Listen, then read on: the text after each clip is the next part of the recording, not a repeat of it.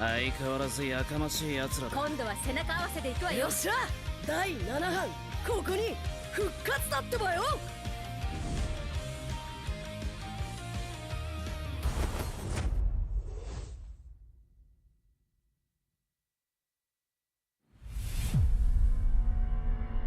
Trofi MPL Malaysia, dia adalah simbol untuk tunjuk kejayaan satu pasukan.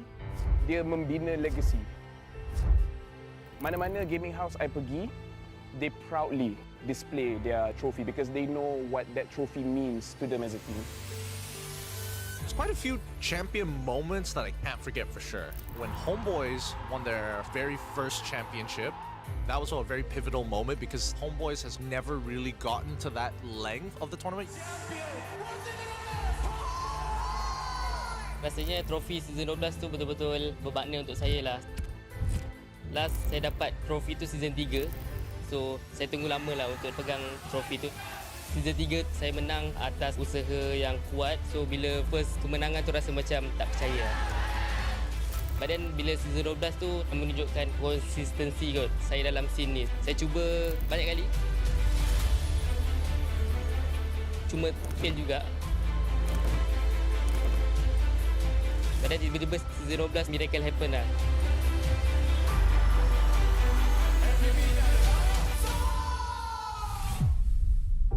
Season yang saya tak boleh lupakan is season 9 sebab itu first time saya champion.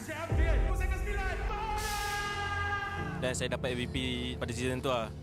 Masa Grand Final season 9, saya ada teman Momo sebab dia gunakan sniper. Tapi sekarang saya baru sedar yang kita orang dua tak communicate dan saya pun nervous jugalah. So yeah, sorry Momo. SRG did it so handedly as well. Haven't had like champions who've dominated that hard in quite some time. Time season 13 bermula, Maria from WTM datang interview saya dekat sekolah saya and saya ada cakap saya boleh kalahkan Chibi or being better than him, then it's just come true lah what I said.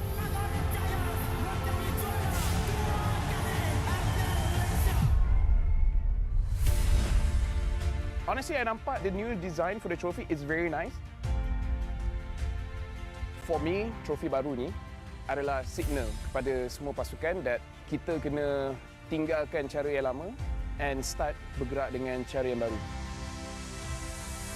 Disebabkan kita dah nampak usaha berkali-kali, hanya SRG je yang betul-betul boleh bawa nama Malaysia dekat international.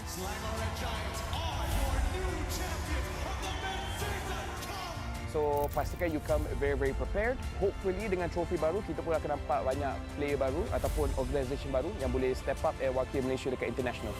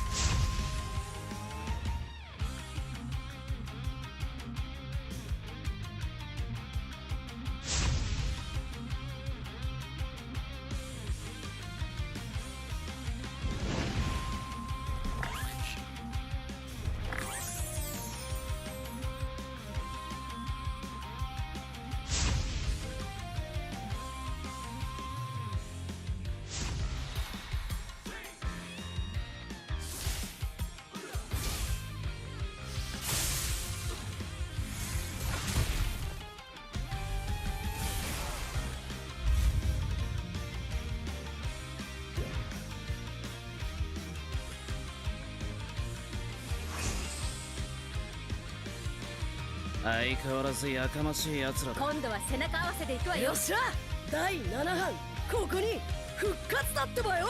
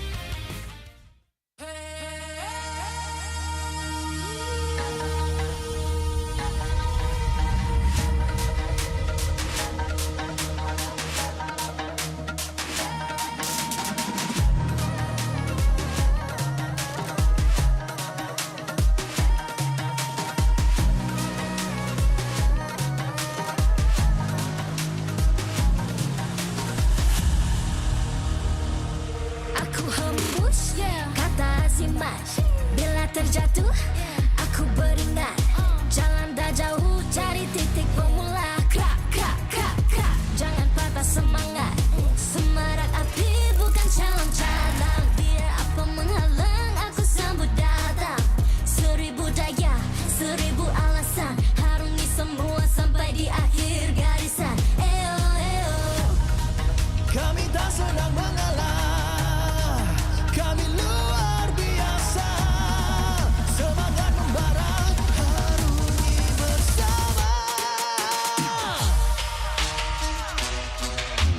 Langkahlah sama-sama langkah, bergema di kiri dan kanan. Tak berhenti marah ke hadapan, tak mengalah berdepan cabaran. Jaga, jaga, kita jaga. Jaga, jaga, kita jaga. Jadi ayo. See me, watch me, hype me, gotta give it all. Don't matter how many times I fall, gotta get back up, yeah, yeah, gotta go. I can hear them calling, now I gotta serve. Now swim my click, now you get what you deserve. We keep it tight, we keep it cool, they got me and I got them too. Rasa api tak kunjung padam. Marah ke hadapan kita, sehaluan jangan simpan-simpan. Kita anak Malaysia. Kami tak senang mengalah, kami luar biasa. Semangat membara, harungi bersama. Jaga, jaga, kita jaga. Jaga, jaga, kita jaga. Jadi ayo. Yeah.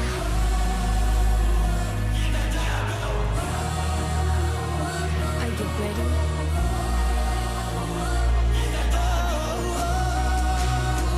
Can you feel me now?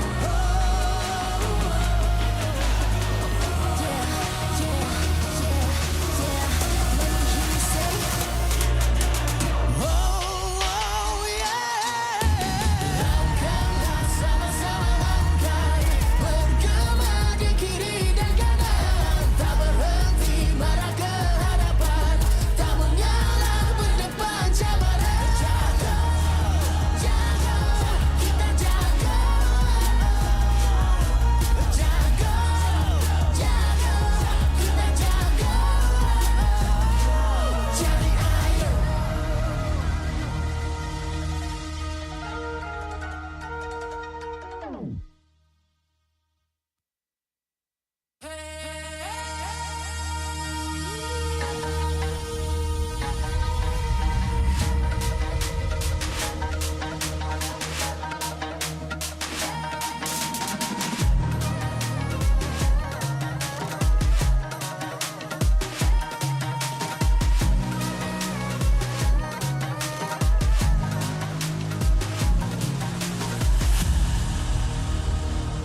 Aku hembus, kata simak. Bila terjatuh, aku beringat. Jalan dah jauh, cari titik bermula. Krak, krak, krak, krak. Jangan patah semangat. Semarak api bukan calon cadangan. Biar apa menghalang, aku sambut datang. 1000 daya, 1000 alasan. Harungi semua sampai di akhir garisan. Eo, eo.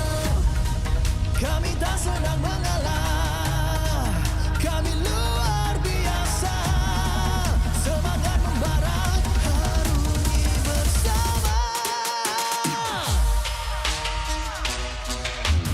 Langkahlah sama-sama langkah, bergema di kiri dan kanan. Tak berhenti marah ke hadapan,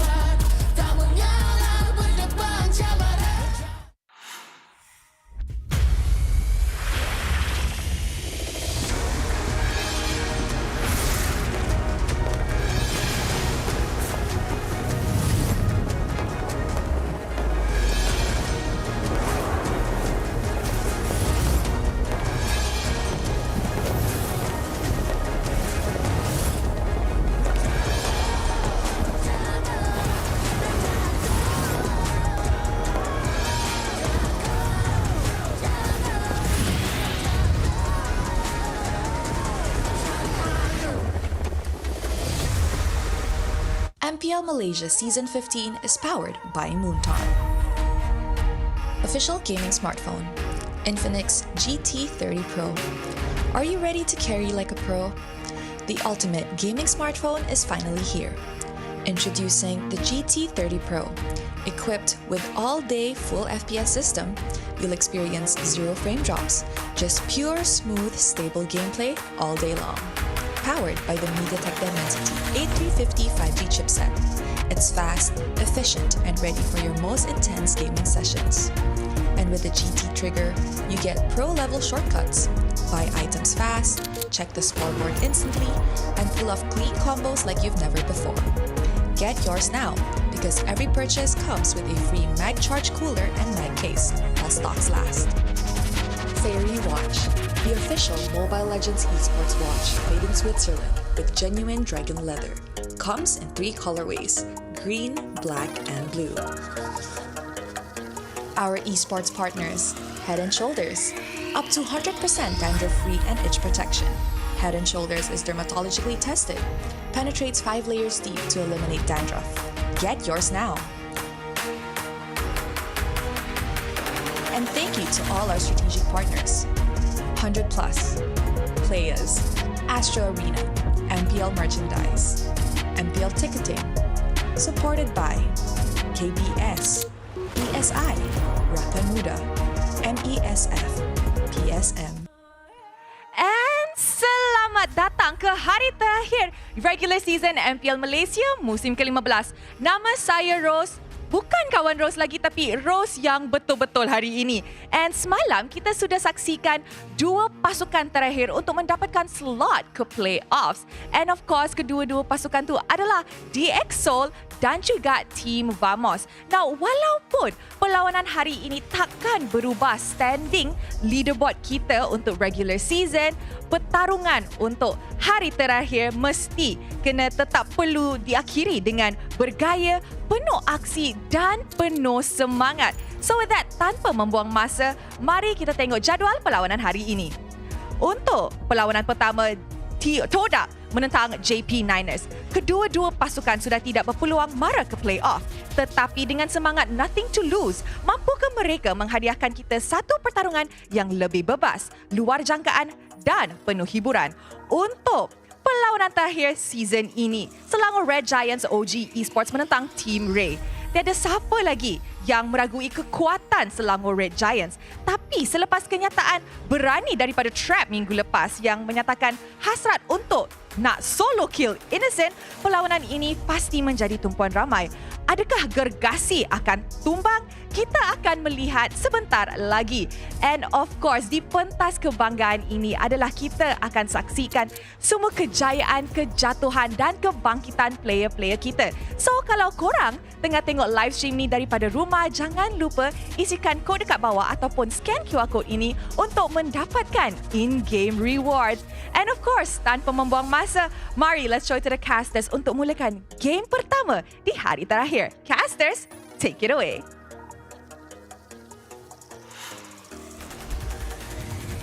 Thanks so much, Rose. Welcome everybody to the MPL MY Week 6 day number 3, the very final day of Season 15's regular season. My name is Gideon Q. This is Husky here at the desk to keep you guys entertained for the next 2 best of 3s. Now, keep in mind, we've already secured all the play-in slots. There are no more admissions left. The tickets are gone.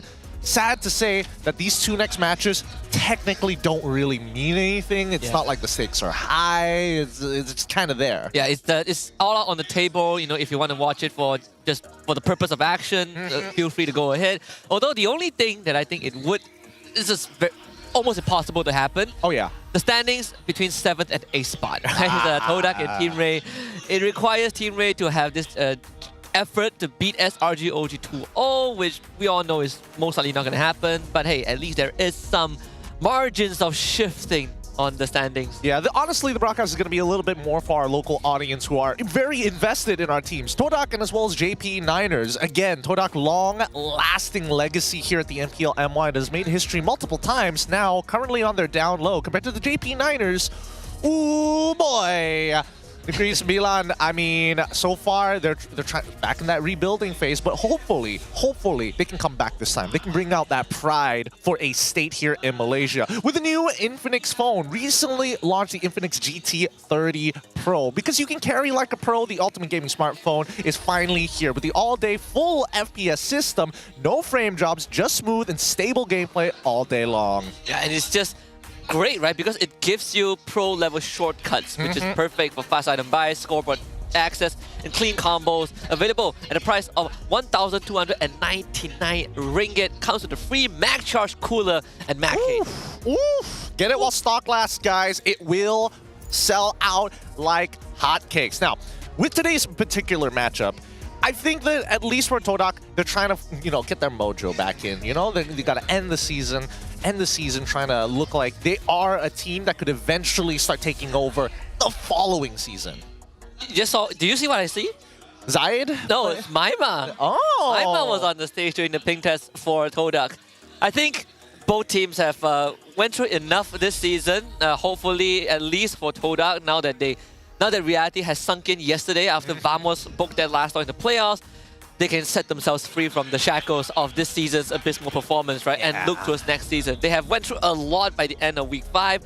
The departure of key figures like Ashi, Saifu, Kuja, they're all on their own right now. Here's the thing. When we're looking at the standings, you can definitely tell who is in the upper echelon of the MPL and has the highest chance of actually making it to EWC MSC this year. We've got Selangor Red Giants, OG Esports, and Homeboys in first and second place. Honestly, Monster Vicious put one hell of a fight against Homeboys yesterday, even though it didn't really change their position had they won 2-0. Now, Aero Esports just behind them, one of the bigger surprises of the MPL MY. Team Vamos, also pretty shocking that a team that was one of our runner-ups also qualified, but just didn't make it as well this year. DX Seoul, another big standout from the MAL with a veteran lineup, plus a couple of rookies. And then there's Todak, Team Ray, JP Niners, and Ocean Black. I think the biggest surprise is that as much as Monster Vicious put up a great fight against Homeboys, the aggregate point difference is shocking, right? Yeah. Homeboys and Monster Vicious, there's a difference of 8 aggregate points between these two teams, and then 3 between SRG OG and Homeboys, which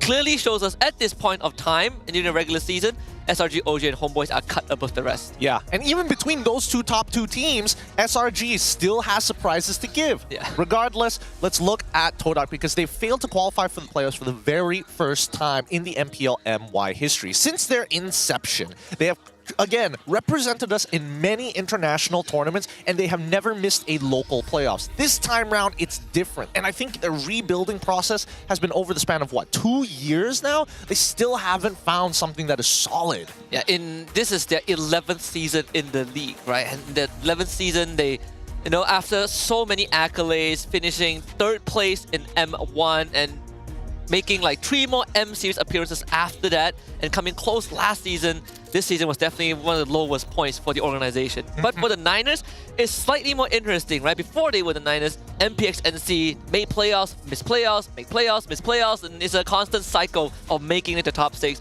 and not making it to top 6. Well, here's the thing, right? I don't know what exactly is going on with the JP Niners.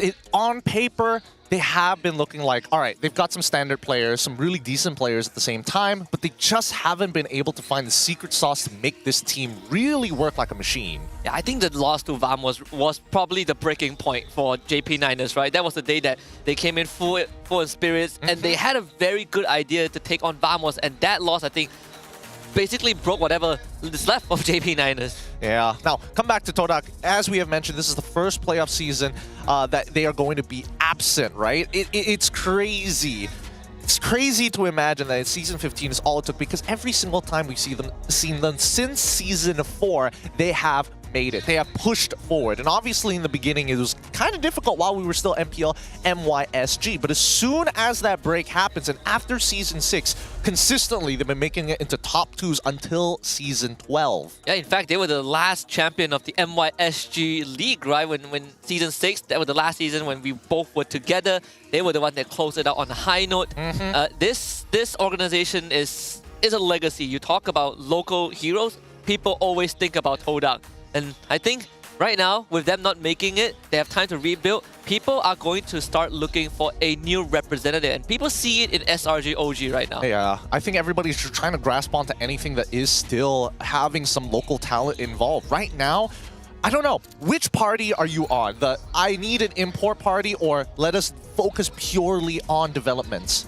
I think developments is what I'm looking at, right? I personally am leaning into developing the talents that they have. I'm not saying that the imports are not good players. I'm sure they're great, right? But there's good players and there's players that fits with a team, and I just think that the current imports that Todak have don't really jive with what the roster wants to achieve. That's the question. What does the roster want to achieve? Obviously wins, but the playstyle in the game, the personality, the identity when you are playing in this 5v5 esport, it can be very distinct. Vamos, for example, early game team. You can tell they want to play early game. They're not thinking about the later stages of the game, and that's what's something they've been working on since last year. Hey, if we miss out on that early game, what are we going to do in the late game? And they had some pretty cool tricks up their sleeves as well. Yeah, I think this season at least, they've shown that they can manage that mid to late better. There's still some holes to plug. There's still games where they go late and they throw the whole game. Against Todak was a very good example, but at least they've also been able to come back in the late game when they were behind, and that was the game against JP Niners.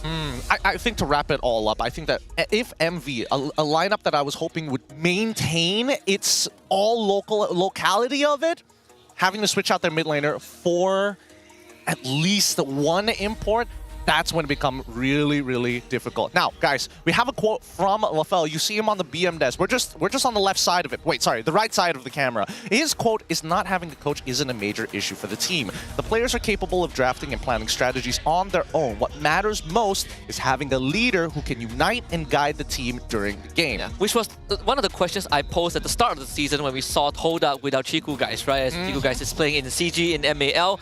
My concerns were, who is going to be that brain? Who is going to be the leader that rallies everyone, right? Where does the creativity come from? And I was looking at Zion Senpai to be the next person in line, because he has shown moments that he saved Todak in playoffs, in sticky situations. And then we get this whole Todak testing a Squad A, Squad B. And then we found that, okay, Squad B works the best. It's almost the same. 4 out of 5 players were the same from last season, except for Chiku guys. Sihin was also performing pretty well. And then week 3 happened. Yeah. And then they never recovered. I have to agree with what Lafell has to say here, right? Because at the end of it, even when we're asking top-tier coaches across the world, most of the time the players have all the knowledge that they need. It really just boils down to whether or not they can develop some good habits. Coach Ducky, for an example, with this year-long, actually 2-year-long spree with the current lineup of Falcons, previously Falcons AP Bren, previously Bren as well, it's instilling the right habits and instilling the right culture as well. Even Coach Arcadia mentioned it in SRG OG, what's it called again? SRG OG, they had like a tournament, tournament training. That's the one it's called.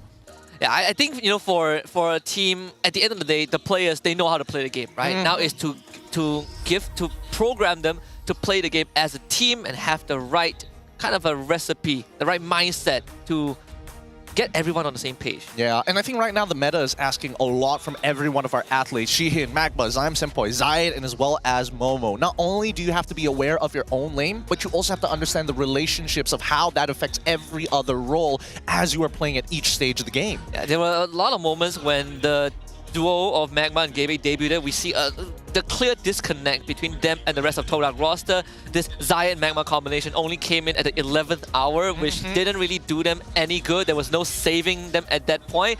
But since there's nothing left to lose, they're going to try it once more. I mean, let's compare them to the JP Niners main 5. Loliels, Hazelnut, ZachQT, Zidane, and as well as Supa. They're going back to Zidane one more time. They're bringing on ZachQT, and Hazelnut has been a very good addition to the JP Niners.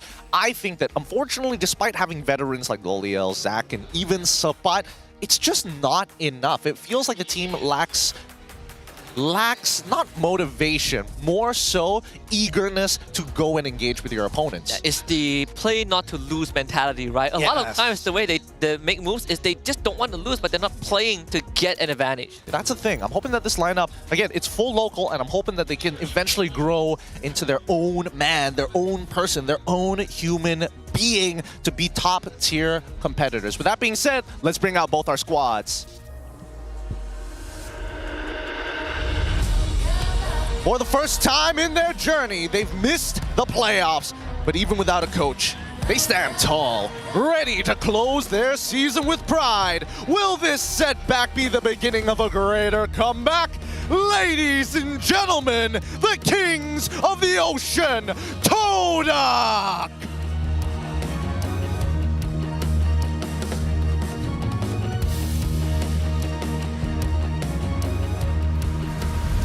With only one win recorded from 8 matches this season, now they must get ready to face the challenger from MPL who's coming for their spot.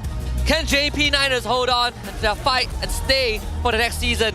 Please welcome the Warriors from Negeri Sembilan, JP Niners!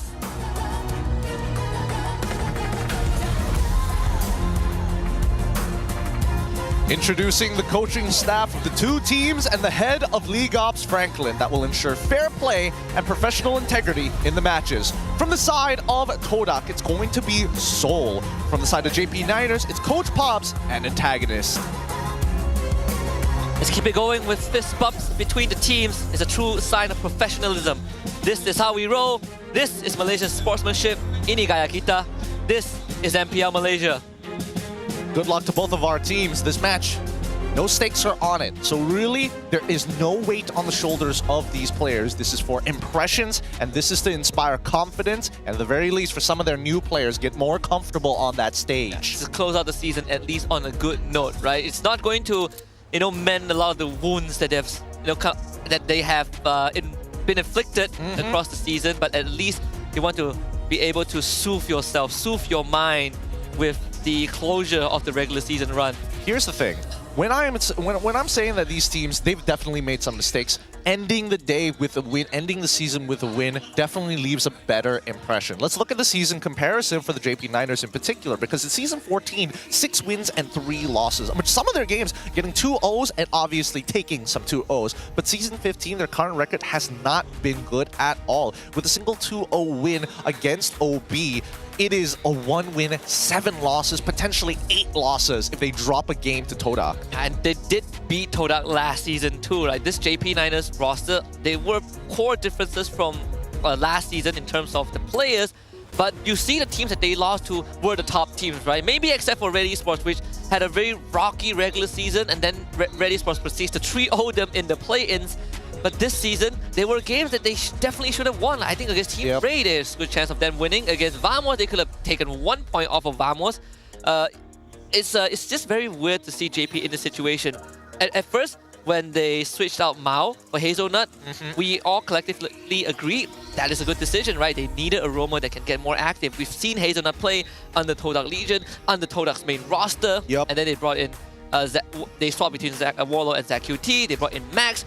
For a while, it looked good until it didn't. I mean, I think that all teams have to go through this, where they're making their roster, they're learning how to play together. Even if they have the best players in the world, there is necessary grease to put between the wheels, between the gears, to make this machine actually perform at a high level. I think currently there's not enough Tier 1 competitions within Malaysia to incentivize that. There are a couple of in-between competitions, but not enough to get these players really excited for. Take, for example, the JP Niners, right? Zidane, this is his very first season. He still has stage fright. Being on a platform like the MPL, as we head on into the draft, I'm hoping he finds his confidence today. Yeah, at least, I don't really have too high of an expectation for both teams, but I at least want to see some of the fundamentals kind of polished up, right? Especially yesterday, we saw JP Niners play against DxO. They went blow for blow, right? DxO kind of dropped game 2 like they always do, and then came that game 3, which JP Niners just decided to give up. And I hope that's not the case today. They have a lot of things to learn from yesterday's game 3 itself.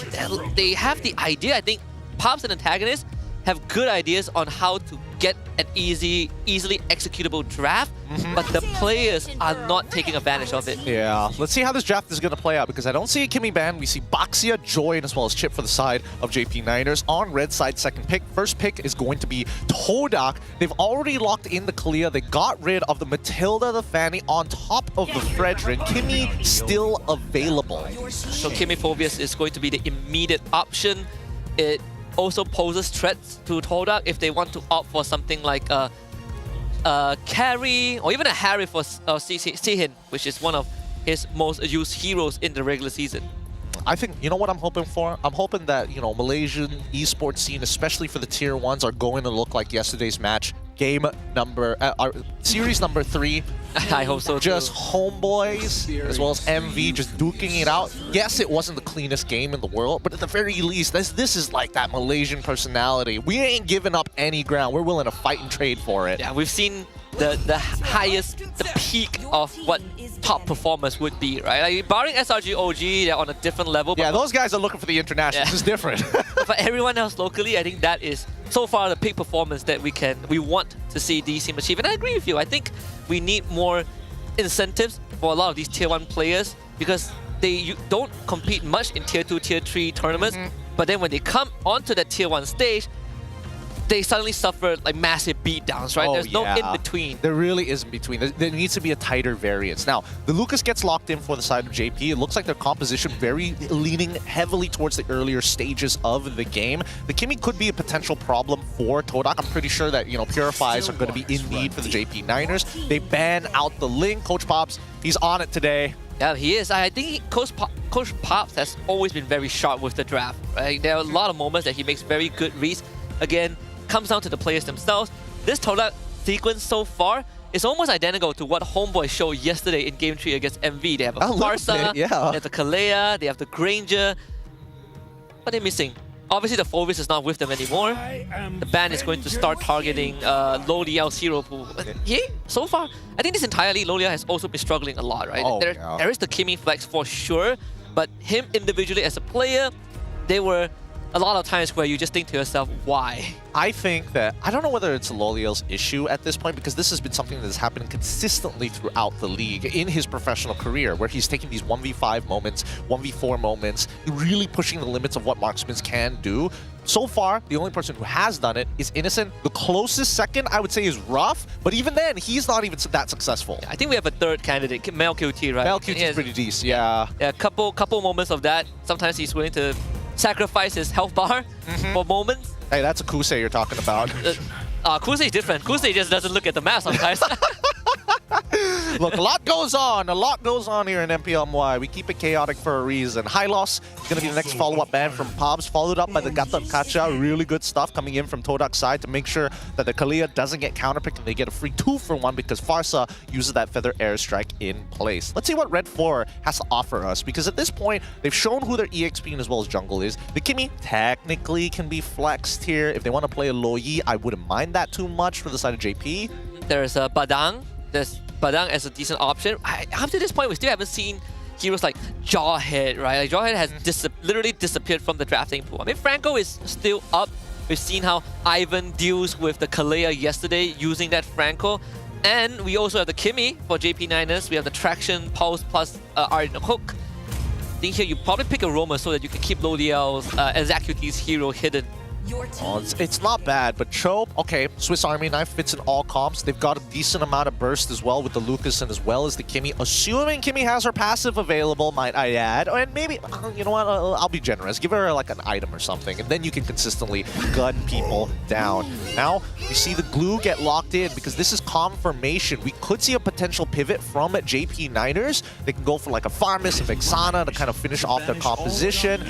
Oh, Lancelot from the side of Todak. They're giving the specials here. Yeah, giving it to Zayed. I think why not, right? Why not? Last series of the season, let Zayed have fun. I think he's the second Lancelot player in the league, right? There's only him and Hazel. Hazel. They're the only two who are willing to bring in the Lancelot into the Land of Dawn here on MPL MY. I think Faramis is workable. Obviously, it's a direct counter to the glue. There are specific conditions to make Faramis a counter. What I'm worried about are these big AoE damages from Todak, right? They can blow through the nether realm pretty quickly. You know, I think that Vexana might just be a little bit better here because Faramis forces them to stick together, and the extra body from the Eternal Guardian might be able to protect them from some shots from the Granger. Yeah, they also need they also need enough damage to kill the glue. Also true. So they go for the Harith. All right, so they're going to put Kimmy in the mid lane. Harith is the guaranteed scaling. However, a majority of their actually their lineup is pretty chippy. Pretty balanced, you know. Yeah. They also have the Lucas. if the Lucas can get the full combo off. That's the thing. Their whole composition, in terms of like raw bursts, Zidane and Lolios are the closest. Lolios needs a lot of time. Zidane, early game is probably where you're expecting it. First item, Hunter Strike, even a Fury Hammer is pretty much good enough against some of the squishier heroes. I think it's all right. On the opposite side, though, a little risky, a little high execution here. Zayed Prime trying to make a comeback this time. True to Todak's identity, they like to play comps that require some extra layers of execution, and they've been able to pull it off in the past. I remember when Lilia is still meta, Zyme Senpoi Lilia, that was something else. Woo! Those were some good days. I think he was he was running with Valens at the time when he was playing Lilia. Even like season 13, right? Season 12 or 13? Yeah. He was orb walking with the Lilia. He was stealing lores, he was, you know... He was doing the works. He was putting in the effort here. Now let's get into the land of Dawn. This is Todak versus JP Niners. Todak on the blue side, up against JP Niners on the red side. Ooh, they're starting on the same side of the map as well. So, ZQT is going to get the energy bar, instantly shove at the mid lane, get priority over Zyme Senpoi. It's classic Kimi stuff, and you start moving. I think Hazona, he's been really playing primarily pick-up type of heroes, right? Like Kalea is always the first pick, sometimes a Cho. We see him on the Khalid yesterday. I think what Hazona needs to do is just identify these openings, right? Sometimes, like I remember when he first played Kalea, one of his very first game, he could not find openings, and then he started improving. Here's the thing, I feel like it could be like a team sort of situation whereby like he needs to get the green light rather than just force it himself. That's what I find like a lot of roamers struggling with. It's like, oh, I have an opening, but can somebody follow up? And that hesitation usually costs them time. Now, in terms of the battle spells, it looks like generally Pull Yourself Together, Festival of Blood coming in from Great Journey as well as the Kalea. Everything else seems pretty standard. Momo opting to go for double movement speed, Wilderness Blessing on top of having the extra agility. On the opposite side, pretty much all the same, but they are taking the extra bit of attack damage to make sure they can hurt. And there is a possibility that when the turtle is about to spawn, Momo is going to hard shove the wave and start moving first. They do get the root on the Zyme Senpoi, but he's able to wings out of there. Okay. I'm curious to see whether they want to fight with support ult or not. I feel like JP Niners are more inclined to do so. Then again, Todak could easily make an attempt as well. It really depends on how Zayed is feeling about the scenario. Momo and Zyme is going to share this mid-wave, but will hit level 4 at the same time. Very good timing. Hazona gets some harassment onto Zyme, but with now Momo around, JP Niners, let's see how they navigate this fight. Zidane and ZQT working on the turtle, Sapat going for the zone. Hazona also goes to the back line, making sure that Zyme Senpoi stays away. Sacred Beast from Grab does get used, and Zayed steals the turtle underneath JP Niners' noses. The Shock Blast has come out into a feather airstrike. Sapat is no more. Couldn't even follow up with the Infernal Pursuit. Zyme Senpoi finally goes down to Hazelnut, but damage has been done by Todak. Hazelnut will flicker the safety as ZQT escorts him out. Okay, not too bad coming in from Zayed. I think that JP Niners, the only way they could have played that better is to kind of focus their direction towards Zayed. They didn't want to give him the extra leaps. They don't want him to get free resets, so he's forced to use the Phantom Execution to get in the pit as well. And that's something that's hard to beat in terms of retry battles, right? It does such a ridiculous amount of damage. On top of the fact, if you're already stacked on that Lancelot, it's way bigger than the Retribution. Yeah, extra damage from the initial puncture dashes, gives you iframes. But at least, I think for JP Niners, it's pretty unfortunate that Hazelnut was the one who got the kill, but at least he was able to shut down Zyme Senpoi, right? Kept him away for majority of the fight until Sapat kind of got dragged back by Momo. Yeah, I mean, Momo is going to be really difficult to handle right now. I don't think anybody can naturally kite against him. Once JP Niners make contact, they kind of have to stick on you, which is the big problem, right? JP Niners only one move forward. Todak, despite having a high execution comp, have the flexibility of moving in and out of fights. And they gave Shin the double wave mid too, so he's going to be slightly ahead of Lo Liao. Also just got his Hunter Strike. This is where it gets tricky for JP Niners. They're looking at Hazelnut to look for openings, but Magma is constantly going to be guarding him. Yeah, I think the hardest part about this is the fact that Todak, they don't mind trading Flicker for Flicker against Hazelnut, right? Zyme Senpoi had the Flicker earlier, but it's coming back up in about 10 seconds. Magma obviously wants to use that Flicker, but neither does he want to be the main priority for JP Niners. They want to get something juicy like Shihim, but he's got Purify. Zayed, but he's got iframes. Momo, I hope to God Momo dies if he does get kicked.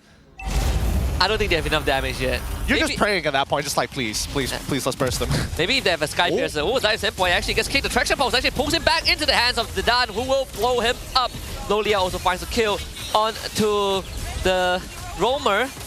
As Zaya finds himself one. ZQT now on the sea. Steppa jumps to the back line. Hazelnut wants to follow up, but Zian gets away with the Purify and finds himself another kill. JP Niners still ends up getting something for themselves. They do get something for themselves. I have to say, that could have been so much better there. Had Supa just landed the Flicker Dark Wave in time, it's such a short window that you have to hit that Flicker to make sure that you get the extra distance. Because had Zion Senpoi or even she can get tagged one more time by his passive, that Infernal Pursuit would have made all the difference.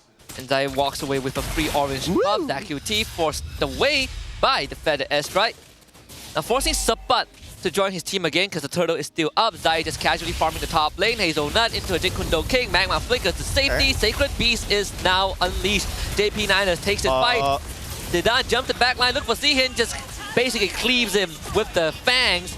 And Todak now forced away. JP Niners will turn onto the turtle. Okay, I'm surprised that she ended up dying there. He wasn't kiting the exact same direction. I was wondering when Magma was going to use that Tsunami Slam as well. Looks like he got no value from it, unfortunately, during that turtle fight. Great for JP Niners because now they're looking to try and take the lead back. However, we don't see these neutral objectives being converted into something large, like invasions here. And Hazelnut, he's already scouting with the help of Subbot.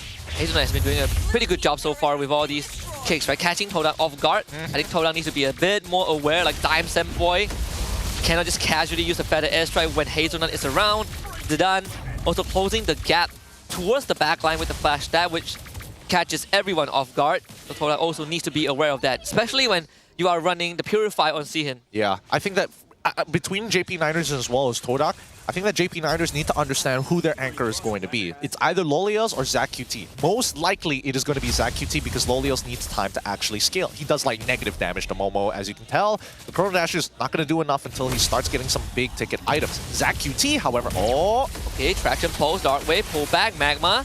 Can't find a Tsunami Sand, now gets kicked back by Hazelnut. Great pick off for the Niners. Hazelnut will go down though, as the Feather Airstrike will now be unleashed. Zion Senpoi gets all 4 pops up, but ZQT escapes the Starling Beam enough to keep Zyme away. Not bad. Hazelnut identifying the right target. Magma, unfortunately, not giving any time to actually get his ult off. Instantly gets popped, and then the rest of Todak are looking back against Hazelnut. I think they could have gotten, if they changed their target priority from Momo to Zyme Senpoi, there could have been a chance to get another battle spell, which would have been great. But honestly, considering they're trading 1 for 1, they still are up in, no, they're equal in structures. JP Niners not letting Todak run away with a lead. And the net worth lead for Niners essentially just comes from Kimmy, right? Kimmy and the Cho, but most of Todak's net worth is in Zion. Yeah.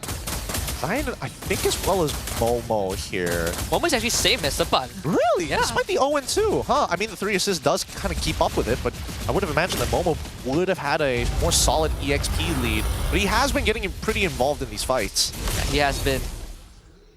He's a glowing one for Zyme Senpoi. Well, Niners making it to the turtle again. I think this is the most important turtle of the game. Let's see, Todak. They want control, but Niners doing a good job of keeping the turtle on their side. I think JP Niners just have to fight, right? Because unfortunately, Zayed is 2 levels up on Zidane. He's not going to be able to catch up off of the small camp. And worst yet, they don't have enough structures to pressure. Sapan's going to put himself forward. Zayed is going to target, even flickers forward. Beat him up! To look for Zayed. He looks for the final execution. This time Zidane gets the turtle. Zayed will get out. Sky Piercer machine helps him out, but Zidane finds a kill. A shock blast actually misses Magma. Hazelnut can't really follow up, but they might be able to get Momo, or at least force him away. Niners finds too. Yep, Subbot. Good plays, good plays. He's willing to die for it, which is great. Because now JP Niners have secured themselves, and this is the conversion we were looking for. A 1.4K, they're going to get a mid-tier 1, which is so valuable in these next couple of engagements, especially when we're talking about stealing away buffs, taking away all the jungle entries on the side of Todak. From this point onwards, we're expecting Todak to get a little bit more creative because unfortunately Magma is not finding any value. Yeah, no value at all. Haven't seen Magma take initiative, right? Get the grab into Feather Airstrike. We haven't been able to see Todak really utilize the big combos that they were supposed to have.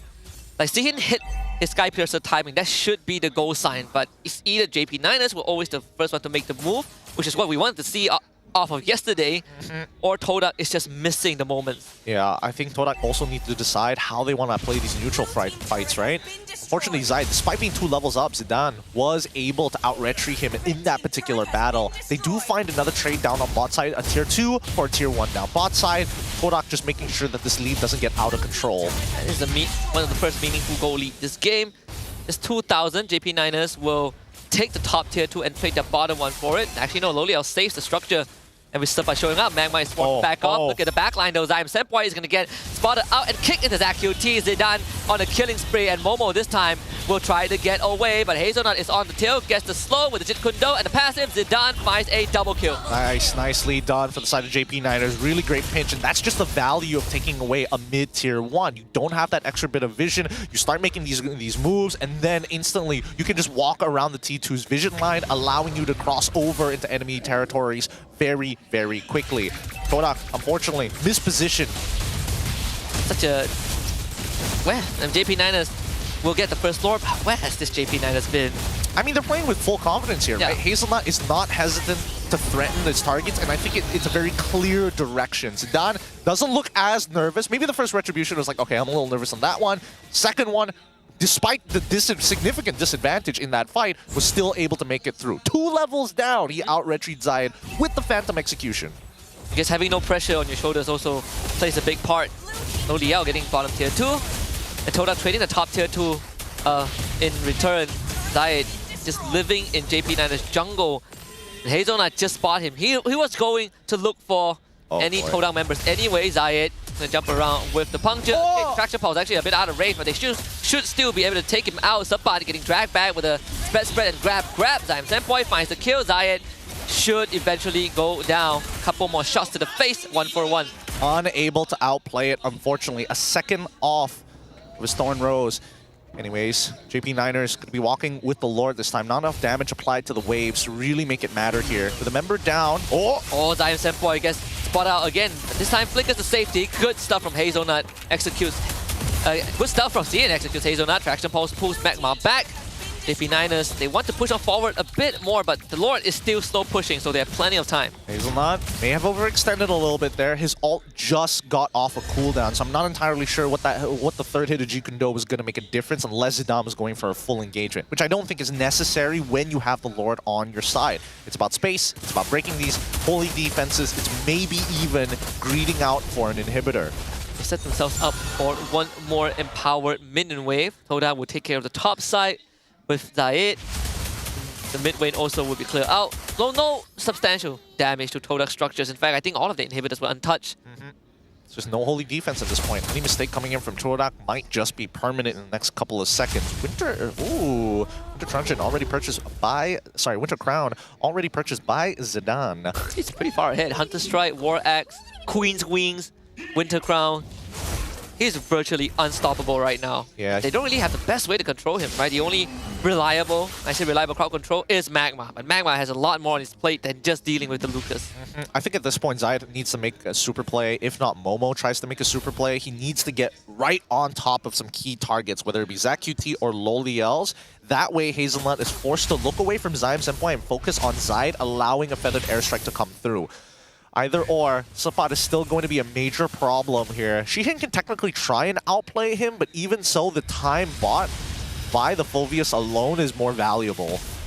And this feathered airstrike used by Zaim Senpai again, just to stagger out the waves. They have a pushing bottom wave, which JP Niners will handle right now, so they keep the bottom 2 up. They set up a slow push on the top lanes. The Lord will be spawning bottom. They're going to take their time with this. They've got a slow push up on top side. Wave's going to collapse exactly how they wanted to, which is perfect for them.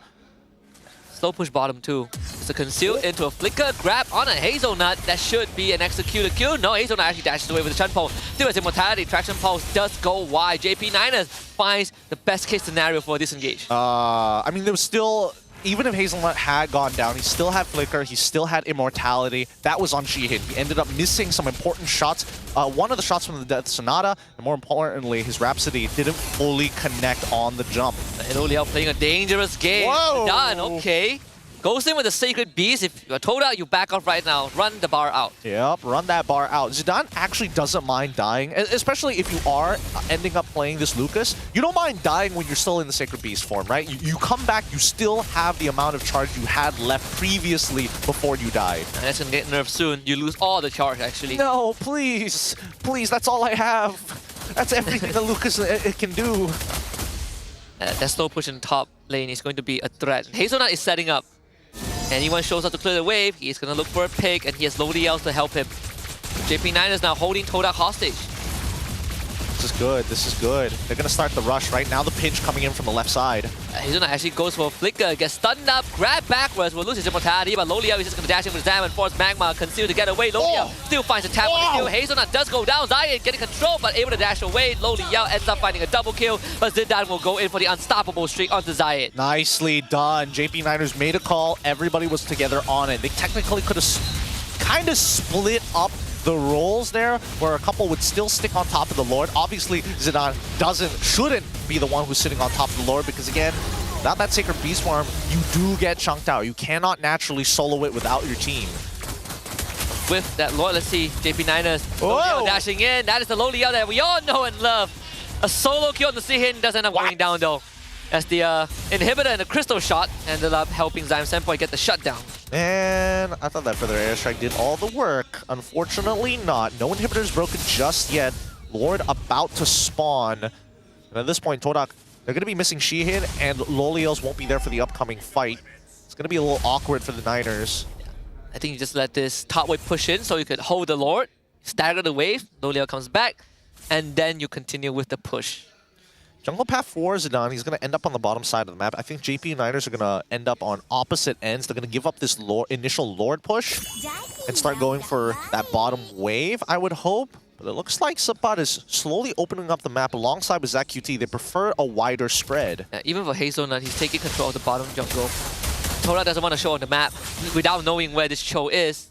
Hazelnut showing himself, I think Todak at least will be able to kind of reconfigure where they want to head towards. Right now, they take that bottom jungle for themselves, as the rest of JP Niners will push this top wave in. I sure hope Hazelnut understands what he's doing right now, because he forced the movement out of Todak. Here we go, next fight. Here, Flicker Tidal Strike into Tsunami Slam on a Sabat, who just eats all of it. Zidane just dashes in and chews out Magma.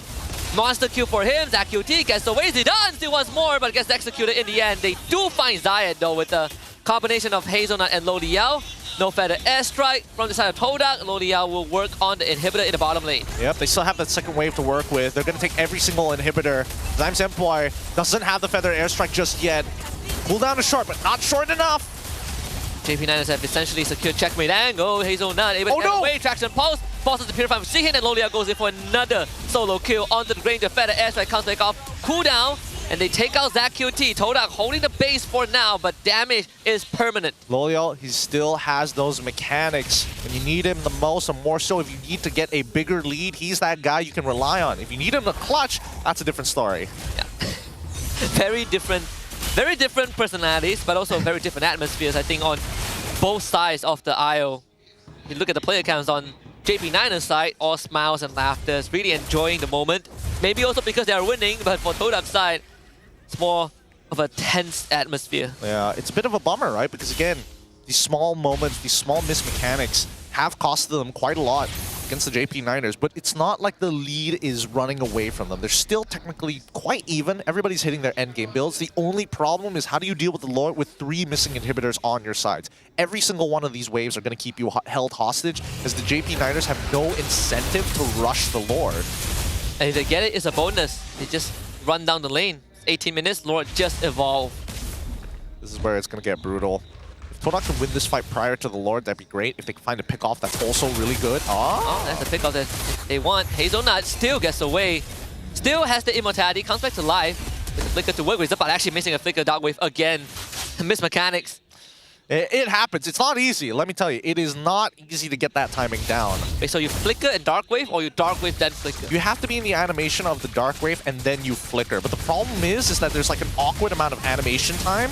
So it looks like you have a little bit longer, but you have to do it straight away. So press. So the moment you raise the monolith, you flicker. Exactly. You don't give it any time. Just instantly, as soon as you tap, you instantly tap your flicker as well. Do not hesitate. As soon as you hesitate, that's when you whiff it. That's why we need the GT30 Pro, the shortcut. Just the triggers? We need the trigger.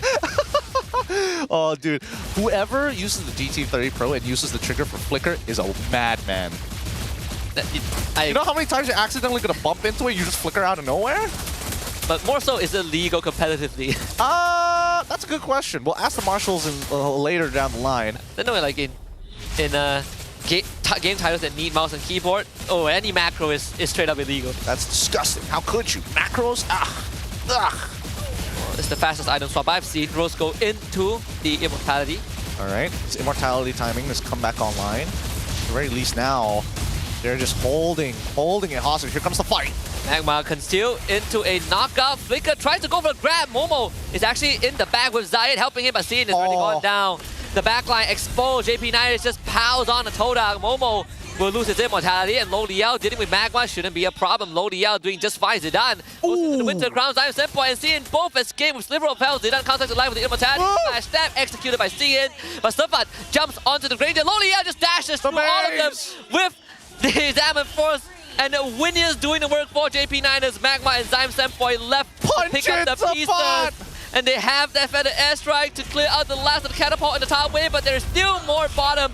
Zyme Senpai, you can't do it all alone. JP Niners takes game 1. That's game at number 1, going over to the JP Niners. A lot more confident. It's still a pretty close game between the two, but JP Niners definitely took the initiative when they had their timings right. It's a slower style of game, less risky, but that's perfect against Todak. Yeah, this is what we wanted from JP in the third game against DxO. So many openings that they could have made a move, but maybe they got scared, maybe they got a bit too cautious, but at least in game 1, Hazelnut is showing off.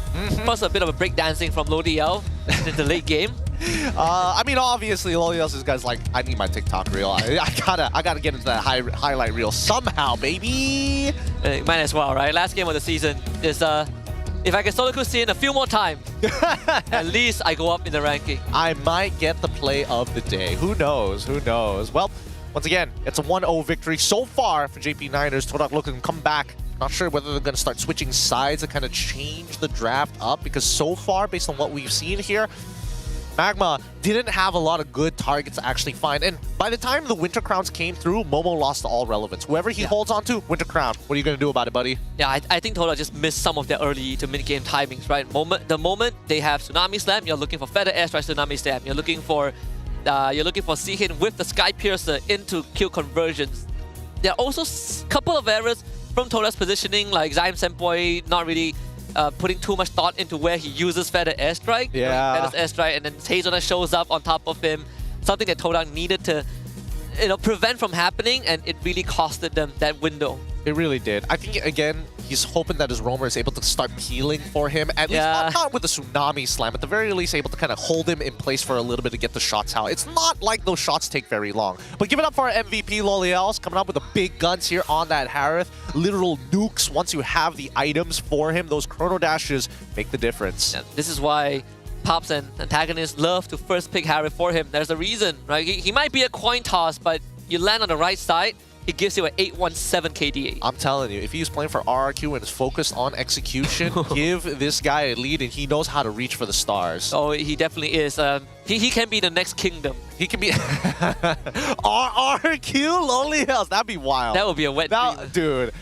Playing Lo Liao's over Toy, I think I'd still... I like the consistency of Toy, at least. Yeah, I agree. I think it's too much of a stretch for now.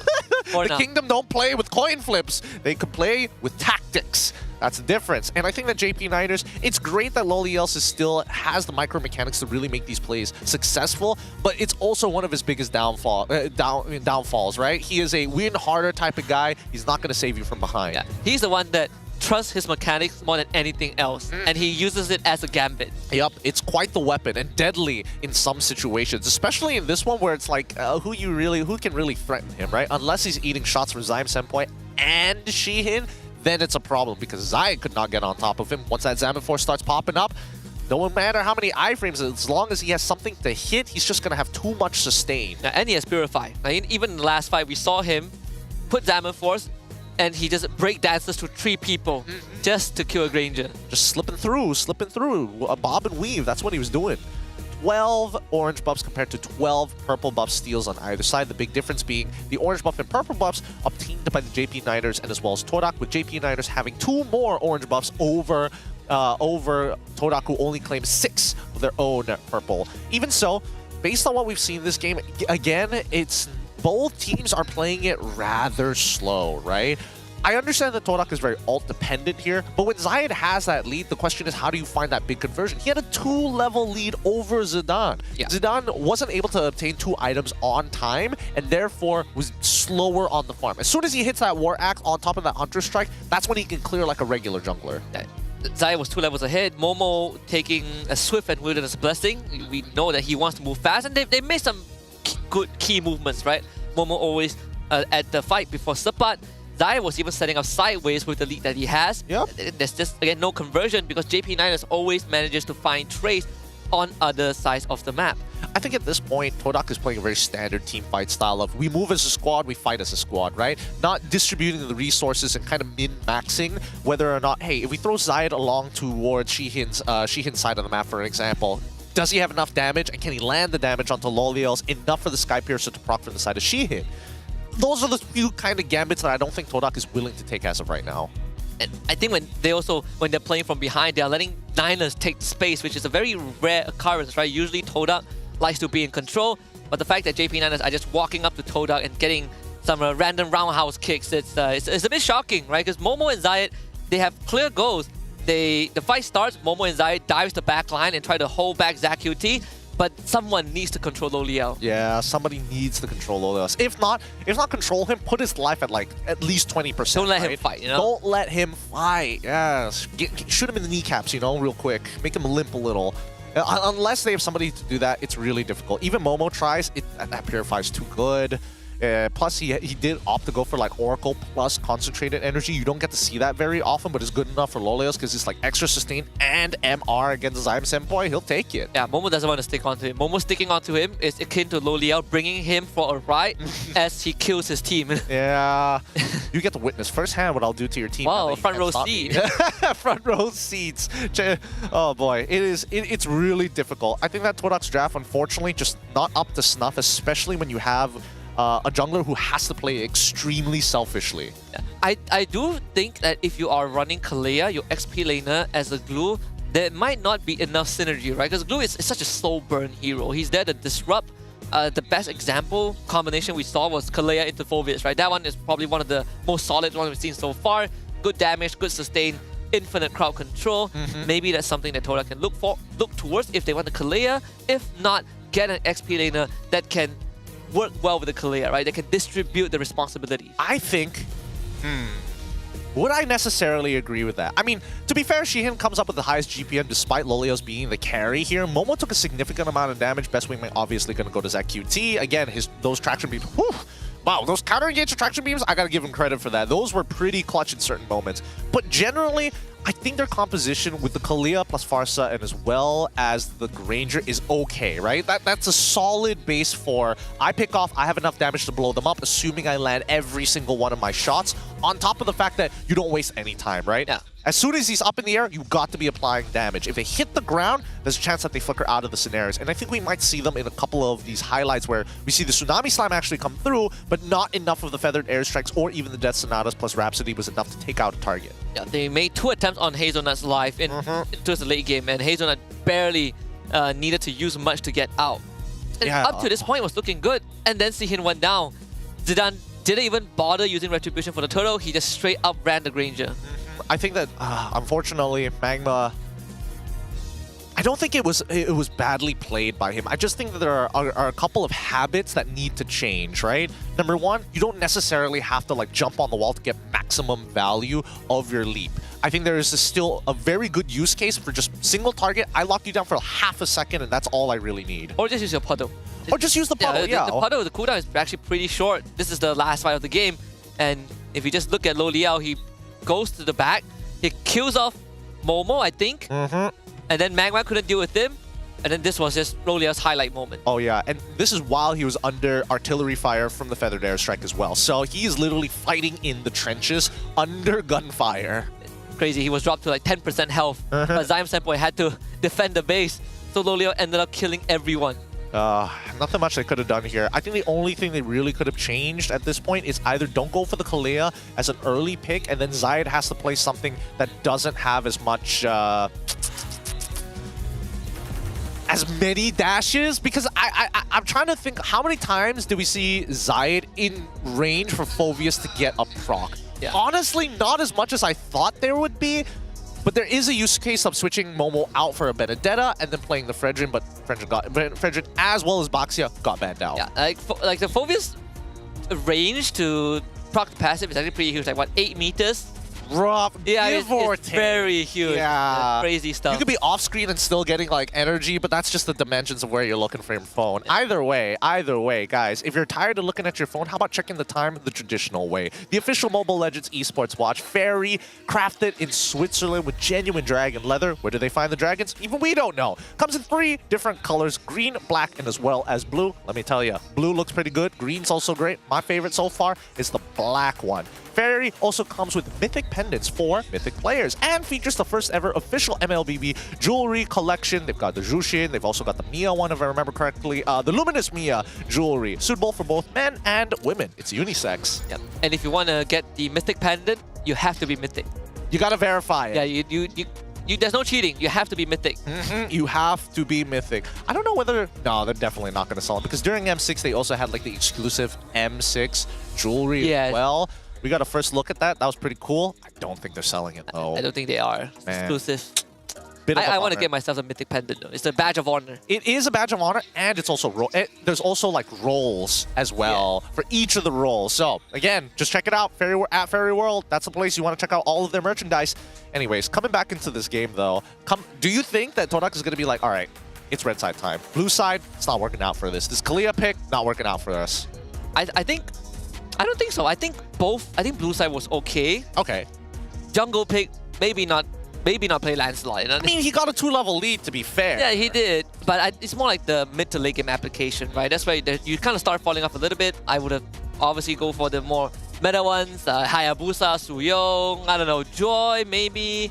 That's also true. Both are also very playable in those types of scenarios. Hey, we got Maima in the back actually helping out the squad. Finally, Maima always shows up where the team needs help. Did somebody need the avatar? Maima starts walking in. He's coaching the Todak ladies team, remember? Also gunning for a slot in IESF.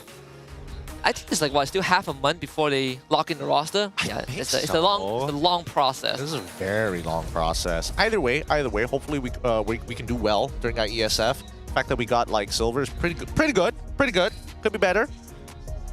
I want to see what Pops has to say about this entire season, right? Even when they had an early lead, they couldn't really close out their games. Oh, and whatever strategy we had for the late game wasn't executed cleanly, so no matter which player we use, if we don't fix this root problem, they'll keep facing the same issues. Ooh, that's kind of rough here. Now, keep in mind, Pobs has a history of being, you know, and well, funny to bring up their analyst, antagonist, but he has been a bit of an antagonist painted by the fans outside.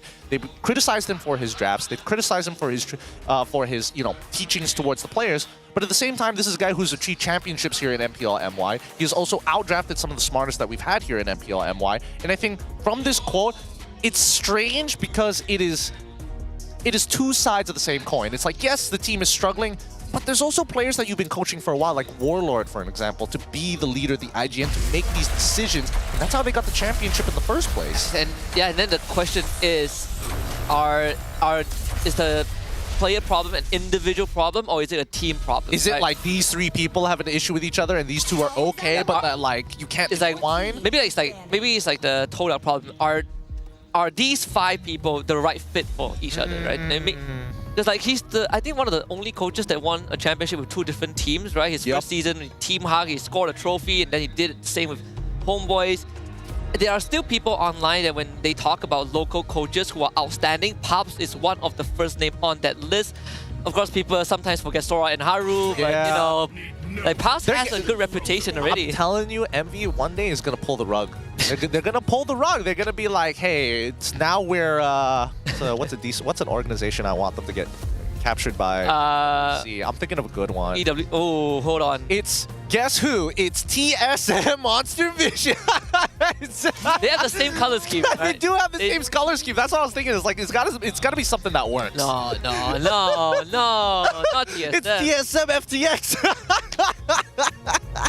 Oh god. They'll have more problems. If it's TSM FTX, I think they have a lot more problems. I mean, they've dropped the FTX at this point. Thank God. Thank God. If you invest in FTX, shame on you. Hey. Some people are millionaires while others starve day to day. Some, you mean like the 3 people? Like me. I am starving. At the cost of a lot of people out there. It's true. Hey, shout out to Sam Bankman-Fried. Look, come in. Dang, that was a good one. I can't let that slide, but I got no better comeback for that. Oh, all right. Bobs, on JP Niners going to be on blue side. They get the first lock-in of Kimmy. Todak on the other side on red side this time. In terms of the bans, Chip, Kalian, as well as the Baxia, same bans. Pobs does this habit a lot. He doesn't really change the blue side to red side. The blue side to red side bans, it's only in the picks that he really starts spicing things up. Zol has decided to get rid of the Harith, the Matilda, and as well as the Fanny. The Fredrin is open. It's more whether Todak would take it, right? Because okay. Do they take it? No, they take the Gatot and the Granger. There is a universe where JPs will start considering the Fredrin. The Lucas is also still up, because Zidane did play in the previous game. Yeah, the Gatot is actually not too bad, because Gatot, what most people don't realize is in the early game, he has a high base damage, right? So even when you're up against the Lucas in that human form, if you stand around his first skill a little too long, you can actually burn yourself out. Like, you'll lose 50% of your HP, which is a shocking amount. Yeah, and if you trade with him even more, he's gonna give you that iron fist. He's gonna give you a black eye by the end of it. The domestic abuse is real with Gato. Gato with the domestic abuse problem sounds crazy. Gato, skin idea. Gato in a white beat. Hide your wife, hide your kids! Gato is here! Oh, Fulvius as well as Lucas is going to be locked in for the side of JP. Not bad with the Fulvius, but so far we haven't found like a true answer to the Fulvius. Even on his losing matchups, you need so much, and you need to sacrifice a decent amount to get like things like CC, like glue ahead of the game to make sure that Fulvius is completely out. Oh! Valentina direct answer, since there's a Lucas. Even CC has fallen out of meta, right? At least in the local league, I don't think we've seen much CC lately. Because the thing is, when you're up against Fulvius, Fulvius provides so much more to a team fight than CC. Yeah. CC doesn't win hard enough to guarantee that lead. Like, oh, let's say you're winning by 500 gold in your laning phase. You both hit level 4. You go for the first team fight, right? And Fulvius is 50% of his HP because you've been chunking him out. He doesn't have regenerate, but is still able to provide more in a team fight than you can as a CC. He gets 2 assists, you maybe get 1 kill, and now you're dead even in the lane. Like, what? Come on. Even for Hilda, who also has fallen out pretty heavily. Ooh, I think Hilda is relevant only when your opponent is playing an assassin, because you really feel that impact of like having that Hilda in your face. It's super annoying.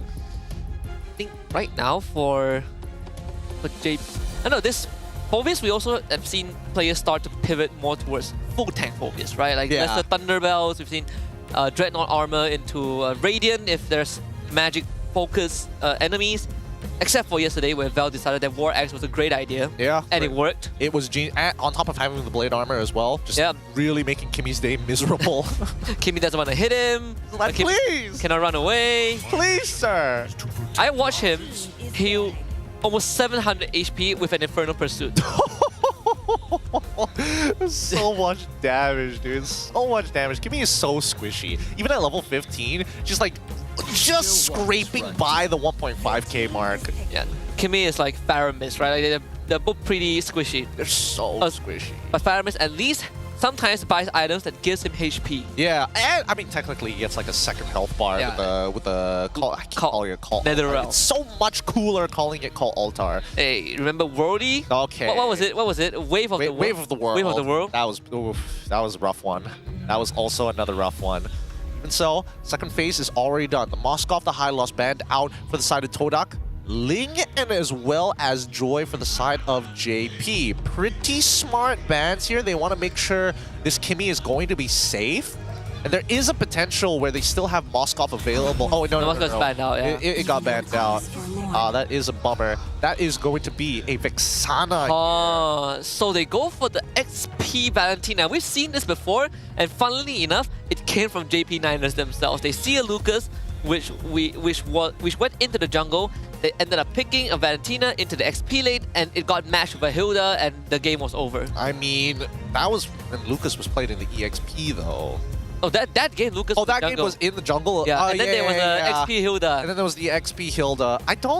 Again, I think that the only time that Valentina, to me personally, Valentina works in the EXP when you're up against specifically Lucas, because then you can space yourself very nicely. Fulvius kind of gets on you too freely. And it's like, oh, I dash away twice. Great. The next time you walk up, I'm going to punch you in the face because my passive is back up. Next time you walk up, I'll be full HP. All right. The Cho gets locked in as well as a Wan. Wow. Interesting. I can see the 1-1 working out. In fact, there it is, Hayabusa. That's what we want to see. That's really good. Ooh, but then there's only one frontliner. Well, two if you include Eternal Guard. I suppose, but I think that Todak now has to really distribute the resources across the map effectively, right? Because again, Vexana, very susceptible to dying to Cho. Cho can get bypass that initial fear and force out a flicker. Wan as well, technically has an inbuilt Purify. Very difficult to catch, but nothing that Hayabusa can't do, right? Just pop that ult and roll the dice. That, and also Todak has technically Gatot as the only frontline / initiator, and we all know Gatot is the worst at that. He doesn't want to be seen most of the time. I remember having this, I was talking to Wolf about just drafting in general, right? Like hero picks and the hero archetype. Gatot is a hero that does not want to make first contact. You don't want to make first contact. Ideally, I don't even want to be seen. I want to come in with an AOG, I want to be out of range, but in this case, I don't think Todak has that option. I think they're just sacrificing cooldowns to open up bushes. If they get a lead ahead, I feel like they have to play very responsive to what their opponents must do, because technically the onus is on JP Niners, who have the more aggressive early game comp compared to Todak, right? They've got the Kimi on their side. They got Zidane back on that Lucas. They even have Hazelnut. So at level 4, they've got decent ultimates to play around, but look at this laning phase. It's so unplayable. Oh yeah, the concussive blast into the enhanced basic attacks, force a flicker from Zion Senpoi. I mean, he does have regenerate, he will be pretty healthy, but can't say the same about Magma though. They want to force out his Revitalize. Magma finally pops it, turns around, enhanced basic attacks. Hazelnut needs to run back now, flickers himself, and ZQT peels him away. Takes everything. He's costing him so much HP right now. Way too much HP. And I think that ZQT, he comes back in with like at least 70%. There's nothing much you can really do. I think, at least for Vexana, when it comes to the laning phase, yes, level 1's going to be a little tough here. And I think that once Zion Senpoi gets at least one item, one-shotting the wave becomes more valuable, and then you interact less with ZQT. But this early game is where it gets really, really rough for them. So let's see how the JP Niners use this pressure to eventually apply it towards the side lanes. Oh man, Sapat looks so juicy right now. Let's see if he can go for the kill. Sapat will eat it. Good stagger. And that's going to instantly deny the gank. That's going to back him off. They could have waited for one more rotation from Momo to make it happen, but they are on a timer with Hazelnut trying to cover... Oh, Pixel Brush. What? No. Are they going to pick the Gambit? I think they're hoping that they utilize that river and they want to catch him off rotation, but nobody's buying it. Yep, nobody took it. Even Hazelnut took the safe route. Good stuff from the side of Todak at the very least. There's some ideas put in place, but JP, they've got their protocols. Momo will run away still. Hasn't stolen any ultimate just yet, looking for Zidane. Who now has full energy bar for the Sacred Beast. Traction Pulse was used, but chases Magma away. Magma on his 4 has the AOG, but doesn't get a chance to use it. Zidane gets the first turtle. Momo has stolen the Unleash the Beast, instantly pops it with the help of the AOG from Magma, but Zidane just turns around, takes first blood, takes out Momo, and now can continue to fight. Magma actually fell and gets the kill on Sapat and Zidane. Zayed find 2. Man, the last two are so low. I can't believe Hazelnut actually made it out of this. Really lucky that Zion Senpoi, really lucky that unfortunately Momo, with the initial push from the Sacred Beast form, ended up pushing Hazelnut just enough outside of the AOG to buy him that extra bit of space to go for a Shunpo before the Beast Bomb actually connected. Either ways, not too bad because Todak is walking away at least with 2 kills compared to JP Niners with 1 kill and 1 turtle. Yeah, Zayed and Zion Senpoi both got a kill each. They take down the enemy jungler too. Now the next question is, how do you deal with the 1-1? Of course, aside from having the Hayabusa jumper, everyone else don't really have the best way to do so, unless Momo steals the Sacred Beast and, you know, just runs at Loliao. Or Shihin hits every shot. He's got to hit every shot. That's kind of the mechanical disparity when you're playing 1-1 into the Granger. It's a little difficult. Well, Traction is going to pull, but nobody to follow up on. No way to really contest. Bot side though. Shadows didn't really connect onto Loliao, so no conversion into a crossbow tank. Shihin will now harsh off the wave and chunk Loliao out as much as possible. All shots connect. Most of Todak's players are, like you said, just like game 1, they're playing this 4-1 formation with Momo as the anchor top lanes. Just did stole the Sacred Beast, but now has to run away. The Inferno Pursuit to follow Momo, forced to use that ultimate to get out. This bomb already coming out. He's going to struggle to walk back into lane. He's going to opt for a recall here. He doesn't know that Zidane has already taken the beetle and walked away from the scenario. That's going to be a full wave that Momo is going to miss out on top of his Purify. Not a great situation to be in, especially with the turtle spawning. So Todak now, if they want to win this upcoming fight, they've got to drag this out. Hizuna has to flick a kick too. Oh! Looking for the flick a kick. Oh, almost gets Iron Senpai. Good reaction from the Vex. They're going to have to take their time here. Even Shihin is considering joining this fight, but 1-1's not letting him move out of the lane without some form of punishment. At the very least, he's able to push out that wave. But goes in, let's get terrified. Still gets a dark wave pull, will sacrifice his life for this to make something happen. Hazelnut finds a kick on the Zion Senpai as Zidane goes for the back line, blows up Shihin with the Beast Bomb. Now Momo gets himself isolated. The stolen and leash the Beast, not enough damage as the members of Todak's all start falling. 3 dead. Why did Magma decide to drop the AOG there? Rather than his forward guard, like Momo was doing work, he needed the extra bit of time. You don't mind trading Zion Senpai in these types of cases because he's already used his full cycle of abilities. Even Shihin, trying to be part of that fight, started to struggle generally. They need a cleaner front to back. If Zidane gets into the back line, that's already going to be a problem. If Sabat is alongside with him, even bigger problems, but you have a good disengage mechanic. Todak need to fight together. They have to. The only person who's allowed to overextend and go out of position is Zayden as well as Momo. Everybody else must kite in the same general direction. Yeah. That's what makes the job of Magma so much harder. Right? He's the only one that is given that responsibility. Again, as a Gadot, if you are that sole initiator plus peeler, you have to make some very tough decisions. And the further you fall behind, the more impossible the scenario will seem. Now, with the missing bottom tier 1, they're trying to get this lane swap going. Oh god. Momo has to use the Purify. Does manage to get out. That's a lot of damage dealt still. JP Niners will get the top tier 1 just off of that. Yeah. Oh, hold on. Magma. Loliao not afraid to take it. Now the kickback. Crossbow attack unlocked. Loliao just goes to work with Inspire. AOG not enough. Loliao tracks him down. What? That tracked him all the way there? I thought it would have ended as soon as he was in the air. I thought so too, but I guess it followed. What? That is crazy. Alright, that one is not on Magma. That one's definitely not on Magma. What? Ability interactions. Apparently, if you fly, you're not invulnerable enough. That's so jank. Wait, but now that I think about it, when you use Winter Crown, Crossbow Tank still continues the channel. And you're invulnerable in Winter Crown. So I guess Loliao was No, it should instantly stop if there's no valid targets around. It's still hitting you. When you use Winter Crown, it still hits you. You just don't take damage. I guess that's fair. So I guess Loliao was at max range from the start and the end point of the AOG. Man, that's such a bummer though. God, I don't blame Magma for that one. I don't blame it at all. You wouldn't have imagined that it would go in that direction as well. Even so, JP Niners still, they find the advantage for themselves and now into the next fight. Momo is starting to feel behind, gets dragged back by Sabat, and now Zidane, big flash combo.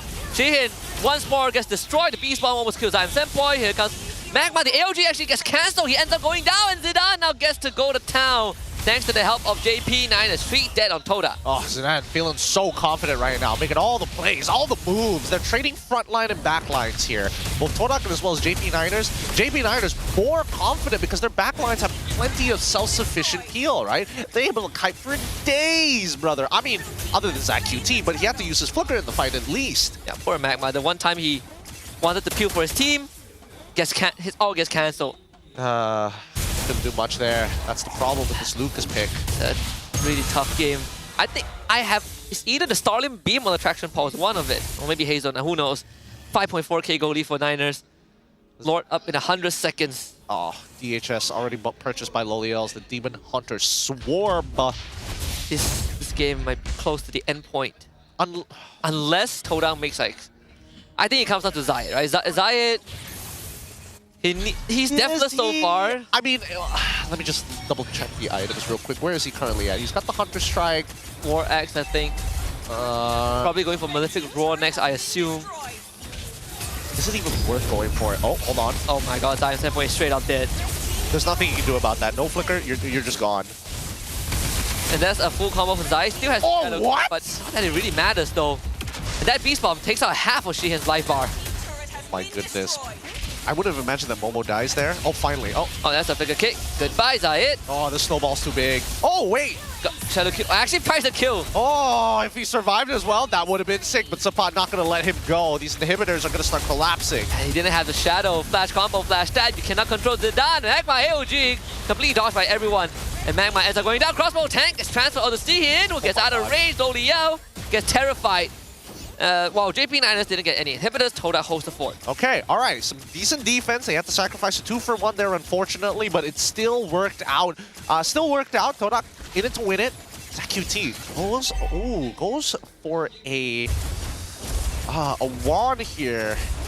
Is he that worried about Zayed? Zayed currently only has 2 items. He's not like in a crazy position, but they also don't want the off chance if they're low. So happens to be a Shadow that connects. Yeah, double defensive items. Blood Wings to the Winds of Nature. Probably Concentrated Energy next. I mean, Todak was really lucky that Loliel didn't have Inspire just now. Also true. He would have killed all of them, I think. Yeah, but Loliel's, he's 3-0-3 currently. Highest amount of gold. That's a Heart's Claw out of nowhere. Yeah, he just wants to sustain, right? Casual Heart's Claw. Because he knows Momo's going to jump for him. Like, if he gets chunked out... luckily, Momo is not... he's not level 12 just yet. Once he hits level 12, that ult is going to do some real work, assuming he has the right items. This first lord for JP Niners, Zayed was able to shove out the bottom wave pretty deep. So Niners will need to take some time to kind of recalibrate the wave, especially the bottom one. Lord will spawn mid. See JP Niners, let's see what they will do. The bottom wave finally pushes out. Good proxy from Loliel, so Zayed is going to do the same bottom side. At least they get to stagger the push. Yeah, somebody has to come out of position. They see Zidane, Todak just like, nah, not going to deal with that. They also see Sapat actually walking in to start clearing the jungle. They can play a traditional defense. 1 minion gets let through on that bottom side. Zayed did use the Shadow kill too. Only defense top pop. This Lord will take down the mid inhibitor, sadly. The bottom inhibitor most likely will also lose his holy defense. Todak will be able to hold back the rest of the push. Loliel dropped out to half health, but thanks to the DHS and the Heart's Claw, he's back up to full. All right, pretty decent defense here. Now the second wave. This is the big problem here. I see the Winter Crown purchased by Zidane. He could go for an all-in dive on Todak underneath their turrets, but they're going to take the safe route. They're going to focus purely on inhibitors. Good sandbag on the Hazelnut. Give him stiff arm movement. Magma gets pulled back, and that's more than half his health bar. Revitalize gets popped. Zidane straight to the back. That is purified out from Sihin. He does still have the Winter Crown to work with. Stolen flash combo, but it's not enough. AOG, this one connects, and Magma lands the fat one. Shut down going over to Sihin. Magma now continues to chase. JP Niners force back. Magma once more. Rooted in place, but Todak have done the work. A very good attempt for the JP Niners. Really sad that Lolios ended up dying there, unfortunately. Again, constantly, whoever's low, walk back. Back to the fountain, top up your health, get back into the fight, rinse and repeat all over again. I think that Zidane had a good idea. Unfortunately, Loliel's unable to fully capitalize on the situation. Oh, that's casually stretching. He's like, 10 more seconds. 10 more seconds. If I'm back in the ring. Traction pulse miss. Stolen traction pulse by Momo. Oh! Use it. ZQT flies away with the jetpacks. Zayed coming in from the side. So Todak will get the mid-tier one. All right, they're finding something back. Like, Todak has come to a point where they've actually got some real damage here because JP Niners, a majority of their backline just are so squishy, just the squishiest, right? I think that Zyme Senpai has almost as a little more health than ZQT, bar for bar, but definitely Blood Wings making the difference here. JP Niners are by no means, out of this game just yet. Still almost a 5k goal advantage. They do find a cake this time on the Magma. Can Magma fly away in time? It seems like, no, there's no way he does that. It's just too much damage from the side of JP Niners, right? They're sacrificing a little bit of health for a lot of consistent damage. And Zayed, sneaky, from the back, looking for an opportunity to maybe one-shot Loliels in this fight. Does Loliel have Wisdom Nature yet? So he does. He does have Wisdom Nature. Purchased it like rather early as well, because he is the richest member from the side of JP Niners, right? That's where a majority of this league came from. Now Winter Crown for Dime Senpoi. Todak forced to concede the Lord this time. Hazelnut even spotted out the rest of Todak just now. They made contact in the bottom river. JP Niners very confident to rush the Lord down. Let's see if they can do some. They can take away the rest of the inhibitors. The Lord instantly spawns due to the timing. I think there's a good argument. Right now, it's whether or not they can get Magma's ult out of his hands, right? Once Magma doesn't have his ult, there's a lot more confidence for the JP Niners to kind of push in and go for the fight. Momo definitely is going to be looking for the backline, but Zayed, right? If you forcefully come from the front, then you just have to worry about like two side off angles when you are dealing with the traditional front to back. Ooh, we are also seeing a Winter Crown being purchased by Momo's side as JP are looking for the rest of the inhibitors. See if the Winter Crown is going to help Todak. Zayed forced away. Hazelnut used to conceal. It's all to zone Todak away so that they can get the rest of the inhibitors. But Todak putting up a very good defense. Silent inhibitor still up. One more empowered minion wave. JP Niners have to flick a kick. Traction pulse still on cooldown. Zayed dashes in. Shadow kill. Lolia eats it up with the Wisdom Nature. No more shadow kill. Hazelnut couldn't find a kick. Gets terrified. Ran down underneath the inhibitor. And Hazelnut gets executed by Sihin. Todak mounts another great defense. Really great defense there. Good punish on towards Hazelnut's side. Zyme Senpoi catches him with the fear, despite the fact that Hazelnut was confident on that Shun Po. It's one of those unfortunate rock, paper, scissors matchups, right? You just throw it out a little too early. That's all Momo needs. They're going to try and turn onto Magma, who is taking significant damage. Todak will take this opportunity to set up their own waves. Zayed with the Blade of Despair. The bottom wave is going to be shoved in. JP Niners secure the orange buff. Todak starting to walk up a lot more. Yeah, he's got the items ready to go, right? He's got that Wisdom Nature instead of going for the traditional Winter Crown as a means to deal with Loliel. So there is a chance that if he's too low and the combination is dragging on for too long, Loliel's might still have enough shots of the crossbow of time to kill him through the wand. And not only that, Shihin's biggest enemy right now is Zidane, who is just straight up diving him. And Loliel will be dealing with Magma and maybe Momo. And the problem comes afterwards once the crossbow tanks transfers. But until then, Zidane is the biggest threat. Rose Gold Media for the Lucas last item. Yeah, he needs it. Again, he's looking to try and block the shots. Him and Hazel are the ones who are looking to block the initial fear coming out from Zyme Senpoi. If they can block that fear, they save themselves a lot of heartache because it can hit multiple targets if they're standing too close together. So somebody needs to be designated to block it. Todak with a Death Bush bottom. The Sepats can start checking. There it is. Foul Magma. Doesn't take the Infernal Pursuit. He knows that there's no way that Magma's just going to be here by himself, especially with nobody else showing on the map. That top side is building up, though. Yeah, it is. JP Niners will send ZQT to handle that. Well, the good news for JP Niners is that Lord is spawning from top. There's a bottom wave that it was stacked up. Zayed will clear that out right now, so it will be a neutral bot lane state. JP Niners ends up getting priority of the Lord. Actually, no, they didn't go for it. Asian are still looking for info. They're just looking for anybody to intercept during the rotation, right? Because they've seen the JP Niners do this time and time again. They want to start like trying to affect the side waves. They know they've got some slow pushes working for them, but Todak now, they're giving up the interception. They're going straight for that Lord. They need to get JP Niners to start corralling before they pull apart. Loliel is going to be working with Hazelnut once more. Just like game 1, they stick together to find kills. And Todak, with all 5 members, essentially just huddling at the Lord pit. JP Niners have plenty of input to work with. Momo now spotted Holy Crystal for ZQT. Todak forced to let the Lord reset. Oh, Traction did not connect. Loliel's, as long as there's something to hit, he can heal back up because he can move around this map extremely fast now that he's full build. Same time though, top side, again, another slow push. Todak just playing it macro-wise, right? Protect that mid wave. Bot side is eventually going to slow push into us, but if we don't do anything to this Lord, we can't really do much. And they don't have the mobility to get across the map fast. Yeah, this bot slow push is going to become a problem for Todak for Niners. They're going to start to run it down. Where's the jungler for Niners? And not dead. Zidane finally arrives. Todak now needs to get out of there. Hazelnut goes in, tries to look for a kick, gets control again, but Zayed is going to be caught. Loliel finds the kill. The rest of JP Niners get out.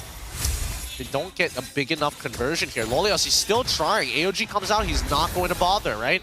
Lord falls into the hand of Todak, so this guarantees them they've got pushing waves on their side. They're dragging this game out for as long as possible. Getting into the 18-minute mark. Thank goodness for JP Niners that Todak killed the Lord slightly early. Because that Lord could have evolved if it full reset it. Yeah. So no evolved Lord means JP Niners breathe aside already. Momo still to unleash the beast, gets rooted down. Now they jump on him. Momo will be forced back. Traction post, pulls him back. Magma, Zyme Standpoint, and Sheehan all show up. Zidane catches the backline. Zyme Standpoint instantly into the Winter Crown, and Sheehan gets away with a kill on the support. But Zidane keeps on going and just destroys Todak's backline. Double kill for the Lucas. Hazelnut holds the rest of Todak back. Momo next on the docket as Zai finally shows up to provide some backup, and they just run out Zyme Standpoint. It didn't really matter. Lonely out over Zai. Zidane effectively getting an unofficial Maniac. Nicely done by the JP Niners here. Winter Crown timed perfectly to cancel out that quad shadow. Can't do much. Wow, it cancels out the quad shadow, but doesn't cancel out the... Yeah, man, so many weird things. Spaghetti code. Now, looking for the end. Well done. And this is a 2-0 victory. The confidence builder. The make your bed game to have a win when you get back home game. Well done. JP Niners take a 2-0 with Zidane up on that stage. Finally, one of the bigger victories for JP Niners. However, much it means for them, even though they are not going to be proceeding forward, they're not moving up in the standings in any manner. They still have to play that MAL promotional series. And this is a good note to the chapter of JP Niners in this season. Yeah, once again, both Zion as well as Zyme Senpoi, Sheehan all coming out with smiles. Momo, same expression as always. Looks like he just got out of bed. It's like another day at the office. And only last season he did shed a tear or two when they missed out M6. But aside from that, I think in Todak, I hope they have accepted their fate this season. Come back stronger in the next one. But Niners fans, money didn't go to waste. Even throwing in some taunts at the end. With that being said, let's have a chat with our winners up on stage with Rose.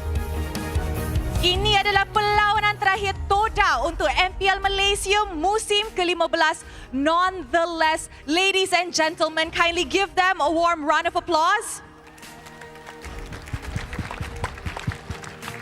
Now, walaupun ini adalah one of the first times that Todak tak layak ke playoffs, I hope to see you guys again in the future.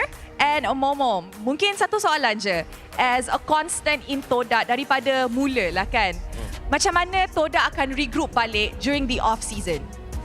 Mungkin kita orang akan try out balik player-player dan insyaAllah next season lagi better lah insyaAllah. Alright, we are looking forward to that. So Momo, is there any final words yang you nak kata di atas pentas? Okay, untuk first kali saya nak ucap minta maaf kepada bos Todak, lepas tu Abang Lord and parent players and semua fans Todak, tak kisahlah datang sini ke, online ke, saya wakil Todak, saya nak minta maaf ke atas prestasi yang tak memberangsangkan season ni. And then yang kedua is insyaAllah perjalanan Todak tak balik sini, walaupun sedih nak ditelan sebab ini first time kan Todak tak payah playoff, tapi itulah realitinya yang kita kena hadap. So insyaAllah pada musim hadapan kita akan bangkit daripada benda ni lah. So pada penyokong JP Niners, thank you datang memeriahkan hari ini. So jumpa lagi season depan. Alright, terima kasih Todak. And you know, kita semua akan tunggu for Todak untuk bangkit sekali lagi. Once again, a round of applause kepada Todak. Thank you very much.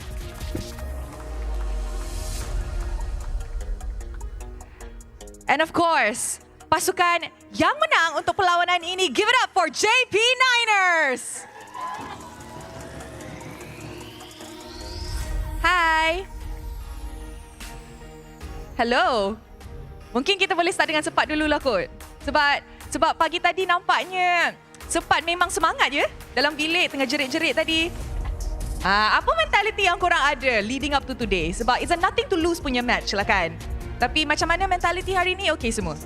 Okay, all good. Apa mentality kita orang cuma nak menang je last game ni.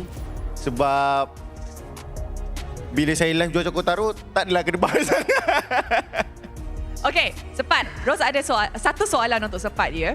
Ada satu video yang Rose nampak is that Cepat tak nak pun jumpa tim MAL. Tapi sekarang dah di situasi yang kena jumpa dorang. Adakah you guys are ready?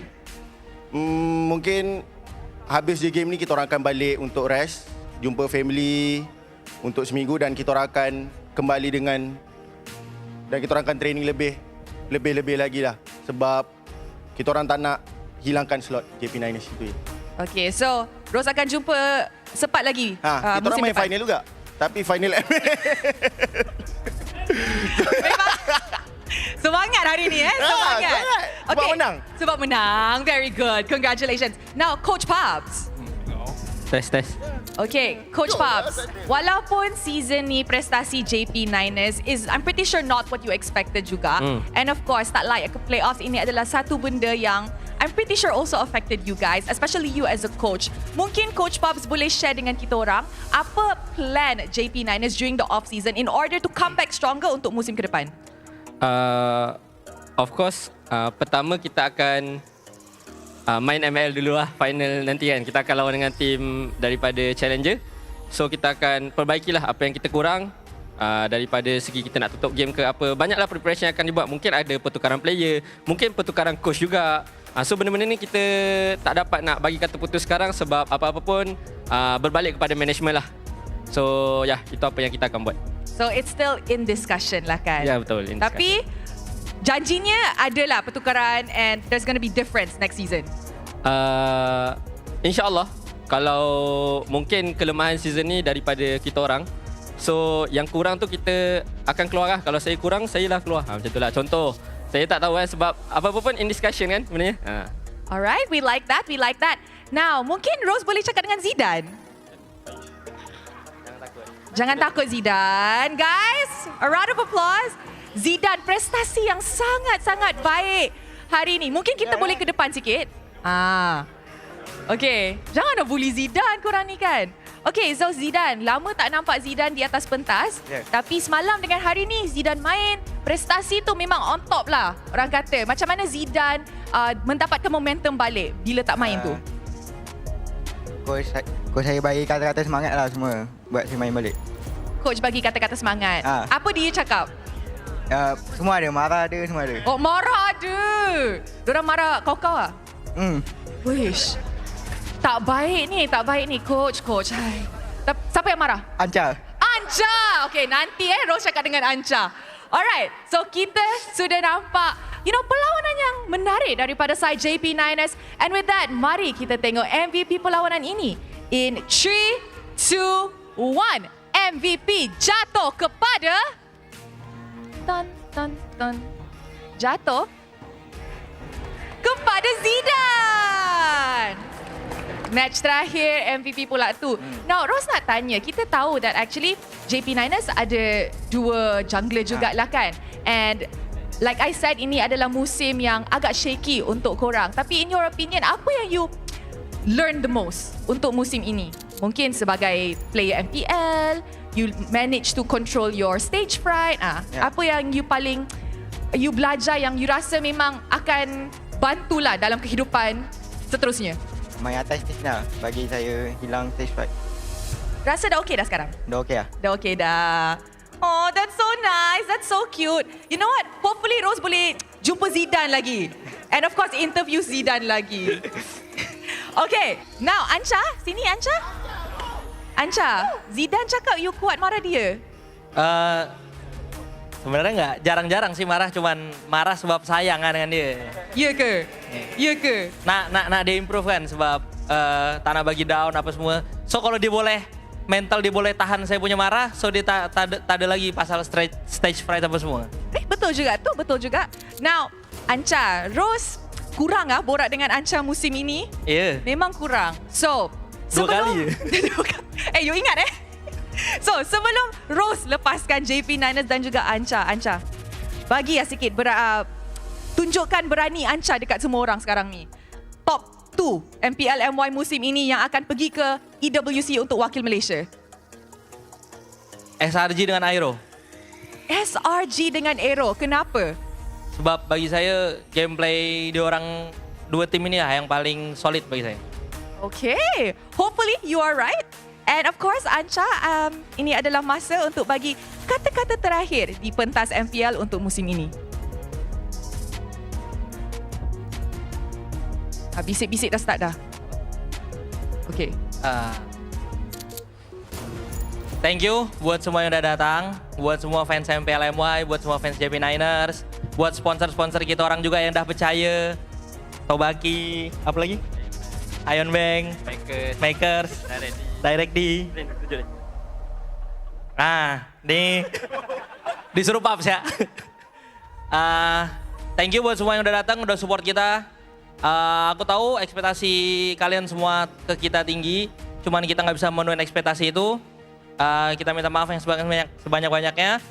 Buat fans kita, gue mohon maaf. Dan buat JP Niners dan buat semua, thank you for everything. All right, ladies and gentlemen, once again, a round of applause for JP Niners. And of course, mungkin kita akan jumpa mereka di musim ke depan. Memang chemistry off lagi. Chemistry off lagi. Okay. All right, thank you very much. Good luck on your match up against the MAL team. And with that, mari let's show it back to the casters untuk analyze apa yang jadi dalam perlawanan clean sweep ini. With that, casters, back to you guys. Thank you, Rose. Once again, our MVP of this game for the JP Niners, Zidane. It's great to see him as a rookie building up that confidence ever so slowly. Not everybody's going to have a hot debut on their season of the MPL MY as the league gets harder and harder with top-tier teams still getting better somehow. Don't see the cap in don't see the glass ceiling at all. No. First season, he was completely on the bench, so technically this is his official debut, and even then, he had some struggles, right? Like the first few games had the stage fright. They brought in Max as maybe a sort of motivation, a change for JP Niners. That didn't really work out. In the last few moments of JP Niners, they put Zidane back in. And at least he closed it out on a good note. He did. He played two very strong Lucas games. Again, really good eye for engagement. His target priority was also good. Did he miss mechanic? No. Honestly, he was getting on top of the correct targets pretty consistently, every single time, actually, throughout this game. Despite that, his MVP stats, 8-3-3, 10-2-5, having a pretty decent GPM, but generally just an absolute monster.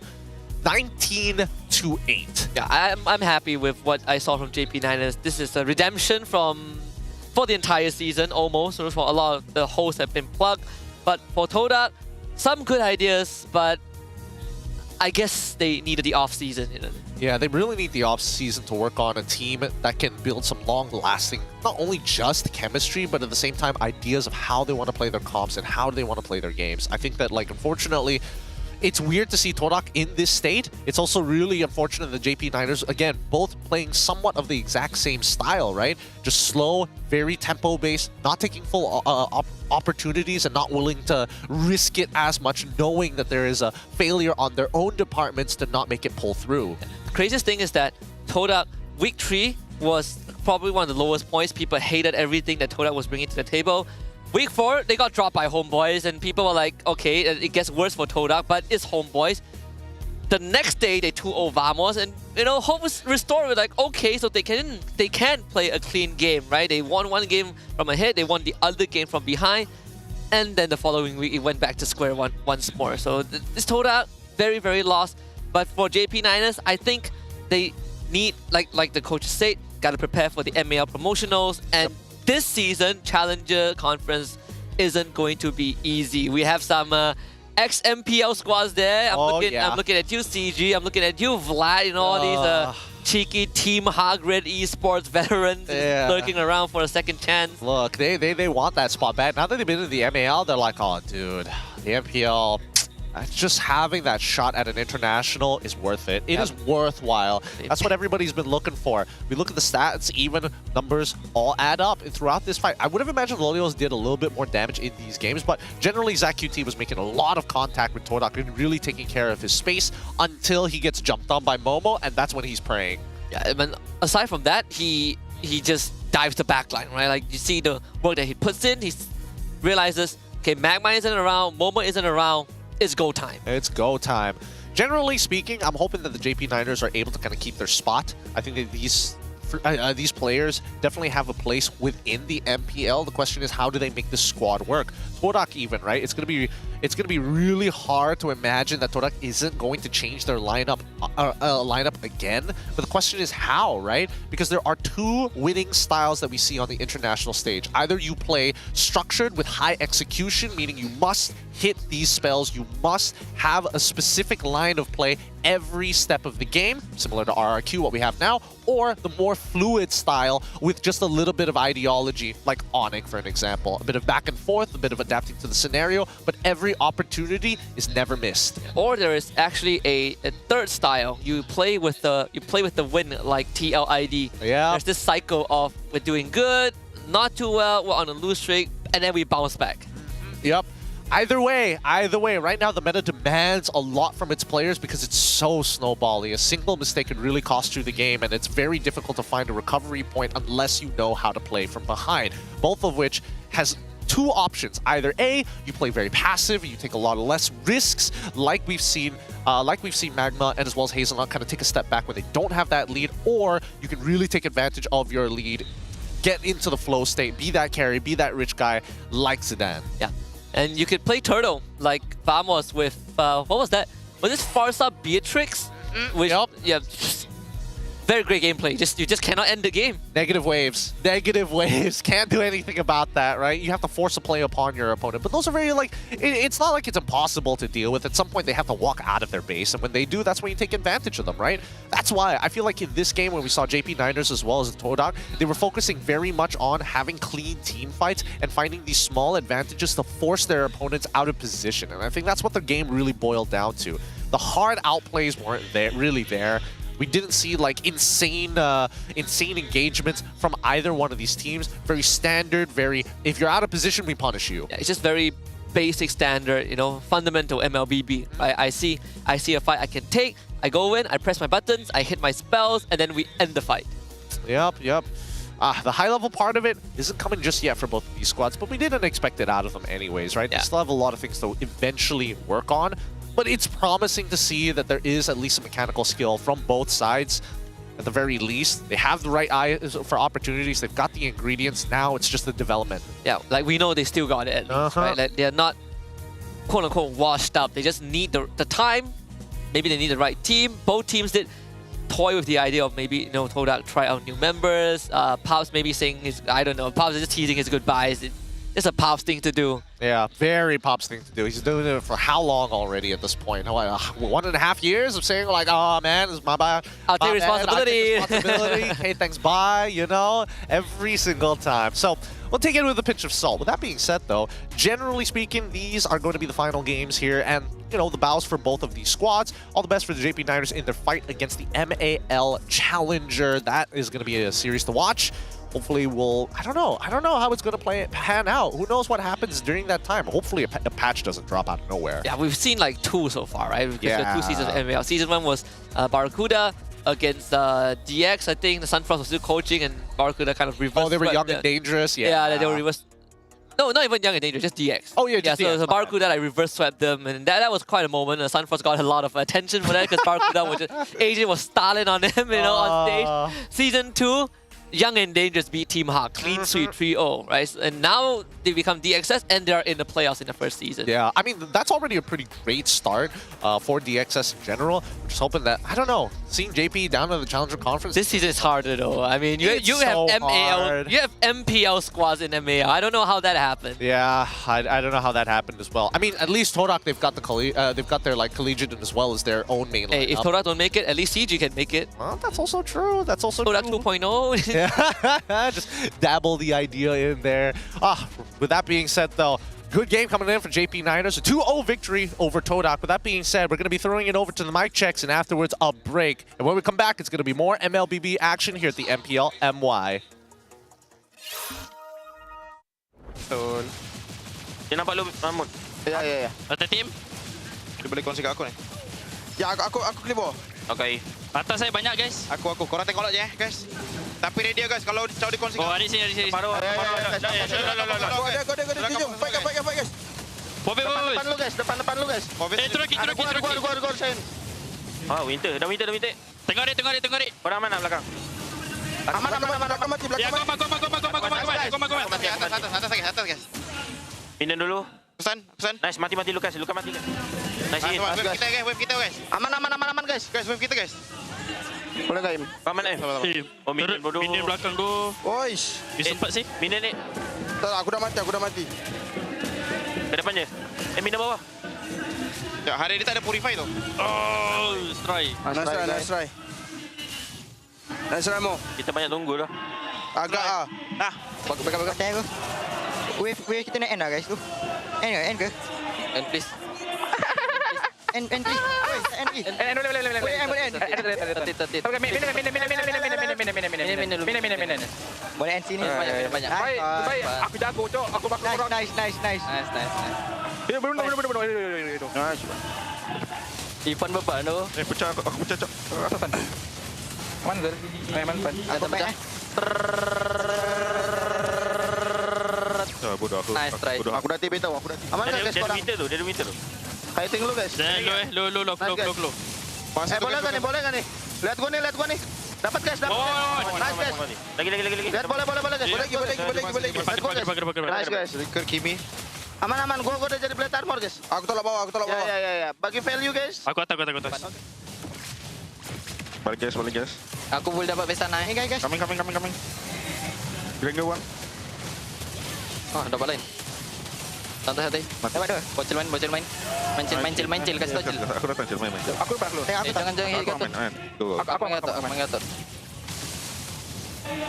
Aku mid. Dah ulti Gatot. Ada Gatot di belakang Ton. Ada Gatot. Nice Ton. End. Mid. Nice. Menang. Dapat duit. Lagi banyak. Bagian pistol. Bola kiss. Dapat duit. Sukinya dapat duit. 20 second. Kali. Nice try kawan. Nice try. Try boy.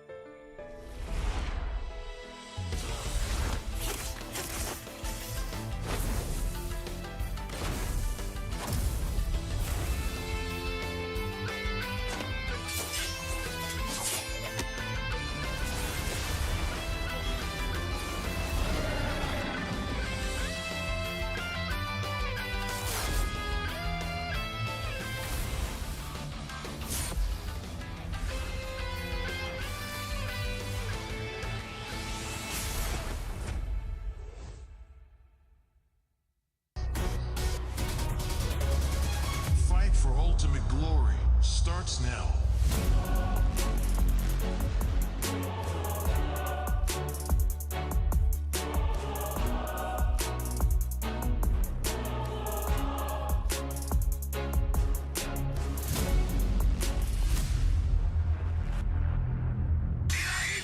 Mobile Legend M6 スイスウォッチ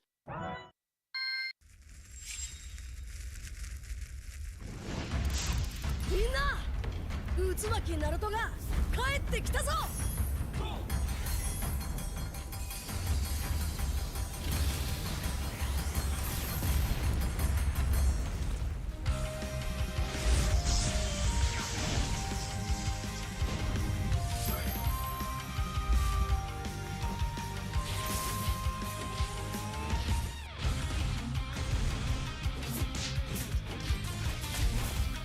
クラマ力を貸してくれ。よ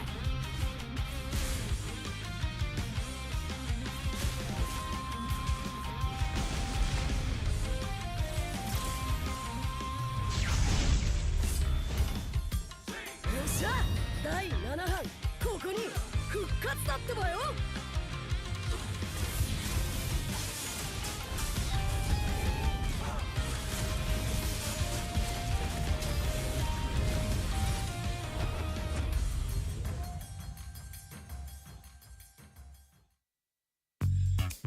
Kerap menggaru kulit kepala disebabkan keluh mumur, masalahnya lebih mendalam. Gunalah Head and Shoulders menembusi 5 lapisan untuk membasmi keluh mumur dan kegatalan. Bebas keluh mumur sehingga 100%. Head and Shoulders diuji secara dermatologi. 見せてやるよシャリンガンの本当の力をな。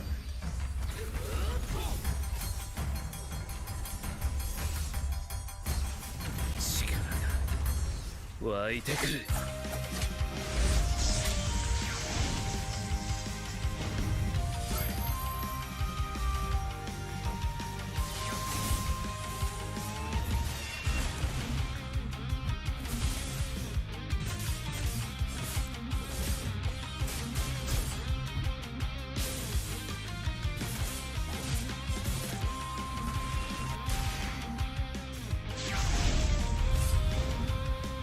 相変わらずやかましい奴らだ。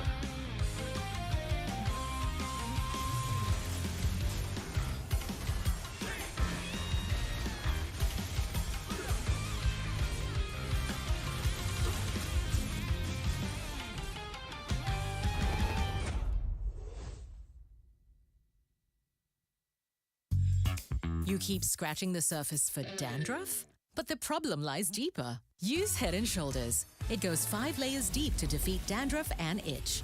Be up to 100% dandruff-free. Head and Shoulders, dermatologically tested.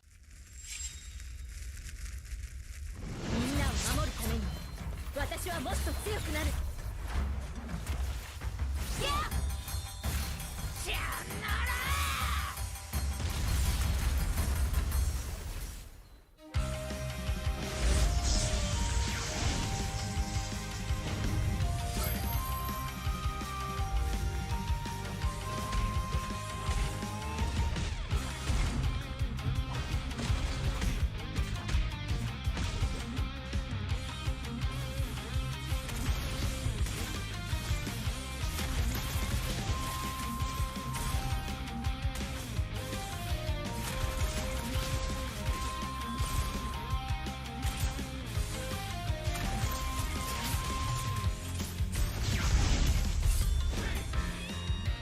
今度は背中合わせでいくわよ。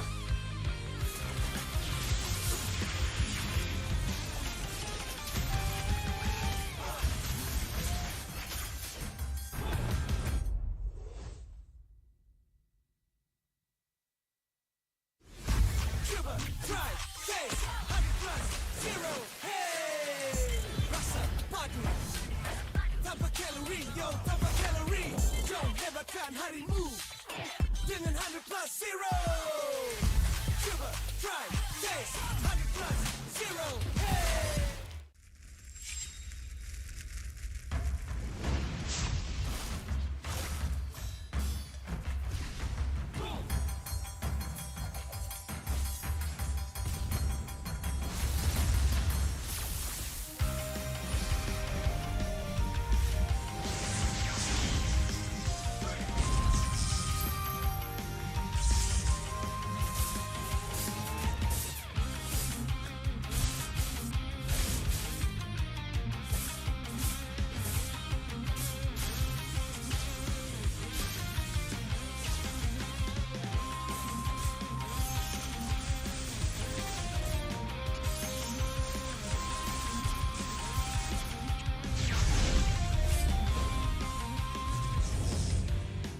ここは俺に任せ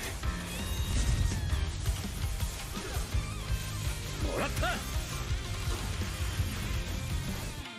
4代目捕獲を超える忍びはお前しかいないと俺はそう信じた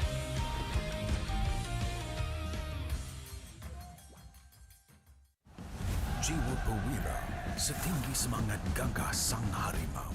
Medan bertarung walau di mana, kita berdiri sama perkasa. Biar lawangan kita bergema satu dunia.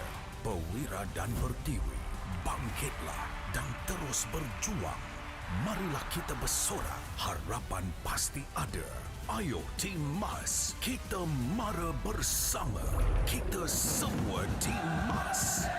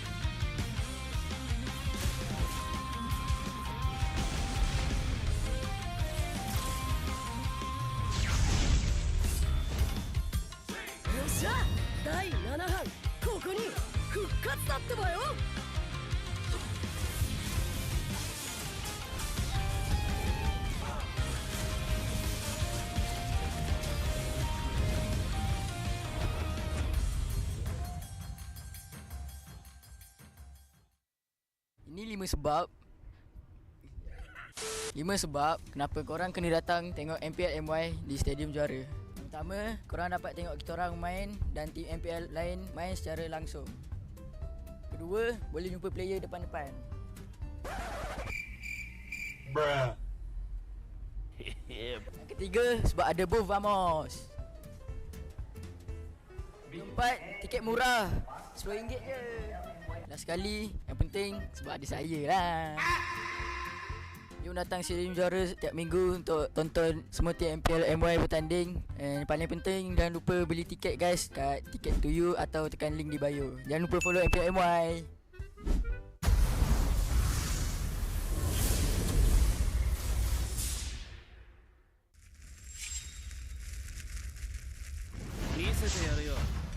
Sharinganの本当の力をな。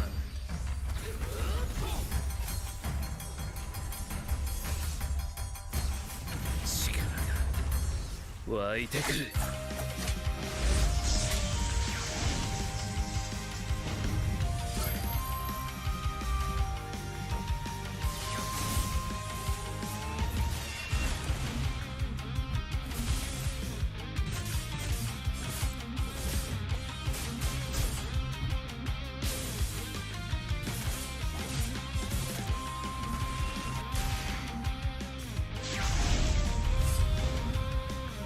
変わらずやかましい奴らだ。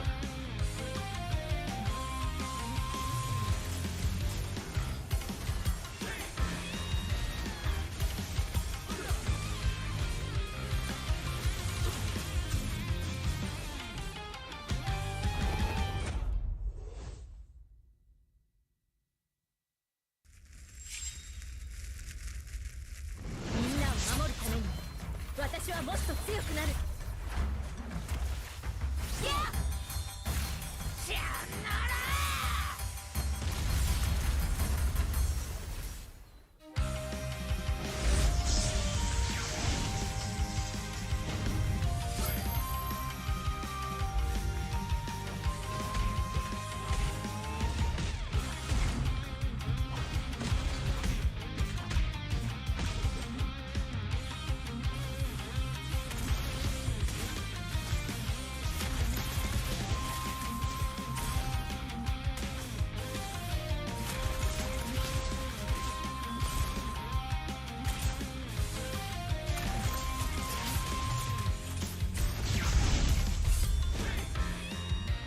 今度は背中合わせでいくわよ。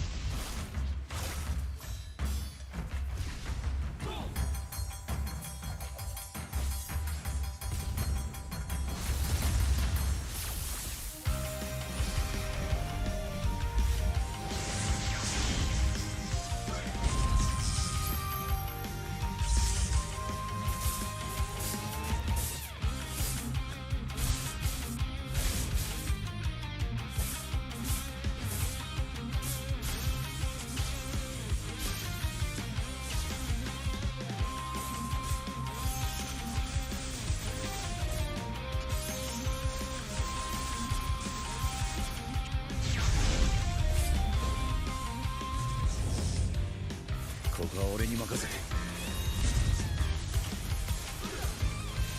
もらった。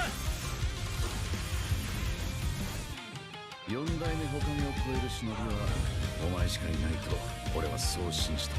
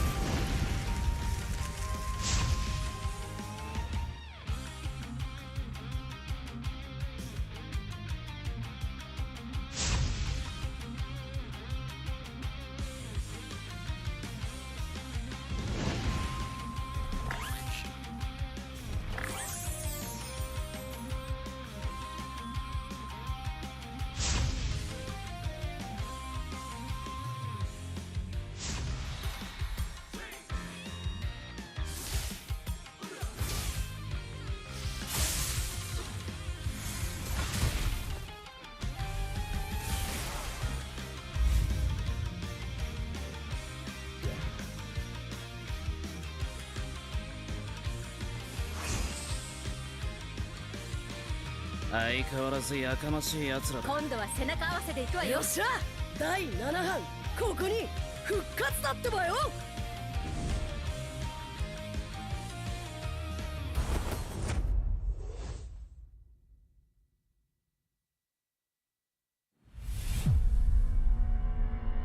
Trofi MPL Malaysia, dia adalah simbol untuk tunjuk kejayaan satu pasukan. Dia membina legasi. Mana-mana gaming house I pergi, they proudly display their trophy because they know what that trophy means to them as a team. There's quite a few champion moments that I can't forget for sure. When Homeboys won their very first championship, that was a very pivotal moment because Homeboys has never really gotten to that length of the tournament. Rasanya trofi season 12 tu betul-betul bermakna untuk saya lah. Last saya dapat trofi tu season 3. So saya tunggu lama lah untuk pegang trofi tu. Season 3 saya menang atas usaha yang kuat. So bila first kemenangan tu rasa macam tak percaya.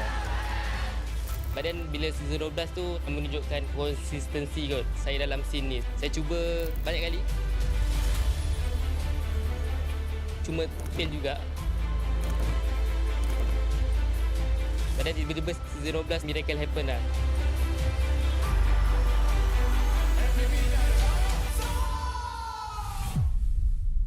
Season yang saya tak boleh lupakan is season 9 sebab itu first time saya champion. Dan saya dapat MVP pada season tu lah.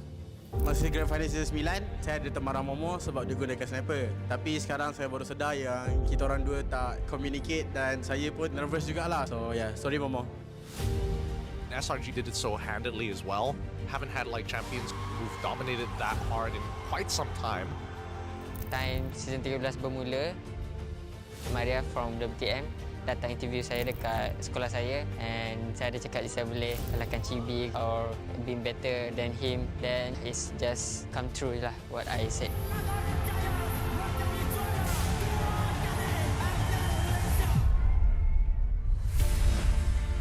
Honestly, I nampak the new design for the trophy is very nice. For me, trophy baru ni adalah signal kepada semua pasukan that kita kena tinggalkan cara yang lama and start bergerak dengan cara yang baru.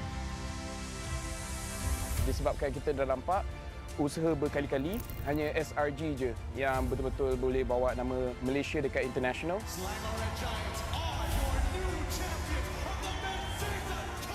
So pastikan you come very prepared. Hopefully dengan trofi baru kita pun akan nampak banyak player baru ataupun organisation baru yang boleh step up and wakil Malaysia dekat international.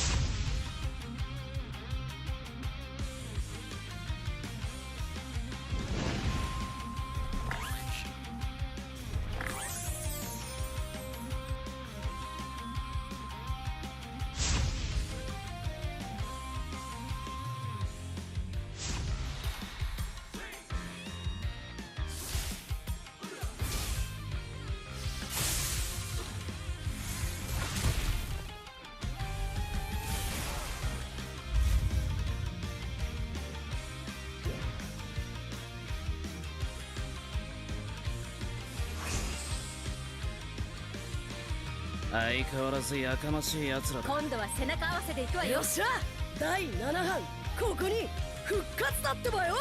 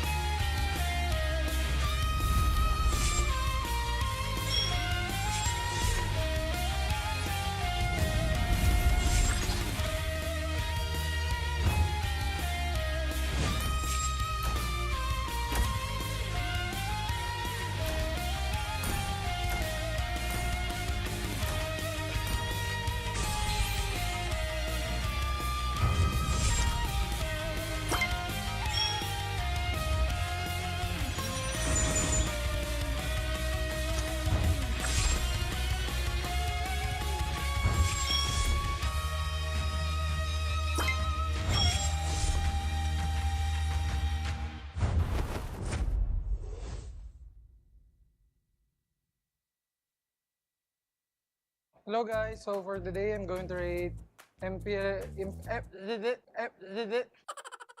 one more. Hello guys, so for today I'm going to rate top goal laners from MPL MY.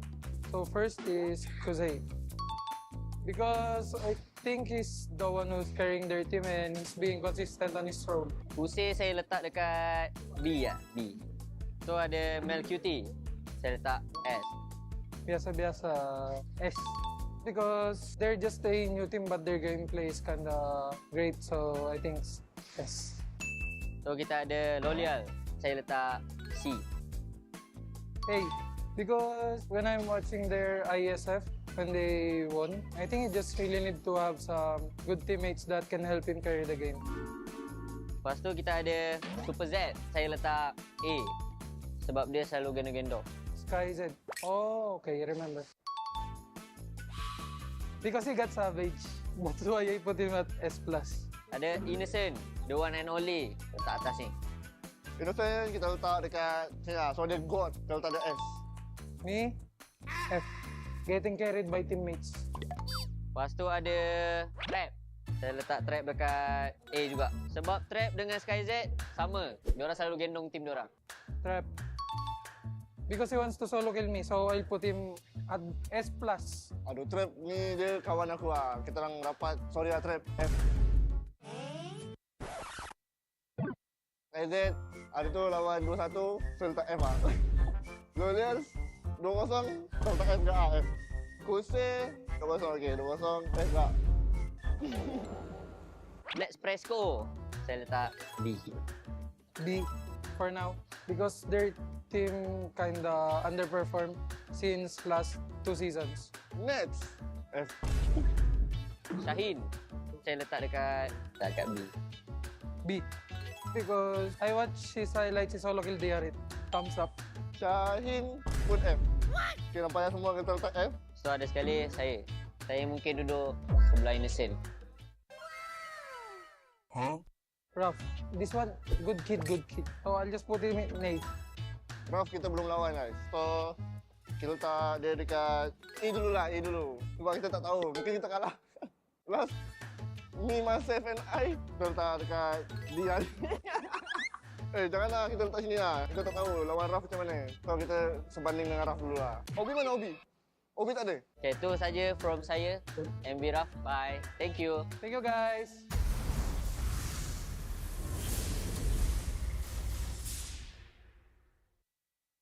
Hello guys, so for today I'm going to rate MPL one more. Hello guys, so for today I'm going to rate top goal laners from MPL MY.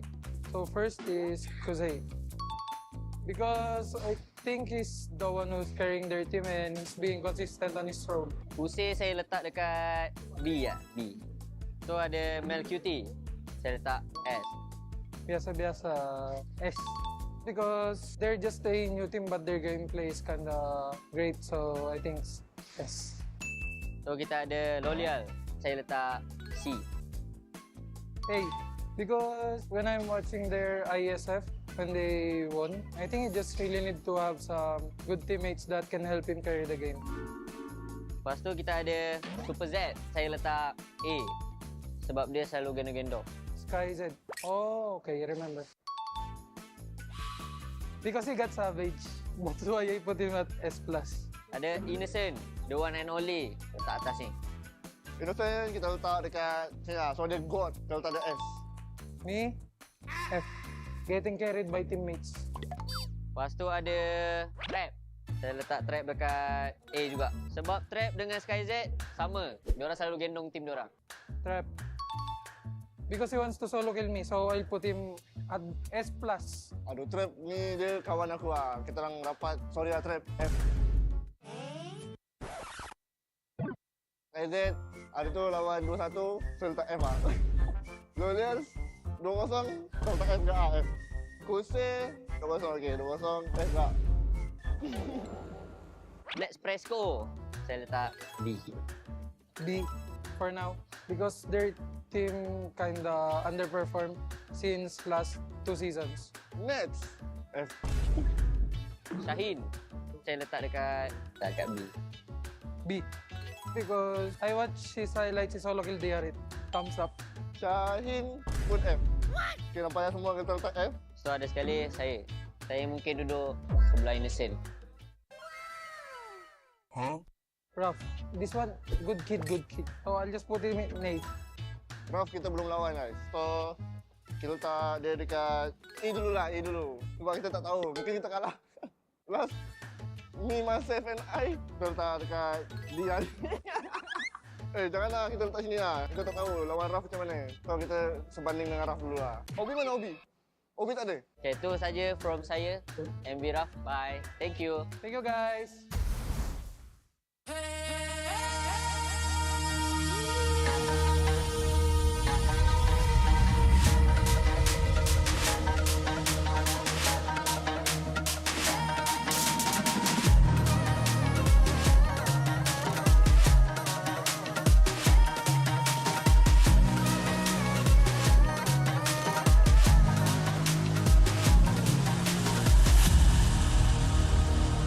Aku hembus kata simas. Bila terjatuh aku beringat. Jalan dah jauh cari titik bermula. Krak, krak, krak, krak. Jangan patah semangat. Semarak api bukan calon cadang. Biar apa menghalang aku sambut datang. 1000 daya, 1000 alasan. Harungi semua sampai di akhir garisan. Eo, eo. Kami tak senang mengalah. Kami luar biasa. Semangat membara, harungi bersama. Lakukanlah sama-sama lakukan. Bergema di kiri dan kanan. Tak berhenti marah ke hadapan. Tak mengalah berdepan cabaran. Jaga, jaga, kita jaga. Jaga, jaga, kita jaga. Jadi ayo. See me, watch me, hype me, gotta give it all. Don't matter how many times I fall, gotta get back up, yeah, gotta go. I can hear them calling, now I gotta serve. Mess with my clique, now you get what you deserve. We keep it tight, we keep it cool. They got me and I got them too. Dirundung tak rasa api tak kunjung padam. Marah ke hadapan kita sehaluan. Jangan simpan-simpan, kita anak Malaysia. Kami tak senang mengalah. Kami luar biasa. Semangat membara, harungi bersama. Jaga, jaga, kita jaga.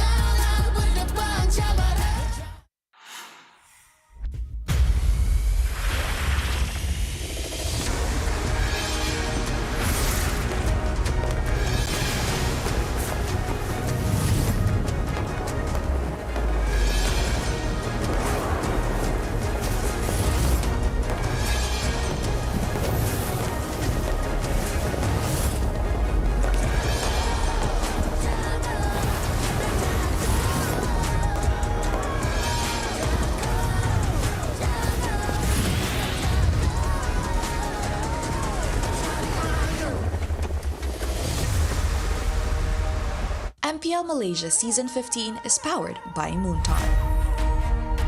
Official gaming smartphone, Infinix GT30 Pro.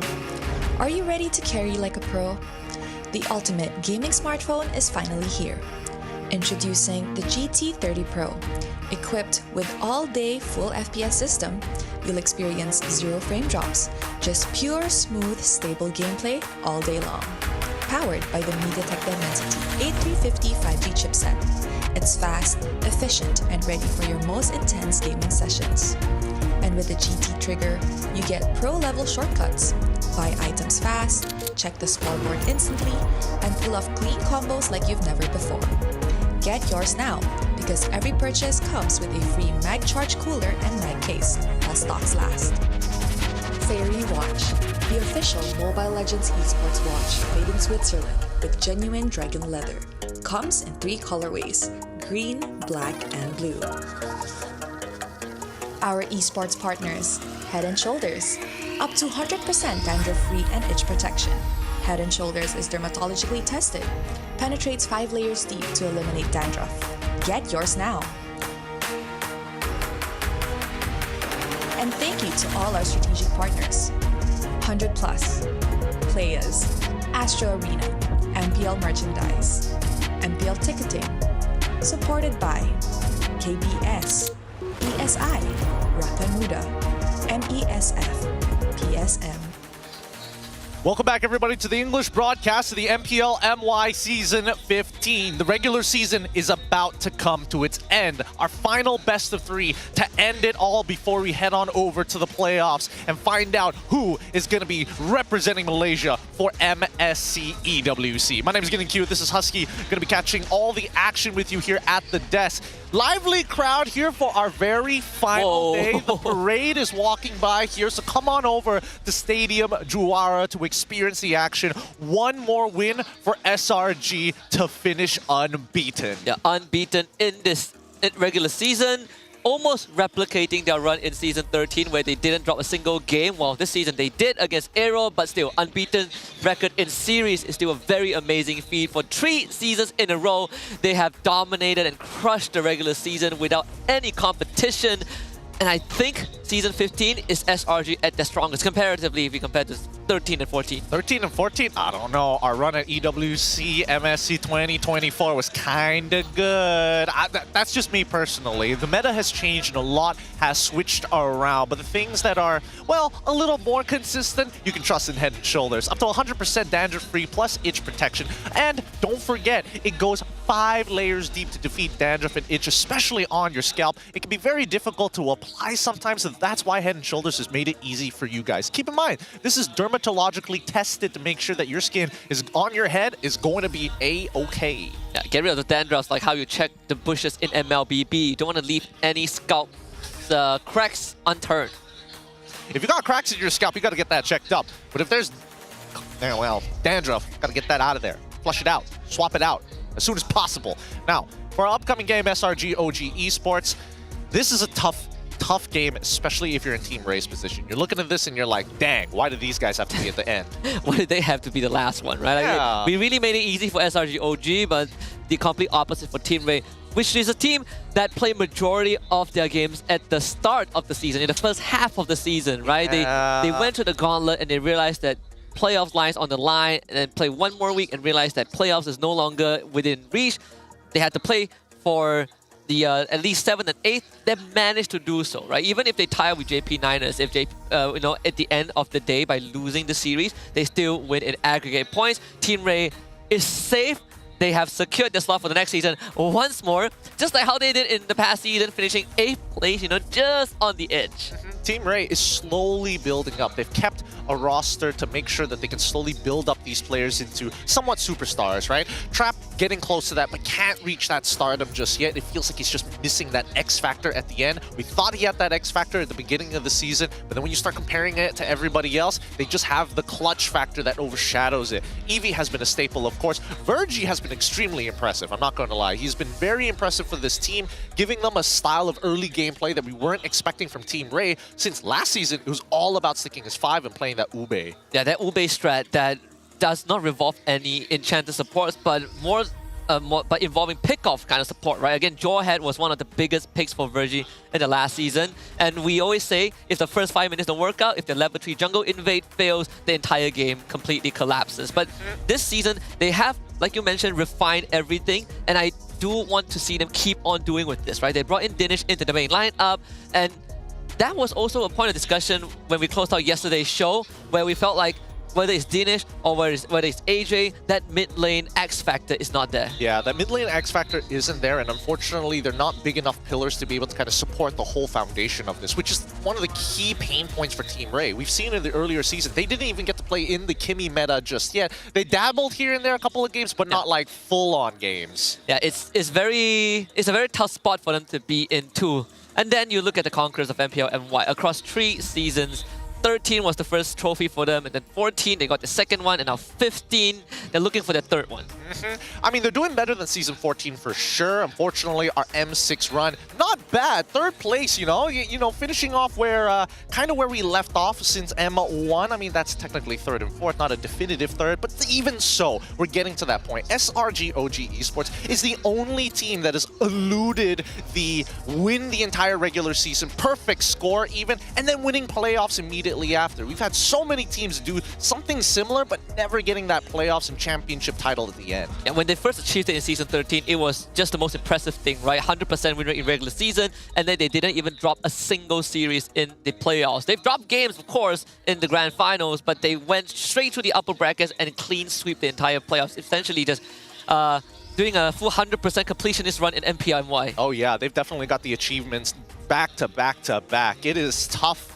It's tough to argue that they're not the best team because, again, they clearly are here in MPL MY. But Against the World is where we're most curious about, right? How are they going to continue to adapt? Because it felt like, so far, based on what we've seen in the regular season, they haven't really been pushed to the edge. And when they do, they challenge themselves. They're not like, we're going to bring out a new strat to completely counter it. We're going to do the exact same thing, in a matter of fact, and really focus down on our execution. And they overcame that. Aero was a very good testing ground, right? They were like, okay, Heizo Hayabusa is a big problem. Sakai's was getting gap. Don't worry, we'll do the exact same thing, but this time we will adjust on our end and overcome that obstacle, which they did, which gave them that series win. And I think SRG is a very good story. We saw them at the highest of highs, right? Season 13, perfect run to the regular season, and then winning MSC afterwards. Then coming into Season 14, very shaky, going to M6, almost getting grouped by CFU at the very end, and still finishing 3rd, even though it was a 0-3 lose to TLID. And then SPS, during the off-season, that's where SRG was at their shakiest. Hey, that's why we're pretty close with Cambodia, right? Our brothers in arms. If it wasn't us, it was going to be them, right? Yep. One or the other. Either way, let's look at the lineup for our champions here of MPL MY. It is Selangor Red Giants OG Esports with Innocent, Yums, Stormy, Sakai's, and Cram. And no roster has stuck together, or at least very few rosters have stuck together for such a long period like SRG OG. Right? Sakai is the only person from the OG Red Giants roster who is still in this current rendition, but they have obviously found the perfect fit with the rest of the squad. The side imports kind of changed the game for a lot of our local teams, changed our perspective in how local teams should view imports. Yeah, I think that, you know, they've really cracked the code down. I think Coach Arcadia has definitely implemented everything that he was looking to do in those past 2 years. Because let's remember, right, in those 4 seasons, it's not necessarily like they found success. It has been 3 years since he has been with Selangor Red Giants, and the first 2 didn't exactly get championship runs. In comparison to Team Ray, they're still in that building process, relatively new to the MPL, but still having players. This time around, actually, wow! They have Trap, Virgie, Dinesh, Lazir, but they're finally fielding Iris one more time here on the final series. Yeah, one last ride for Iris. First time we saw him, I believe it was his 2nd series in the regular season, and we can clearly see that this meta does not favor him at all. Very, very uncomfortable playstyle. Arled, he's into the Terizla. If not, you go for the safest pick, which is the Hilda, which in turn causes the limitations of hero pool. But let's see if those extra 4 weeks that he has on the bench has given him extra confidence. Yeah, I would like to see, you know, the Vendettas come into play. I would like to see the Mashas come into play as well. These are the styles that, again, Iris is a little more comfortable with. We've seen him play both, actually, in previous seasons. But, I mean, it's up to them, right? Team Ray's got to put everything on the board, put a benchmark showing against SRG OG Esports. It's a tall call, but one that if they're able to take the game, that'd be impressive. With that being said, let's bring them out.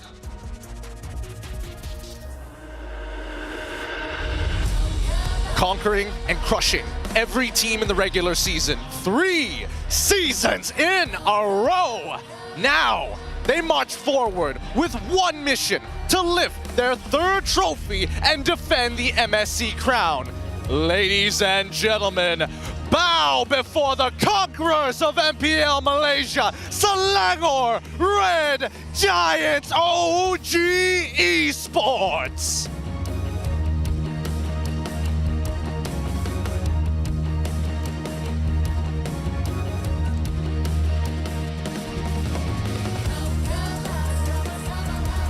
Finishing in the same spot as their last season.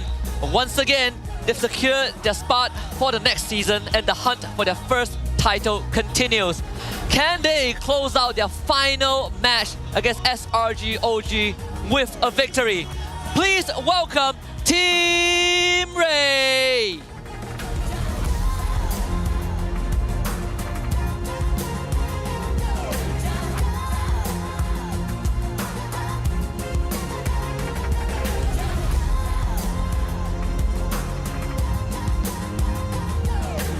Introducing the coaching staff of the 2 teams and the head of League Ops Franklin that will ensure fair play and professional integrity in the matches. From the side of Selangor Red Giants OG Esports, it's Coach Arcadia and as well as Azora Vecchi.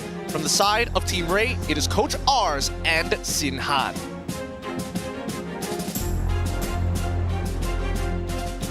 Let's keep this going with fist bumps between the team, and armbands will be given out and worn by both team captains who will lead the team's movements and strategies in the game. This is a true sign of professionalism. This is how we roll. Ini gaya kita. This is Malaysian sportsmanship. This is MPL Malaysia. Good luck to both of our squads as they arm themselves with the best phones possible, weaponry, as well as the brains and the brawn as they suit up in their battle stations before they head on over into the Land of Dawn. First pick selection will fall into the hands of SRG OG Esports with a win rate of 90%. Could have been 100 if not for Aero, but still mad impressive. 90% win rate on blue side, considering that this is, they've played what, 17 games total, right? This is the 18 games.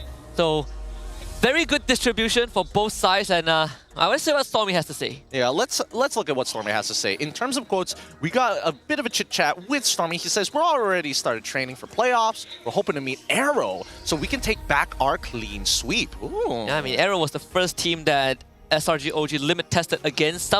We were all waiting for Homeboys to be that contender, right? We saw what Aero was capable of, and we were thinking to ourselves, what if Homeboys step up with how good they were performing?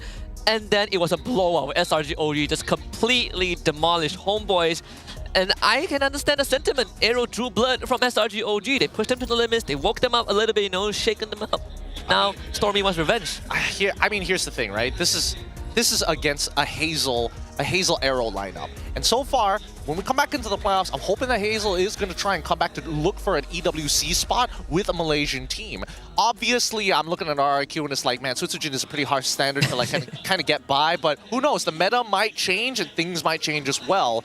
Let's look at the quote coming in specifically from team captain Trap, the goal laner for Team Ray. I'm disappointed that our placements didn't improve from this season. For next season, there may be changes within the team. My hope is to make it to the playoffs. Yeah, I can completely relate to that, right? A lot of times we see a team with potential, they finish poorly in one season, we hope that they stay together for another year. Sort of like what I feel for RRQ Hoshi when they got eliminated by SRG OG on the M6 World Stage. I was like, this team, maybe they should try for another season. Obviously, Skylar ended up not being swapped for Toy, but the majority of the roster is still the same. But if you've gone through one full year and you feel like there's no improvement, I think change might be necessary. Yeah, I think, 2 years is a very good indicator of whether or not this team has hit its ceiling. And I think for SRG OG Esports, with the earlier iterations of their roster, same problem, right? They had some young guns, really talented players, and they understood very quickly, hey, if it's your decision to leave, we're going to be looking for other people, but at the same time, you need to fit the criteria, and then we need to figure out where the ceiling was. Yeah, you got to fight for your spot, right? Like, you might be winning championships for us, but you have to constantly earn that spot. And that's why the criteria to addition to try out for SRG OG is so high. Yeah. Every single row. Coach Arcadia is not messing around. He hasn't. I mean, he's coached World Championship teams before. He's going to keep on doing it until, well, God knows when, honestly. He says, like, I don't know, I was planning on retiring, and then he joins SRG, and now it's like, oh, well, I guess you're not going out anytime soon. Yeah, it sounds like Yums as well. I was planning on taking a break, and then Arcadia... and then Arcadia convinced me, and it's like, this is a World Championship. And then suddenly I won a season, and then I won MSC, you know. Falls into place. Falls into place. All roads lead to the world stage. Now, Coach Arcadia already with the Fredrin ban on top of the Harith ban. Interesting turn of priorities here. I was expecting Chip very early on. Kimmy, wow. Wow. Coach Arcadia is one of the few coaches that is really kind of locking down the Fredrin. I think maybe Homeboys show a lot of the cards of how much potential Fredrin has, and Coach Arcadia never really tried to dabble with it, right? At least not for his own team. Decides that it's better off that they stick to their playbook, which is most of the guys on more assassin-oriented heroes. Alpha doesn't really work as well in this meta, so might as well just eliminate that from the option. Well, I think honestly, Alpha might make its return, especially if Fredrin is going to be the more prio pick over Boxia, right? I think there's still that argument here when we're looking back at the tank meta jungle. It is just Boxia into Fredrin, and the only other fighter that technically kind of fits the build for the early game is Bardis. So we don't know whether or not we're going to be shifting back into it. However, Coach Arcadia has already locked in the Kalia for himself, betting out the Kimmy, the Harith, the Fredrin. Ours has decided on Joy, the Chip, and as well as the Fanny. Hard options that Coach Ars needs to make, right? You see the Kimmy getting banned out, but then you think to yourself, do I want to give a Kalia or maybe like a Joy? So banning out the Sakai's Joy is a pretty smart choice. Now, the usual response is a Gatop +1, or maybe you could go for Phovis +1, but Team Ray, they go for entirely different direction, taking the Zusin Baxia. I'm actually okay with this. Baxia and as well as Jushin work really well together. Obviously, Hylos would be the most preferable one because not only can you buff your teammates in terms of movement speed with the Glorious Pathway, but you always have an innate stun to allow Jushin to get the first pickup. Baxia kind of works in a similar manner, except he slows you. So technically, a little bit of both, a good in-betweener and a nice way to deal with the early game of Kalia's healing sustain. That means Team Ray, they need to look for jungler and gold laner with a lot more damage output, right? Zusin and Baxia don't really hit as hard, especially for Zusin. You're more using her more for the utility. I'm looking at someone like a Granger at this point. Now the Harith is out. Maybe the Irithel or the Beatrix could be an option, which SRG OG could actually consider. But we've seen them not really prioritize the Beatrix as much, right? They got the Farsa to make up for it. Yeah, I think we're going to have to wait until the second phase to see what they actually want, right? Because the Hayabusa and as well as the Farsa, great pair-ups with Kalia with her pick-off potential, plenty of damage to actually start cutting through. However, if Team Ray is able to get ahead enough, then you can see that the priority list is going to change. The Boxia is not going to be as good as it used to be when you're not scaling it on par with SRG. So, in the second phase, hopefully we're going to see some marksman bans. I would hope to give us some direction, but it looks like they've already locked in the Suyo for themselves. So this is what the jungle matchup is going to look like. Time to go into dig deep into the marksman pool. Now, Trap did say that he wanted to solo kill Innocent at least once. And I think if he managed to do that, at least it's a good record, you know, to close out the season. Both teams will not tap into the gold lane pool. I'm looking at Moskov as being one of the primary options for maybe Team Ray to ban out, unless Trap wants it. But he also has that signature 1-1, right? That he has always been playing, even to varying degrees of success. I think 1-1 here isn't too bad. Let's see whether Coach Arcadia actually respects it or Innocent is feeling up for the challenge to play into it. We've seen the matchups that 1-1 has to play into. Oh! Ours is the one who decides to get rid of the 1-1. Yeah. I mean, to be fair, we've seen many times where ours is leaning into picking up 1-1 for themselves when your opponents are playing Jushin or arguably even the Fredrin, things like that. Yeah, but I guess in this case, because Team Ray is running by Baxia, right? They don't want Innocent to just casually get a crossbow hang off. The target is on the side of SRG OG so far. Not the easiest one for 1-1 to play against. Oh boy. With that being said though, alright, so with those three picks in mind, do they want to double down on the damage or do they want to be able to kind of forcefully push the lane if you're in Coach Arcadia's position? And they still have a Cram Phobius, Hilda, we haven't seen that in quite a while. Hilda's like kind of okay, but when you're up against Boxia and Zushin, you are hard countered in these sections. There's a glue still, now that I think about it. They don't really have a solution for glue, you can't pick Faramis anymore. There is obviously carry, but if SRGOG bans the carry, then it's an indicator that they might consider the glue. But they also have to think about whether Team Ray considers that, right? Because Boxer is still a flex. Boxer is quite the flex. Did you know that Tramp once played with SRG in Season 11? Same venue, same stage, but he went by Civ at the time. It makes you wonder, is that why he's been gunning for a solo kill on Innocent? This is Season 11, by the way. The Innocent Innocent didn't steal his role. You know who did? Super Red. Super Red! Man, I wonder how he's doing. He's such a cool kid. Yeah, I think he went back to the... Was it the Philippines? I think he's traveling. Yeah. But like, even Pancake, right? Pancake's like Mr. Worldwide. He literally is Mr. Worldwide. All right, the carry. Good catch by Ars here. He notices that the glue is going to go untouched. Now that they've locked in their mage, there's kind of no counter to it. And you just have to play for the raw peel or have true damage, well, max health HP damage. That should be enough to deter it. Coach Arcadia, on the other hand, now he's got to think about this. Do I get rid of the glue? And I think it might be worthwhile. So they do ban the Jawhead. Mad respect to Virgie. Mad respect to Virgie's Jawhead. Okay. That being said, if glue goes over to Team Ray, SRGOG, they have another choice, which is the Granger. Sky Piercer picker. Granger now gets taken away. So Team Ray have a solution to a possible glue. Okay, I'm thinking Beatrix is going to get locked in here. Double down on the damage. Could go for the glue for yourself, but what is the real purpose of it, right? Or go Phobius here, right? Yeah, or Phobius. I think both are pretty decent. Generally, it depends on what Cram is feeling. I think he'll lean more into the Phobius than the glue itself, but who knows? All right, he chooses the glue. That's fine. Good enough. Now, the Marksman, still a big question mark here.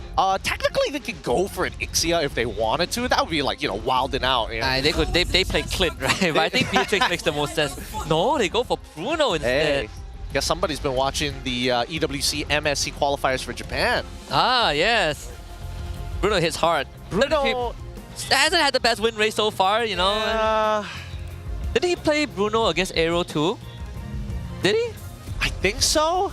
I can't remember. It's slipping my mind right now. It's very less. I know Loliel played Bruno's. For sure. For sure he played Loliel definitely played it. And now, final pick here, going over for Team Ray, gonna be Hilda. I thought it was Masha voice line. I mean, Hilda very standard. I think it's like alright. I mean, you're up against the Hayabusa. This is one of the few games where it makes sense, where Farsa is threatened by you in the early game. You can tank a good amount of Feather airstrikes. You can tank a good amount of Ugi Shadow Kill shots. The only problem is when they have started to scale, you start to lose relevance. So Team Ray, they've got to make the most out of the situation, especially from minute 1 all the way to roughly about minute 8. Yeah, and for Team Ray, the positions on the standings will not be affected anyways. There's really nothing much to lose except for a bit of pride. Just, you know, go out with a blaze. This is... They have admitted even last week's interview, this is the hardest game that they would have to play, but let's see what they got. Yeah, but right now, Dinesh has a lot of work on the Jushin. Needs to keep Stormy in place, but needs to stay alive so that Skies doesn't kill him. If not, Iris and as well as Virgie will be able to open up the map so easily for the squad for the first 6 minutes of the game. So that's their timings. 6 minutes with an end timer of 8 minutes. Let's jump into game number 1 of this final best of 3 in the regular season. SRGOG Esports against Team Ray. SRG on the blue side, Team Ray on red. And I'm looking at that Cram and Iris interaction, right? Sure, the Hilda clears way pretty fast. You can move first compared to the glue. But in these fights, if the glue manages to get to your backline, Iris doesn't get the luxury to peel him off. Yeah, that's the worst part about it, right? Like, Glue doesn't mind taking a bit of damage here. And more importantly, Cram just wants to keep Iris in check. That's why he's focusing purely on trading against him. He's not going to outpush him, right? He's got him pure rage. No, Stormy actually gets caught. Uh-oh. Forced to use the flicker. Team Ray still thinking about the chase. A good stun to stop Lazir, and now Sukai is in the vicinity. Lazir will back off. Sukai goes in. The shadow was sticking on the Lazir, but the damage was not enough. Yeah, it's going to be Revitalize coming in from Virgie. I'm surprised that Iris decided to go with Purify this time round. Try to keep making sure that in the later stages of the game, he doesn't die. Oh my god. Weak mid. This time on the Yums. Okay, also flickers away. Fortunately, no lift from Dinesh. Team Ray. Again, this is the aggression that we know from them. Yeah, they've got 2 battle spells out of it. Cram has denied 2 minions away from Iris in the meantime. Oh. Shadow kill. The roll on the Lazir. The Shuriken's out of range. Sukai is not able to get the first blood. Dinesh now will be in danger. Stormy zoned away by Virgie. Man, both teams trading back and forth. So far, these small interactions, Team Ray is only losing ever so slightly in EXP. And just a slight bit of gold, right? They're not essentially getting the big profit we were looking for, but this is the type of aggression, right? From Team Ray against SRG. Get their battle spells out. This upcoming turtle, Yums and Stormy are very vulnerable, knowing that Sakai's has already used the Oki Shadow Kill. This gives Ray a lot of confidence walking up for the fight. Ideally, they want to play for the cooldown of the Shadow Kill. Cram and Iris both will just try to shove up the wave as fast as they can to join the turtle fight. It's going to be a wet noodle fight for a while. There you go, both hit level 4. Iris could look to open up the map here as Yums is going to start the turtle to force it to reset to buy a little bit of extra time for Sakai, who's currently level 5 to jump in. They're trying to jump onto Sakai, divert to Stormy, who does not have the flicker, so first blood will be grabbed by Team Ray, but they got grabbed onto the target. Lerzier are going down. Sakai gets the first turtle of the game. Team Ray wants to go for a retreat, but Virgie gets dragged back, pops to revitalize again as it comes off cooldown, but unfortunately gets grabbed into the air by the title strike. 2 kills for SRGOG. Impossible to kill Yums and as well as Cram when they're working together like that. They just don't have the anti-heal for it. Team Ray, Lazier, a bit early on that retribution call, thinking that Sakai's was going to go for a quick tap, inevitably gets out-retreated there. Still, it works out in the favor of SRG OG Esports. They have 2 kills in the bag, and they are 1.2k ahead. Got the airstrike, Virgie insanely low and picked up by Stormy. Great chemistry. Great chemistry coming in from SRG. They are designating these kills over to Sakai's. Yeah, Dinesh has to use the Crimson Beacon, but Stormy flickers away. Cram is having a lot of fun every time. Oh, there it is. M6 vibes. M6 vibes all over again. Yeah, actually, ooh, that was a dangerous move to play. Sakai now knows there's not much cooldown. He's going to take his time. Now goes into Kamui Shadow Kill, immobilizing Lazier thanks to Cram. Lazier goes down again. Now Cram, he's on a trap, and trap is, no pun intended, trap. Double kill for Cram. They want to lift him back into the tier 2, but Cram is walking away. But still very durable with Yums around. Virgie sticking on to him with the wheel. And Cram finally drops, but Innocent joins the fight. A couple of shots to the face. Virgie still tanking it up. And Innocent finally claims the kill. And Iris will be forced to run away. Rooted down by a little bit. Innocent starting tackle forward. 1, 2, 3. Crit shutdown on the Hilda. That's a double kill for Innocent, and this game is now out of the hands of Team Ray. These small interactions, this staggered fight that SRG has facilitated against Team Ray, allowing every one of their members to rotate to participate in the war. Team Ray, at this point, Lazier is down a level, not that big of a deal. He can still come back as the Suyo. He's going aggressive, trying to steal some camps back to even out that score, but it's going to take some time.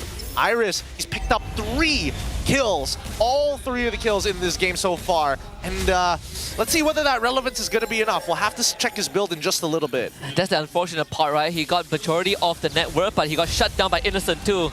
Dinesh eats the Shadow Kill, and roll on the Virgie, absorb. The Dinesh walks away. Right now, SRG OG Esports understands that they can play these fights really, really slow. Their ults seem to be a lot better in terms of just raw burst compared to Team Ray. And if they're able to chunk out their members, they must fight as 5. If they don't have one of their members, they significantly fall off in power in comparison to SRG OG Esports, who can play this war of attrition. Cram is willing to do this forever. Are you having fun, Virgie? Is this fun for you, sir? Oh, you want to roll? Let me stop you. Let me just put a stop to that. Put some glue between the wheels. God, that sounds terrible. Someone just messes with your car by putting glue underneath your tires. Jeez. How dirty do you have to be? Even so, Iris is still trying to make this lead somewhat even for SRG OG Esports. They've already claimed they've traded it 1-for-1 in terms of powers. But the next fight's here. They don't commit the Tsunami Slam just yet, but Dinesh is dead, straight up. This is rolled by the Shadow Kill. Lazier is too late to the party. Trap is dealing 0 damage to Cram. Cram can do this forever. They do control Iris. Cram basically just sandbagging everyone, even a 3-man immobilization, and still has half his health bar. He's such a... I hate glue players. Hate glue players. Just the worst. It's such a good hero. Especially when you go uncontested, and nobody can really peel you off. Like, what are you supposed to do against this guy? Nothing. Even as a roamer, recent trauma. Recent trauma. Hey, he was playing support, to be fair. Yeah, and then he is functioning like he's an XP glue. Molten core, you know. Which makes me wonder, is he gonna go for Thunderbelt this game because of how like in his face he is? He's honestly, he's playing like a diggy egg right now. Pure vision, mildly annoying. Oh, what? And the roll! What? There are 4 people trying to share the burden and still Lazir dies. How? Why is Sakai so good on? Well, I can't even chalk it up to like, oh, he's so good. It's just RNG. Yeah, and Innocent just ran down one lane. Oh no! Right now, Team Ray, they're too close together. They don't have the individual members winning enough in their own lanes to go for a side lane push to kind of handle what SRG OG Esports is doing. Because right now, they're not really faking out Team Ray, but they have their peripheral vision activated. Tidals right into a Tsunami Slam. It's going to force out the Purify from Dinesh. No feather airstrike. They get the stun onto Virgie. He's not as durable as he was a couple minutes ago. Innocent with a killing spree. Blasted. No, unfortunately, at this point, the anti-heals are starting to come in for the side of SRG OG Esports. No Revitalize from Virgie even to survive. Not to even forget that he didn't even use his Totoi's Poissons to keep himself at least minimize the amount of damage he's actually going to take. Yeah, realizing that there was no getting out of that. And Iris's effectiveness has almost been negated to 0, right? Like, he opens up the map, sure, but there's no conversion from the rest of the team. We're looking at a 5.2k goal lead as we approach the 8-minute mark. Oh, Stormy himself is opening up the map. Yeah, I mean, he knows he's got the Wings by Wings. He's also got Flicker active. Cran purposely takes that. Finally has to use the Flicker. You know, Team Ray making him sweat a little bit. But they've got an angle here, right? They want to completely zone them out from where the turtle actually is. While Sakai's gets a push on that front side, if he gets Dinesh here, that'd be ideal. Woo! Boy, he's thinking about it. Meanwhile, Iris, he's just doing his best. Keep Cram away from the rest of the team. Man, how is Cram full health? He was half health like half a minute ago. Right? He's literally just like, I go to a camp, I heal back up, I walk back in, glue things. And after reworking the model of Blue now I hate him even more. Look at this disgusting thing. Little alien boy, little. I mean, to be fair, the new Lilo and Stitch movie is coming out, the live action one. I mean, that's Stitch right there. That's Stitch. Then just gets rolled, tries to use the Beetle, and still dies. I think he would have died regardless with the amount of stacks on him. Whoa! Virgie takes Cram on the right. Oh, look at this. You see me rolling. Oh my goodness, can he miss a single slap? Jeez, dude. Cram is making some insane predictions here. At any moment, Virgie could just like turn back. Yeah. But he catches him right as he jumps, so he's animation locked in place. He passed physics class. Inertia is the thing, you know. Newton's first law. Wow! Oh, here we go. This time on to Iris. Every time a target dies, he goes on a 5-second cooldown for grab. But this time, at least he has to wait for full duration. He hopped off early, understood that Iris had Purify, and more importantly, they didn't have enough damage to chunk through all that health now that he has the Antique Cuirass. Regardless, this slow impending doom is, oh my goodness. Oh, so guys. He tried. He got very close. Very close. Man, I forgot that they had a Lord at one point. Yeah. Slow pushing. It's just they're winning on every single front. No lane has lost. Trap hasn't been able to do much against Innocent, who's playing safe. And I mean, a lot of this game is the driving force behind it is from Stormy and even Sakai's with or without the Tsunami Slam. And thanks to Innocent taking out the tier 2 early in the bot lane, there's not even a holy defense. So this Lord just runs in. Lazir is busy dealing with the top wave. One more shot, almost got him. Innocent. 1, 2. That's almost Iris' health bar. Innocent is just playing with fire. Yeah, he is really maxing out his distance here. Nobody can really do anything about him. He does way too much damage. And even for Dinesh, he needs to be at full life to maybe try and lift him up. But even then, he's got Flicker. And one last concealed play. I'm not really sure if it's going to amount to anything. Virgie can freestyle with the wheels, can play Hot Wheels. But there's no entry point. They don't really have a hard engagement. Virgie, he's just taking shots. He's gone. Malefic Gun on Innocent. Yums cannot find a engaged range, but SRG will just wait it out. Yep, and now Innocent, perfect max distance. He's already got that Malefic Run. The biggest problem we saw during the M6 qualifiers. Sorry, not qualifiers. Early player. Oh! There we go. Flicker into a slam. And that should be game number 1. SRG OG just doing some cleanup job, some housekeeping. The minion waves taken care of pretty quickly. Innocent goes in. 1, 2, 3. Didn't get full crit, but Iris doesn't have the same luxury. He goes down. SRG OG. They can end the game, but why end the game when you can pat the KDA? There it is, game 1. Game 1 done and dusted. You can see that this team is still well connected, despite having, like, honestly, a pretty awkward early game. A lot of resources down, but no deaths, right? And even when the deaths happened, the 2-for-1 trades were in favor of SRG. Yeah. Even if you're in Team Ray's position, you know from the start, you are going to be bested, you know? Put up a good fight, but draft-wise, SRG OG, you don't really see the full effects of the draft until you go in the game and realize that it's too late. Yep, it's way too late. Very difficult to handle here. Honestly, a great game coming in from Sakaizen as well as Stormy despite the early game. I think Sakai's played it a lot better. He's just like, you can see it in his face. He's like, oh man, my KDA! Oh, man, could have been perfect. You know, some of these shadows. He's gotten some pretty good rolls today. Yeah, he has. But this team, above and beyond the rest for a reason, right? Precise and really coordinated teamwork. Just too good. For now, who knows? When we get to the internationals, I hope they can keep up a performance like this. Yeah, I personally, I think our MSC win and our M6 run was already very good, right, for 2024. Oh, yeah. I don't mind if we don't get the MSC trophy. Not that I don't want them to win. Obviously, I want this back-to-back, but if we don't get it, but we put up a good fight and we get bested by the international teams, I personally would be satisfied, right? I just want a good fight. Oh yeah. I mean, they got, again, we've been seeing that the international stage, the margins have started to close down, and then Onyx decided to show up and be like, hey, no, we're just a cut above everybody else right now. But who knows? This time round, based on the regular seasons we've seen across the world, things could be shaken up here. Who knows? Who knows? If Onyx PH breaks that curse that a Thirsty Eater team has never won an MPL championship, we are going to have a hard MSC. It's going to be pretty difficult. Let's look at the backstage here for an MVP of the game. The most valuable player, it could be anybody, but it's going to be Sakai's, of course. Consistent gameplay, road to playoff, the Sky Prims, Yum's the GOAT. Okay. Kang Kong Prince. Wow, really embracing the Sky Prince moniker, right? Had to earn it by taking down teams like Onyx ID and putting out one of the best performers on Link during the MSC stage. Now really living it up, 507 on the Hayabusa. God, what a nasty game. He didn't bother going War Axe. It's just like full damage. All damage, me hurt. Yeah, did any War Axe? Not really. Some people like to go War Axe. They like to make the play. Oh, I get low, I ult, I come back at full health, and then I bugger off. Yeah, but I think he's so far ahead, like, it didn't really matter. If I find Dinesh, he's dead. If I find Lazir, he's dead. He's a goner. I think at this point, now there should be consideration. If you're going to play this early game like the way that he did, maybe consider going into the Lucas, right?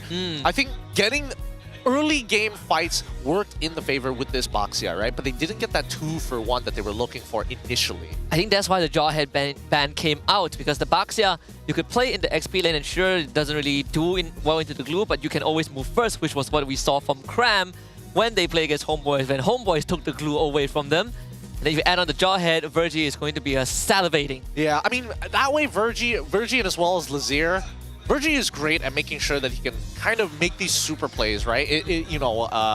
What do they call it? The unstoppable force hits your target, but guess what? That's a secondary target. Not today, kid. Flicker onto somebody else and inject them over, right? I mean, plays like that has been pretty consistent with him. Lazir, on the other hand, unfortunately, did not have the same speed of clearing because of how efficient SRG OG Esports was. The staggered engages, the reinforcements that come in slowly. While that's happening and while people are, looking for their cooldown, Sakai's is already farming and stealing away camps at the same time. One of the toughest things for Team Raid that they realized halfway into the game was that we can play this long fight, but only for the first 3 to 5 minutes. Once SRG OG starts getting some items, once Cram starts getting involved, these long fights gets worse and worse for them. Doesn't become any easier. Unfortunately, the raw sustain is just a little too... Wait a minute. Glowing Wand. They only had one Glowing Wand there. No Dom Ices were able to be purchased, and not even the Halberd was even picked up either ways. So only one form of anti-heal, and that's why Dinesh is just getting targeted down by Sakai's. He can't even walk up into the fight, right? He has to worry about Yums. Yums is still manageable, but Sakai's is the biggest threat. No amount of Purify can get him out of the shadow queue. Yep. Gotta just pray, right? 16-3 the final score before the 11th minute as well. 10 minutes and 57 seconds. This slow mounting pressure that SRG OG Esports is known to doing. I'm just gonna outvalue you every single time. Every time we make contact, I'm gonna get a 2-for-1. Yeah, almost a 2 kill per minute average. This is just an MPL MY. We like to fight. We like to fight. We like to fight, sir. But even so, at least for the side of Team Ray, it's going to give them an idea of what SRG OG Esports wants to do for the drafting phase, at least. Yeah, and I remember there was one of the broadcasts, I shared a sentiment of, I feel like as much as we say Trap hasn't really shined, which I agree, right? You compare to the rest of the gold laners in the regular season, but sometimes I look at the overall performance of Team Ray and I realize Trap, he has been dealt some pretty poor hands, right? Oh yeah. He's the one He's trying to get his farm, but the rest of the team couldn't really hold the game together long enough for him to come online. Yeah, I mean, to be fair, he was coming up with 25,000, the highest damage on his team. Worst yet is that he had an okay laning phase against Innocent, right? It's just when those rotations are called and he's forced to actually join them, that's when it gets a little unfortunate, because SRG OG keeps winning these situations and then converting them into structures. Yeah, and it's one of the few scenarios where you don't really need to put your resources into shutting down the gold lane. You shut down the chess pieces around the gold laners, and then they will eventually collapse. Obviously, Hall of Famers, most of them are SRG OG, except for the Sandbag. Yeah, unfortunately, Iris was not able to get as much value as he wanted here. I think Cram played an okay laning phase, right? Just early trades, making sure that, like, honestly, it didn't really matter. They were sandbagging each other anyways. Fortunately, Iris was the one with Concussive Blast, so he's going to have a bit of a easier time clearing up that waves in the first few minutes of the game. Yeah, even then, when they both hit level 4 and they started moving towards the turtle, Iris, sure, you got the jump on the Stormy, but then their whole backline died because Cram was able to get on top of them, right? And Iris's value is that there's very limited value because you are also relying on that cooldown, but for Cram, he can do this for days. Yep, he can just do it forever. Really, really frustrating to deal with the glue. Either or, right? When we look at the game highlights, as we see SRG OG play, you can see how precise they are. This is the very early interaction after the two flickers were burnt up. And during this turtle fight, then you realize, oh wait, actually we can't deal with Cram and Mewms sitting on top of each other. We just don't have that level of raw burst. The only person who could have done it is either Trap or Lazier, but Lazier is already dead. Even Sakai showed up late, right? He showed up towards the end of the turtle take, got the objective, and just walked away with, with a few kills. And then Innocent started joining this fight. This fight very extended, but Innocent got involved and there was no one there to stop him. Again, the mana cost increase for the Lantern Flare for Zusin really starts to hurt when the fight drags on in the early stage. Yeah, especially the early stages, right? It's very difficult to consistently pick up a person here. If not, the max you get is like 1, and then you have to kind of channel it even so. Oh, just look at this. Look at this. Animation locks every time he jumps. Predicted well by Cram every single time. I believe that there is one jump that he pulled Virgie back after the jump. I mean, there was no good angle to put the glue there. That's why he's like, my glue's over there. I got to get that reset. I might as well go for the pull in this case. But still, really impressive stuff overall. Yeah, it's just SRG dominating. Could have ended the game. Look, they let the minions get some credit. Minions did the work for the win too. Even when they're having fun, they're showing us the higher echelons of gameplay. I mean, it's just like playing an auto battler sometimes, right? You play at a high level for so long, and then you start playing normal games with all your friends, and then they're like, why are you sweating out? It's like, no, I'm not sweating out. These are just good habits that I formed playing at a high level. I take Execute on Natalia. I take Execute on Natalia is enough to kill me, dude. Oh my goodness. Oh, goodness. It is tough. I think that Team Ray has a huge mountain to climb here, but I think they need to double down on their early game plan. Guys, what do you think about it? You are watching from home. You're watching from Astro Arena. But more importantly, we can hear your voices through our social media. So please don't forget to follow the MPL MY social media pages now to stay updated with all the latest and exciting information about MPL MY. You can find various updates and info about the teams and the players there. Not just that, you got side content pieces, a lot of things that you might have missed on the broadcast, a lot of behind the scenes. You want to see your favorite character, favorite player, show their personality and character. That's one of the platforms to go to as well. Yep.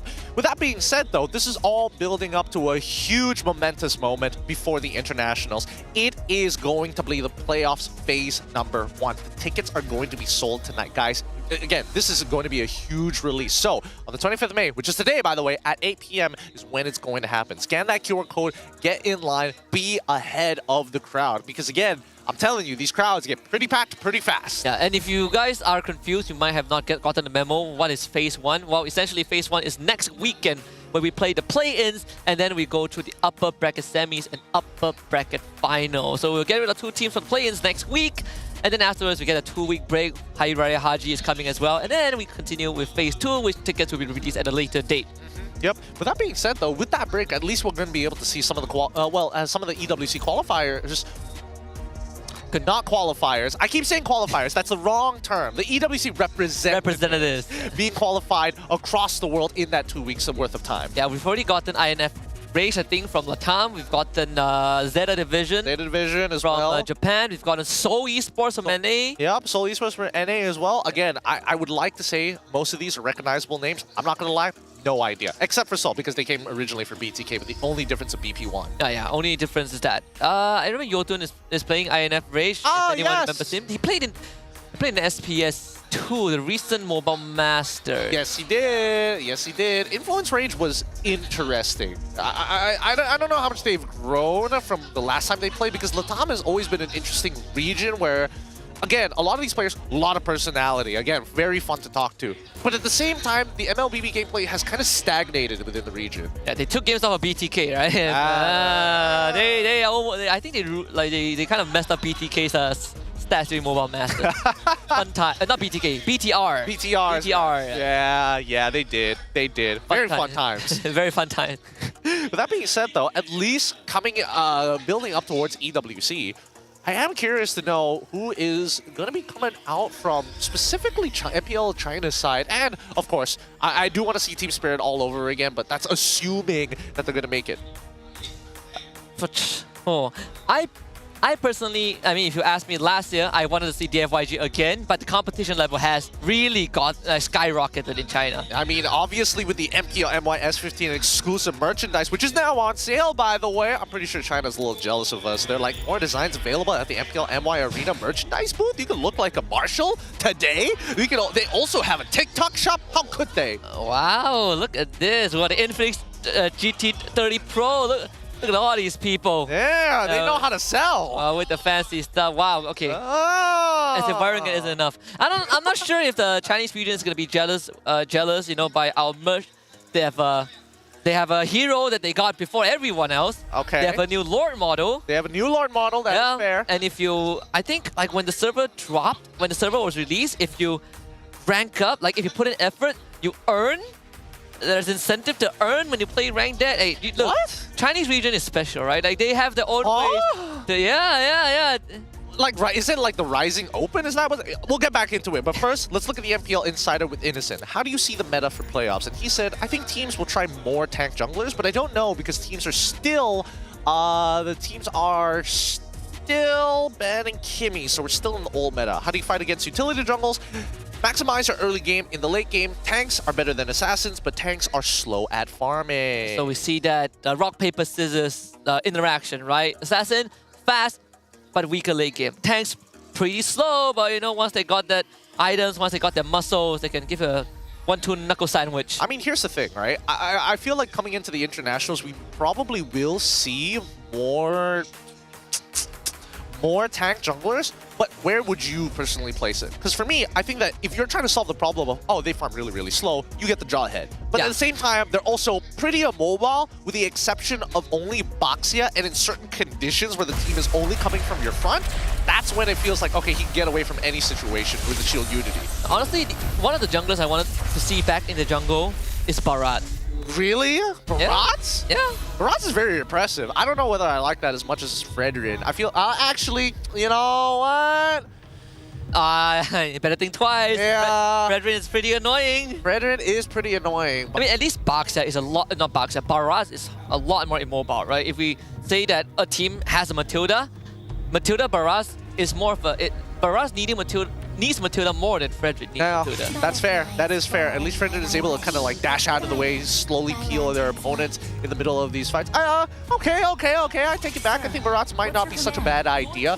However, it is a very snowball-oriented hero, right? I mean, even though they did change it to make sure that, you spawn, you have a little bit of your passive stats, but walking to like something that is hittable already is going to kind of mitigate the fact that you've spawned. Yeah, you need like max stacks. Then the napalm is better, right? Yeah. Then you get some AoE slows. Some actual value out of the hero. Barat's XP was a thing too. But it's so early game oriented. It is. Like walking to the turtle on the opposite side of the map and it's like, oh no, there's no mid wave. Oh no, there's also no Lethal Wanderer. It's like, I hit level 4. I missed my first Daytona's welcome. We lose turtle. Alright. Then you're done for. Yeah, then the lane is basically over. Alright, let's look at Team Ray up against SRG OG Esports. Currently Team Ray on blue side, going for the Fanny and as well as the Phoveus bands. On the opposite side, we see the Kimmy alongside with the Zushin bands from Coach Arcadia. Also, Coach Arcadia is switching up the bans. I wonder if they are going to still consider the Fredrin 2 chip ban out by Team Ray. I feel like Coach Arcadia wants to pick up a tank jungler for themselves. Fredrin Matilda? Maybe. It is an option. It doesn't seem too bad here. I mean, the chip is already gone. You give Kalia over to TR. Oh, wait, no! If you do that, then you're not going to have access to Gatot. Is that enough to deter the comp? I mean, they can go for Gatot EXP, but they miss it on first rotation. Yeah, and no Kalea too. So now the first pick priority shifts. Joy is now open for the taking. Okay. It's an invitation. Does they want the Joy? Ooh, dangerous. Very, very dangerous here. You go Phoveus. Phoveus is already banned by Wait, Coach oh yeah. Mars. Yeah. Okay. So he evens out. I think they're going to hold off on what their EXP is going to be picked unless they flex it. Wow, Baxia first pick. Really? Why such the priority on Baxia? It's not even like a guarantee that they're going to play something that has early sustain. Worse yet, is able to be punished by Baxia. Yeah, I think a lot of teams, like at least locally, sees Baxia as a deterrent, right? Like either I pick Baxia into a good matchup, like, you know, high-lows got taught, or I pick Baxia to deter people from picking those heroes. But that's the thing, that's like blind picking Valentina without seeing the Lucas on the opposite end. Yeah, it was a good point that Sadafa brought up yesterday. They say that teams are looking to counter pick in advance, right? Like I'm looking to prevent certain picks. I personally feel like Baxia first pick could be a bit too much. Like you're trying to solve a problem that hasn't manifested yet. That's the thing. And you put yourself in a very awkward spot, unless you are Aero with rank UT yesterday. Oh, that's fair. They flex the Baxia jungle, but it's so conditional. It's very conditional. It's not like they had a bad draft anyways, right? It's Yeah. just unfortunate situation in the early game. But Dangan as well as Moskov going to get locked in for the side of SRG, both of which deal with this Baxia pretty well. I mean, eventually you're going to have the Trinity build, and before that you're doing negative damage to the Baxia. But Dangan is able to kind of punch him out of that Shield Unity form, forcing him to get caught out in some weird spots sometimes. Yeah, your Spear of Misery might not knock him out of the wheel, but Badang definitely can. And Badang doesn't mind taking the shots. In fact, if I can keep Baxia locked down, it's even better for my team. Yeah, that means let's lay out the war crimes with the Toys Poissons. Keep it in place at least. Farsa as well as Granger going to get locked in for the side of TR. Was it necessary to go far? I mean, you're already up against the Moskov. I think it's fair. The Granger is okay here. Again, just really safe picks. Not much of a direction for the side of TR. Now, one of the biggest loophole in game one was that Team Ray have no hard crowd control, right? Hilda, Baxia doesn't really provide all of that. And this Baxia, it's still a question mark. We don't know if Lazier is going to be piloting the Baxia even. But I do wish the Team Ray would get someone with decent crowd control, right? If not, at least some pure. Gatot high loss is not too bad. If they want to go to the Jawhead, could probably be their final chance to do so. Now that there are picks like the Joy running around, the Moskov, I think Franco also can be considered if they really want to go down that safe suppression route. I think just go for the traditional Tigreal, right? I think that's probably your best bet if you want to get like maximum value while still being able to kind of alter the lane states for some matchups. I don't know, it's tough to say, right? Because again, Joy, really, really high mechanic hero, is able to come in from pretty much any angle. Not as flexible as Fanny, of course, but still the counter pick of Badang has already been taken away by SRG, so they've set this up really nicely. You think there's an angle for Stormy to just go Loyi here? Yeah, there's a really good chance that he does that, as a matter of fact. So they started betting out the Hayabusa. Get rid of the counter matchups. I mean, make sure that your mid lane is going to be safe. You've already banned out the Zushin as well as the Kimi, so you're more inclined to get rid of it. And I think that even for TR, it might just end up being, I need like just a little bit more CC with a little bit more damage, and they might end up on Suyo again. The blue ban out by Coach Rs, this time wanting to make sure that there's no disruption to the back line, not just the Farsa, but you know, this Baxia. There's still the intention that this Baxia could go into the XP lane. I think if you're SRG OG, what else is there left for Cram? No Baxia, no Blue, no Phoveus. You know what I miss? I miss his Tamos.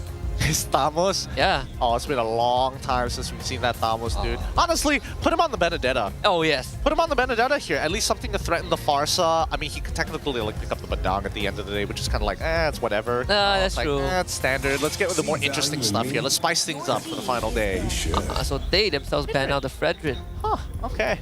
Get rid of the Fredrin this time around. They don't want to tank jungler for the side of TR, does that mean they have to lean more into the Boxia and get a better support matchup? Huh. Unless they want to force the Boxia into jungle. Oh, that's one way of doing it as well. I mean, they ban out the Gatot as well. They want to make sure that this Farsa is safe. So they're playing around Dinesh, and they're probably going to let Trap kind of be isolated on his own. No, Trap is used to it. Not the first time. It's not the first time. That's so true. It really isn't the first time. But it's still a pretty difficult matchup right now. Any Assassins has to deal with Moskov on top of Badang. You have this hyper-mobile Joy and no way to really punish it as well. What do they get? I think they go for the... Okay, Selena. Very safe, very... Oh, now this comp becomes really high risk, high reward, right? They're like, okay, if you're going to play around Dinesh, we're going to make sure we can punish him 24/7. You pop that feathered airstrike, we've got multiple people with artillery just trying to snipe you. Yeah, better watch, better look out where you tread, right? One Abyssal Arrow, you either lose Purify or you lose your life. If that's the case, and this Badang, we've seen Cramp play the Badang and he played a very, very nasty Badang. Yeah, it's very mean. Oh, CC Angela. So Boxia in the jungle, CC to try and deal with whatever SRG throws out there. I mean, Iris is looking to win this lane hard. Yeah. I think it makes a lot of sense because this Boxia, if you put it in roam, you're gonna get punched up by the Badang. If you put it in XP, you're gonna get punched up by the Badang who can match you. I think SRG is willing to do that.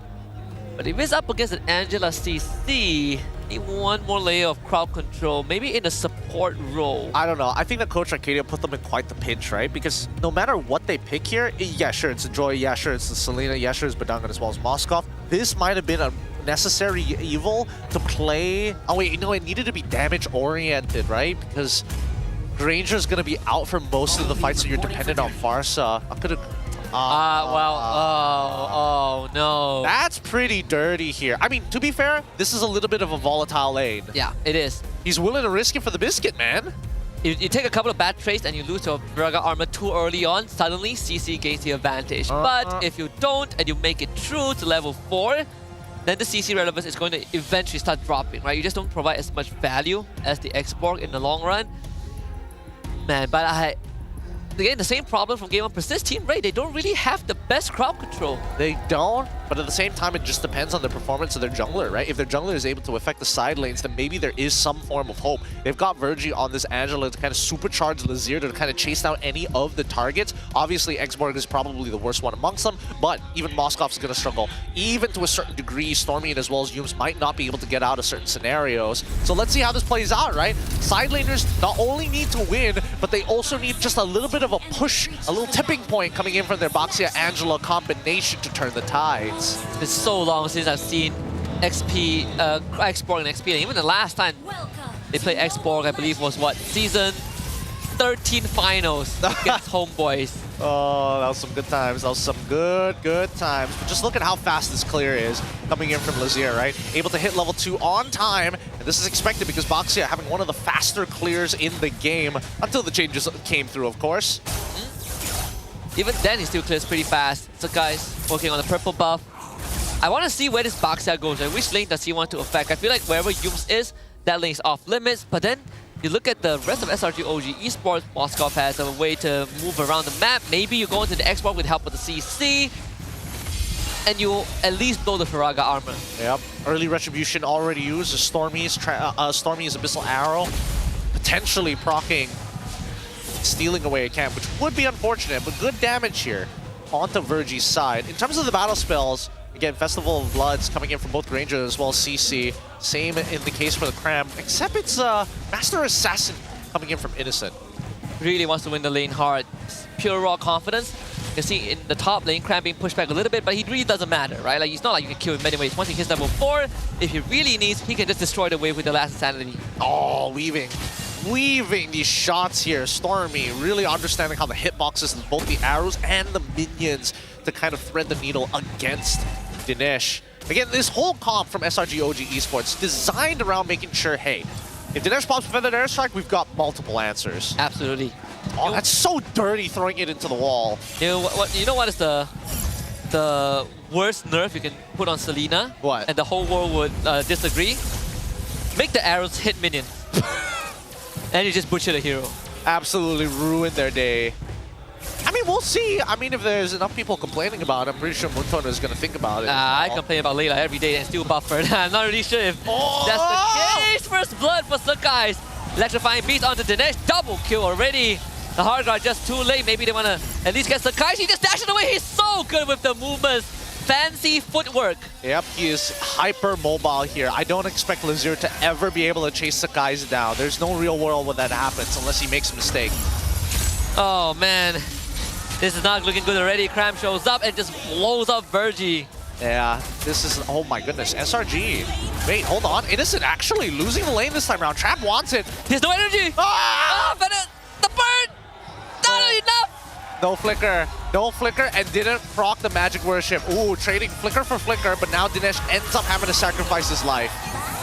He was so close, dude. Just didn't have enough Death Sonata. Yeah, even a pigeon was, you know, pecked Innocent. Innocent was like, I gotta go away. Oh, Stormy did have the flicker. Got the wheel on top. This should be a kill at least. Stormy goes down first for Team Ray. All right. A lot of resources being blown for the side of SRG OG Esports here. A little nervous, of course, but Innocent not dying is a good sign. Can't believe he didn't die. I still can't. I'm like, I thought maybe Magic Worship was going to get him, but it didn't trigger enough times, which is a little sad. I only hit him like once. Not enough. All that being said, Iris actually rotated all the way to the bot lane. Oh my god, they froze it on him. They froze it on him. What is he supposed to do? He wants to get it? All right, good. Use the Death Sonata. That's all you can do right now. Held hostage in such an awkward spot. And they called Lazure in to free the lane. So Yuz gets pushed back a bit. There is Stormy. There's arrow, that one's not gonna hit. But at least it frees up Trap, right? You know, sets him free. D push the lane. All the lanes become dead lanes again. Oh my god. The guy just stole the buff. Very rare that you see him being faster than Lazure and he still gets away. Yep, no issue for Joy, right? Joy doesn't really care with what Boxia provides. Oh, you provide a slow... Alright, I've got multiple dashes to work with and a temporal rain if I ever get caught out. So it is very unlikely unless he gets pulled in or gets locked down by puppet on a string.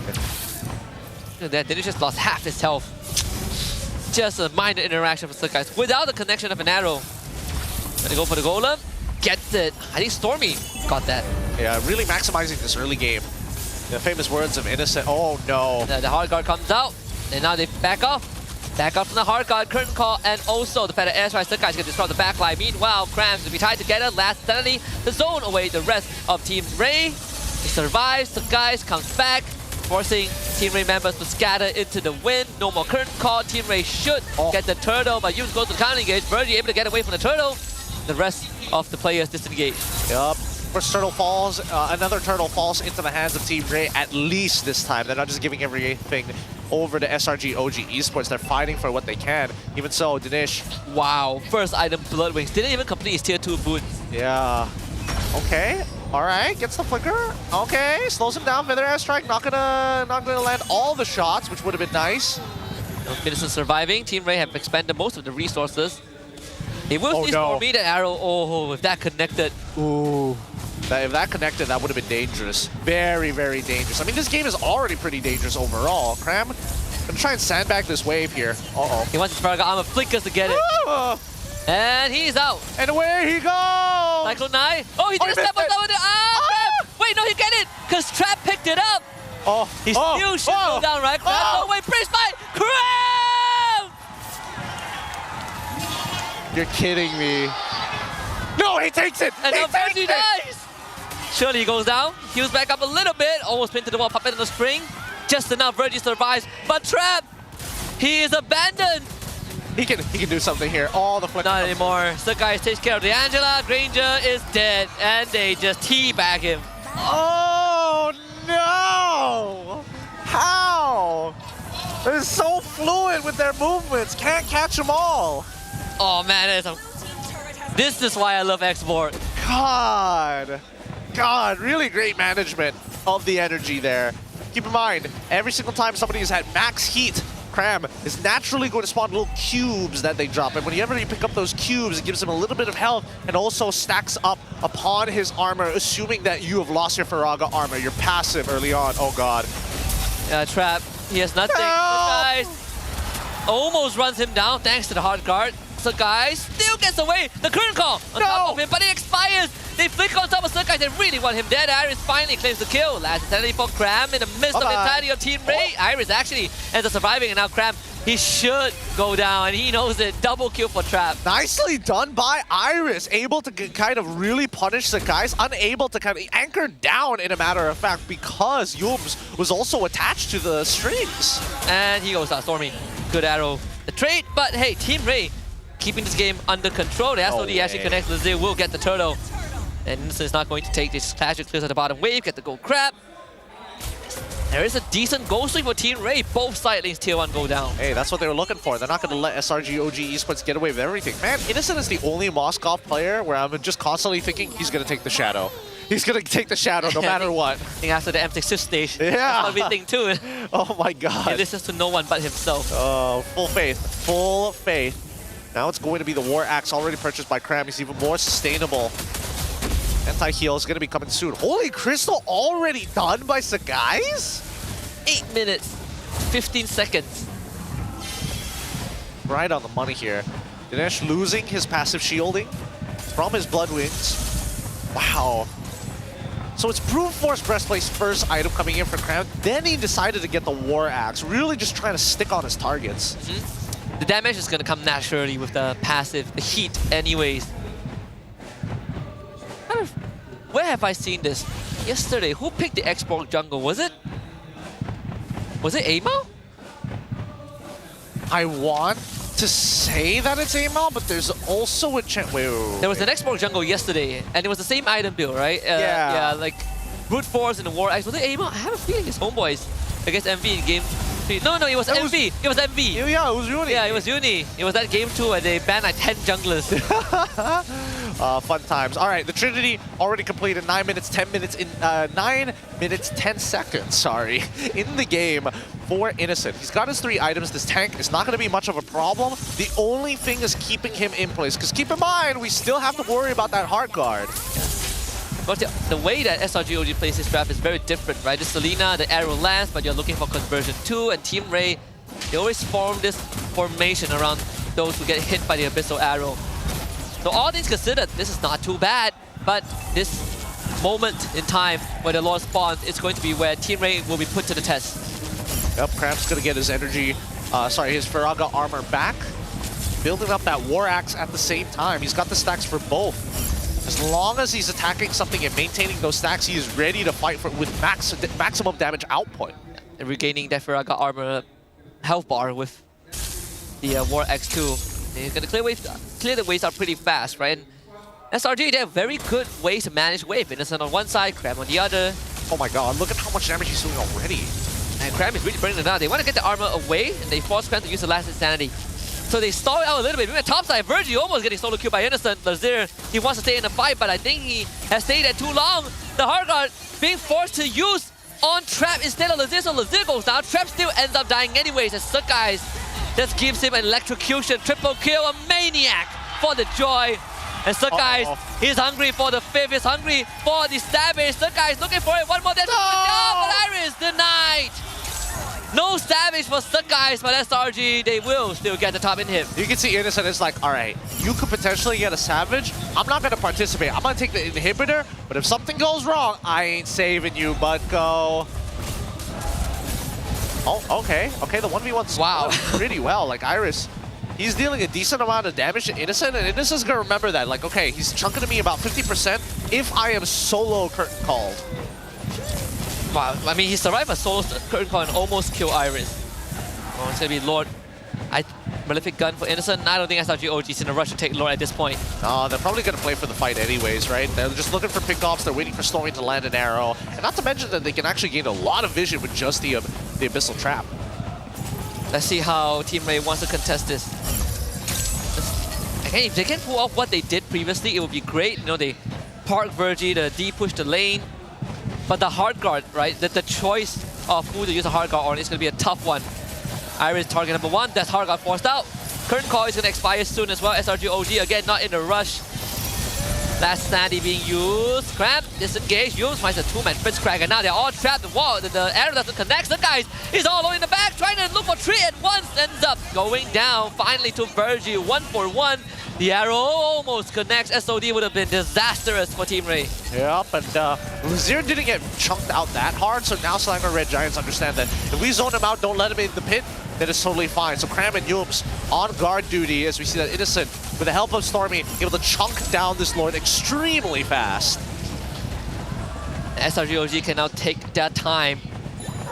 I'm trying to figure out whether is there going to be a point in time where Team Ray is going to be able to match up to SRGOG in terms of just when they is it when all they get is it when they get all their items? Or is the late scaling? I think the only problem is whether or not Iris has enough to get a kill on SRG OG Esports, right? I think if there's Vengeance, then yes, right? Then yeah, I can see him.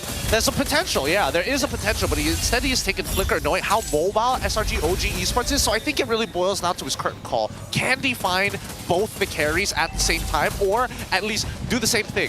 Fist Crack from Yums, lock him down with maybe Sakai's or Innocent. Yeah. And they just got Virgie the fleeting time through, so the timing is incredibly late. But at least Team Ray will be able to deal with this Lord appropriately. One more wave in the mid and bottom lane. Wishing Lantern, glowing 1 for Stormy, so every single arrow is going to hurt. Cram in the sandbag alone. Here comes Sakai. He charged up the charge and they get the arrow to Lazier. The Hardguard, where is it? Lazier doesn't get it. Virgie not able to provide the support, and that could be the game ender. SRG OG takes care of all the structures. Lazier needs 30 seconds, but I'm not sure if Team Ray have the luxury of half a minute. Innocent now jumps on the Iris, but the airstrike to throw Innocent out, but he just goes into it with the flicker. Innocent gets tied up, but instantly dashes away. Iris takes it. The Hardguard on the trap. Trap needs to provide Yums in the engage, and it is lights out. SRG OG closes out the regular season with a perfect record, no losses in terms of series. Oh my goodness, Innocent, he's still such a beast on that Moskov. He has no fear. Flickering forward, dashing backwards. He knows exactly what he's doing to maximize his damage. That being said, once again, thank you to SRG OG Esports, making it a fast day, 2-0 against Team Ray. Hallelujah. If we had 3 series, it would have been a 2-hour break time, but hey, everyone gets to go home early. It's no hard feelings, Team Ray. Enjoying that last game. This is not going to be the last time we see them. They've locked in their slot for the next season. But the journey in Season 15 ends here. No playoffs for the second season. Yep, and now we have the SRG OG Esports fans ready to go. The Supers, the Ultra. The Ultras. God, there's so many fan names I gotta remember now. So many fan names. They're all out in those though. We've actually got a pretty packed house. Yeah, this is crazy, right? For the last match, I was jokingly saying, is there going to be fans today? But it's a full house. Yeah. Oh, with that being said, let's go up to the stage. Give it up to Rose for SRG. Walaupun perjalanan Team Ray untuk musim ini akan terhenti sekarang, I would like Stadium Juara to give a warm round of applause kepada mereka. And of course, we hope to see you guys come back stronger untuk musim ke depan. Now, sebelum we wrap this up, is there any kata-kata terakhir di atas pentas sebelum we wrap this up? Buat semua orang yang udah dukung tim Ray, sokong ya. Kalau bahasa Indonesia sokong ya. Buat semua orang yang udah sokong kita, terima kasih banyak. Maaf belum bisa ke playoff lagi. Mungkin season depan kita berjuang lebih baik dan kemungkinan kita bisa lebih baik daripada season ini. Terima kasih guys semua. Alright, terima kasih kepada Team Ray. We hope to see you guys again in the next season. Guys, one more time, a round of applause. Alright, terima kasih kepada Team Ray. A final bow for you all as well. Terima kasih. And of course, pasukan yang menang untuk perlawanan ini, Stadium Juara, give it up for Selangor Red Giants OG Esports. Hi. Janganlah duduk. Come here. Another good run. Yums. Jangan avoid mic. Yums dulu. Yums dulu. Okay, Yums. I nak Yums. Okay, first of all, congratulations. Masih lagi kekalkan win streak mereka untuk this season. Now, Yums, untuk playoffs yang akan datang, I want you to choose siapa yang you nak jumpa, Aero ke Vamos? Aero. Tapi, kalau nak jumpa Aero, Vamos akan balik awal tau. Ya, betul. Tak apa. Kenapa nak jumpa Aero? Sebab nak revenge lah. 2-1 hari tu. Wey. Just because kalah segame pun dah geram? Adik geram. Adik yang geram. Okay, mungkin since you cakap you nak jumpa Aero and you geram sebab 2-1. For maybe Stormy? Kalau lah let's say you guys manage to get 1 MSC ticket, kita ada 1 lagi tiket. Pasukan mana yang you nak ikut korang pergi EWC? Who you want? To MSC. Who want to buy? No, bring to MSC. I tanya Stormy, dia tanya coach. Homeboys. Kenapa you nak Homeboys ikut korang pergi MSC? Sebab diorang konsisten kan? Ya. And you feel like they have more to give? Ya. Selepas lawan mereka minggu lepas? Betul. Okay.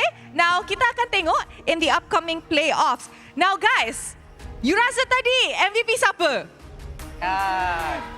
Alah, kenapa audience macam sendu je? Korang rasa siapa yang MVP? Kangkong. Alright, apa kata kita tengok MVP perlawanan ini? In 3, 2, 1. MVP jatuh kepada Shakies. Shakies. Dia jatuh kepada Shakies. Sekais. Wish. Okay, adik. Sebelah row sekejap.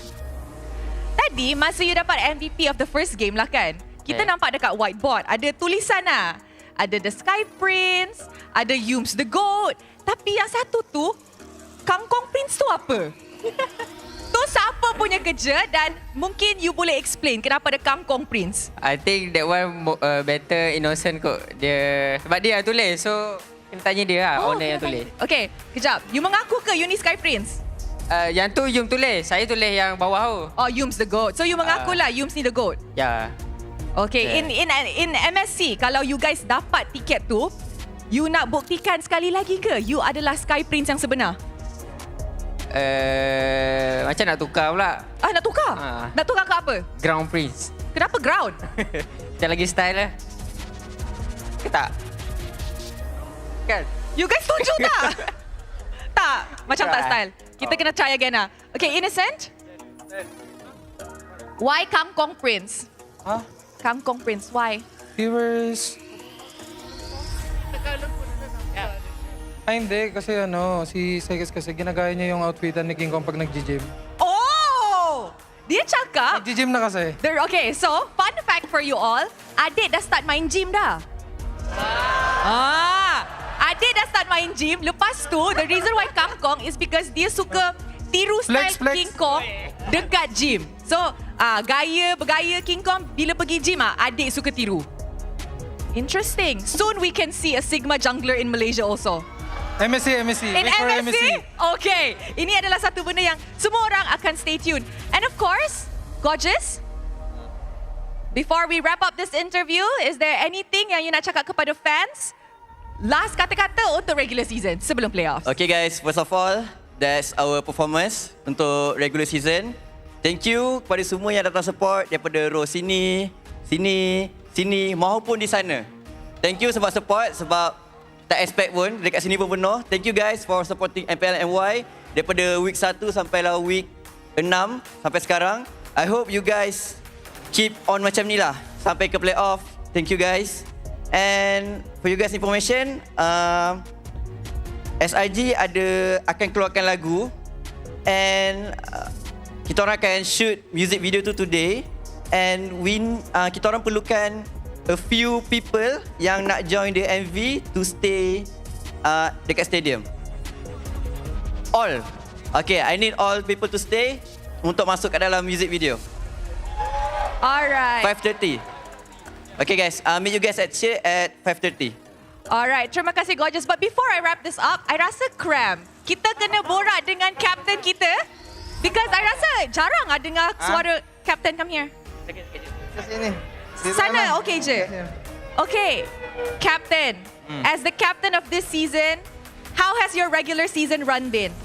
Are you proud of your boys? Yeah, I'm proud of them. They play really great and awesome and amazing. Is there anything you want to say to your boys? Give them some love. Good luck, guys. I love you all. I'm pretty sure they all love you too. Once again, congratulations to Selangor Red Giants OG Esports. And of course, guys, for your information, Playoffs Phase 1 ticket akan start selling pada pukul 8 malam ini. So kalau korang nak hadir ke Stadium Juara untuk Playoffs, don't forget to get your tickets tonight. And we will see you guys there. And that's it for me. Untuk regular season, I akan pass it back to the casters to analyze apa yang jadi dalam perlawanan terakhir regular season. I'll see you guys in the playoffs. Bye! Thank you, Rose. And there you have it. Our winners of the BO3. A 2-0 victory for SRG OG Esports. It's the guys right at the helm of it all. Ran them down like a freight train. Woof. Not leave any breathing room for Team Ray, regardless of whether they've already secured first seed, who their opponents are. SRG OG showing them the due respect, right? Treating them as if they are the strongest opponents at that time. Yeah, no, disgustingly coordinated. There's nothing that we see, as of right now, nothing that we see lacking from the side of SRG until they are pushed into that corner. And that, again, very few times we've ever seen them right now in the regular season. Across the board, though, internationally, I would like to see how this squad is going to play, because so far, these are picks that we've seen multiple times throughout the regular season. They haven't showed too diverse strategies from Coach Arcana, the only time being Homeboys, where it's just a side-eye, hey, by the way, prepare for something, we got a different question for you to answer. Yeah. Even then, they still haven't had the need to diversify as much, right, in terms of the draft. Although, we have a Kryptonite is in Indonesia. If the team makes it to MSC, I would be worried. TLID, stop beating us, right? Just stop. For some reason, we cannot beat TLID. For some reason, we can't beat TLID, and for some reason, TLID can't beat Onyx PH. It's just, that's just how it goes. That's how we get the 1, 2, and 3 from M6. But we can't beat Onyx PH either. Neither can we. I mean, no. I don't know. Nowadays, I feel like the meta is so up in the air that right now, our champions are decided based on who has the best, not only read, but can execute upon what the meta demands from them. Yeah, sometimes you have to go for very hard reads too, right, in the draft, which now demands a lot more from the coaches, which now begs the question, how are these teams going to prep for playoffs, especially those that have a chance to fight SRG? Because you look back at most of the games, they were steamrolling everyone. Exactly. So how do you prepare for that? I think a lot of it just comes down to having first-hand experience. Maybe if you get to scrim against them, that helps a lot. But at the same time, you're analyzing basically purely on the draft itself. But even that doesn't really give you a good idea, because it's the same section of heroes every single time. From emblem setups all the way to hero picks, it's not like we've seen Innocent do anything too crazy. Yeah, I'm pretty sure Coach Erpang did that too, right? And then they got blindsided by Xavier, Baxia, Glue. I don't know. I think these coaches have their works cut out for them. Yep. We just have to see what happens in the playoffs.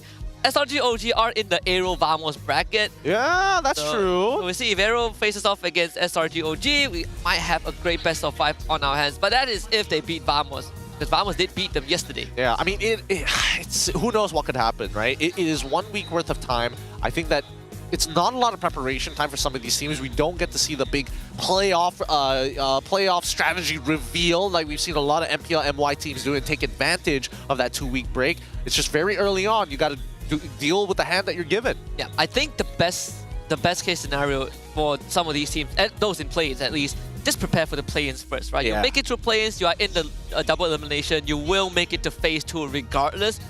But so for SRG OG, they get a bye. Well, at least they get one extra day. Yeah, they get one extra day, you know? They get 1 extra day to play. Who knows? If they ended up dropping, that would be pretty crazy. Who knows? I know, you need that Todak magic from last season. Oh, that Todak magic? Ah, it's a genie in a bottle, man. This you don't know. It's gone. It's no more. The 3 wishes are done. The 3 wishes are done, and he's free. What did he use a genie for? Well, we hope we can beat SRG in regular season. We hope we can beat SRG in playoffs. There's one more. What did they wish for? They didn't. We hope we can beat MV. We hope we don't. They ran out. They ran out last season. It ran out. It's unfortunate to say the least, but I don't know. I'm looking for our second competitors here. SRG is just a cut above the rest. And obviously, we're going to see our Hall of Famers once again. Rich Guy, the carry, going over to Innocent. No surprises there. Best Wingman, Stormy. No surprises there. Honestly, I'm surprised that Iris was able to take so much damage in this game. I definitely thought it was going to be Lazier on that box, yeah. Without Vengeance. Without the Vengeance. Without Vengeance. Yeah. Didn't really get... I think he got like a hard guard once or twice. But I agree, I'm very... it's a pleasant surprise. But they just couldn't keep Surgeist under control. We knew at one point that Surgeist is going to be the reason that Team Ray collapses, and he almost got a Savage. Almost. Almost. And then Sandbag comes in the way. No, sir. I'll hold up. Quadra is all you get. You're only getting a Maniac. Nothing more. I feel like Innocent would have stolen it if he could. I mean, Innocent made sure to stay out of the way. We saw after the teams got up that Surgeist was poking at Innocent. It's just like, hey, why aren't you helping me? Why aren't you sacrificing your life? You gotta earn it. Yeah. You gotta earn it. And Innocent's like, but I got the inhibitor. I'm not gonna do anything for you. I got 2 Savages. I don't know what you're talking about. Let's look at the highlights of the game. SRG, once again, really great ideas here. Cram obviously coming up with a bit of a weirder pick in the Xborg. Funnily enough, did very well against Iris in the lane. However, you didn't get to see the burst ability, right? I think the SRG understood very quickly that trap is going to take too long. And then you have this play here where it's like, yeah, you don't have the items to 100% kill me just yet, and still is able to movement his way out of there. That movement is crazy, right? His Fragile Armor breaks, he misses the Cyclone Eye, Trap picks it up, he backtracks to get it, and he escapes. It's a feels bad for Trap because it's like, I'm trying to land as many shots as possible. I missed literally 1 bullet, and that's what gets him away. He could have just auto-attacked, right? Maybe it would have been different. I don't know. I don't know if it was enough damage if he auto-attacked. That's the worst part. There's no guarantees of it. And then while everything is happening, it's just a winning board all the way through, right? Across the map. Yeah, and then there's like, Virgie. Actually, this was a genius play that I just realized. SOD connects with Innocent, Virgie hard guards to escape, and they lose 1 inhibitor. Yeah, and then also Winter crowds to ensure that he doesn't die to guarantee the transfer over. Fun stuff that we see from SRG OG Esports, especially when they're mucking around. Even so, I would like to see them at their peak once again, just another taste of it, because you can see that Innocent is just hard limit testing. I mean, that's the conclusion of the regular season. It's been a very interesting season. I would say it's a lot more competitive than season 13 and 14, where it's just SRG and Vamos, maybe a bit of Todak and MV. Yeah. But this season is pretty tight.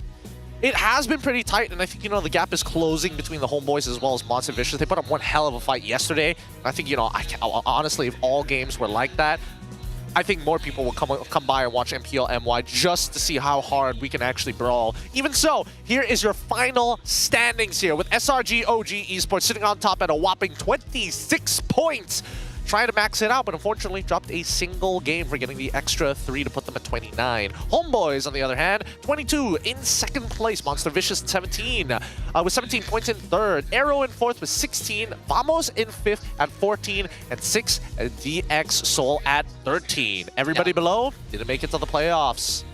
Now with the top 6 locked in for playoffs, I want to see the brackets, right? I want to see who has the unfortunate luxury to be in the SRG OG bracket, and who has the slightly less unfortunate luxury in being in the Homeboys bracket. Slightly less. All right, let's show the brackets for our playoffs. For the play-ins, it's going to start off with Arrow versus Vamos, MV versus DXS. MV and DXS will be headed towards the Homeboys. The winner of that matchup will then face against them. Arrow versus Vamos, the winner of that matchup face up against SRG. I mean, to be fair, Coach Theo, he was like, we want to avoid SRG, and they've done it. The craziest thing is that Arrow and Vamos, I mean, Arrow previously was Red Esports, right? They both made it through the play-ins last season. Vamos got a bye, of course, but Arrow made it through by beating JP Niners. They finished 4th because they lost to SRG OG. But for DXS and MV, this is going to be one to watch. Last time they faced off, MV won 2-1. We went the distance. DXS's curse is that they can never close things out 2-0, but now we go to a best of 5. And there are 2 possibilities. MV loses out in play-ins once more. Oh, that would be hard. And DXS makes history, continues to make history, or MV finally makes it out of 5th and 6th. Makes it out of 5th and 6th, then we'll have to face up against Homeboys in an intense matchup. We saw yesterday's BO3. Can you imagine a BO5? I don't want to think about it. Who knows? There's a world they enter the finals, right? 2-minute, 30-second fights is just never-ending chaos. Oh, I can't imagine. I think for the second match, right? The second place is definitely for me, the one to look out for. Right? No disrespect to Aero and Vamos, but MV against DXS is my highlight. All right, I think that's fair. I think that all these teams are going to have to, really step it up during the playoffs. Keep in mind, this is all for MSC EWC slots. There's no wild card for us. We go right into the main event, and that's the important thing here. Whoever makes it into the grand finals already secures their tickets to Riyadh. Yeah, back then we say that, well, why are we playing wild cards? We're going to win anyways. Well, now we get to skip the queue, but that means we're going straight into the VVIP lounge. Yep, I mean, honestly, there were moments where we were like, oh, dude, we might not actually make it out of wild cards. Oh, SMG, MFI, we're pretty close. We got pretty close there. Everybody was sweating on that one. But generally speaking, hopefully we're able to kind of bring back that crown one more time for MSC. That would be pretty fun. It would be pretty incredible. Yeah, we might not be world champions, but hey, winning 2 MSC in a row sounds good for me. Big shmoneys! Then we would top the earning chart for all ML teams. One more time for SRGOG Esports. Big whoops. All right, guys. Thank you so much for watching, and everybody who's out there, we want to hear your feedback. Gaming and esports in Malaysia, tell us what you think. Scan that QR code, fill up that survey. We want to know our audience's opinions, and those who are watching on Astro Arena as well can also participate. Yeah. Don't say things like bad matchmaking, okay? Honest opinions. With that being said, thank you so much. This is the end of the regular season of the MPL MY Season 15. This is Husky. My name is Gideon. Thank you so much for watching. We'll see you in the playoffs. Baksan ulti guys.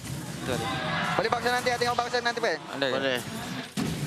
TP tu Baksa. Stop him, Kram, stop him.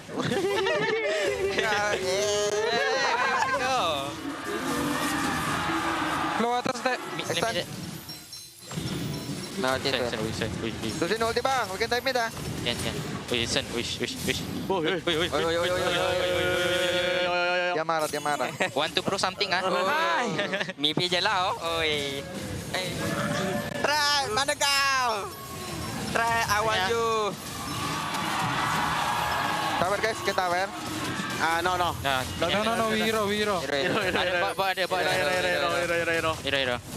Set. Woi, sono loh. Hero. Aku no ulti oh. Innocent. Purify. Tiger. Pente. Nice try guys. Pente. See you next season. Aku ultian Kram. Angela na ulti ya. Okay. Aman Kram. Go flicker kau. My turret. Sini ya. Trap. Dulu. Ada shot. Ay, Winter, Angela ulti. No flicker. I already flick cu. Aman. Nice that. Ay, I can get bot ani. Nice. Aman. Mania. Savage mulu ni. Go. 3 second. Season help. Tangan ni. I stand it. Tak boleh ke? Allah. Ito na ulti. Dapat. Tengah. Focus kill. Red kick ke? Alah, dah end tu. Kecewa end. Flicker. Bisa tak lah sini? Ulti. Bajalan. Nice try guys. See you next season guys. Next season. Nice try.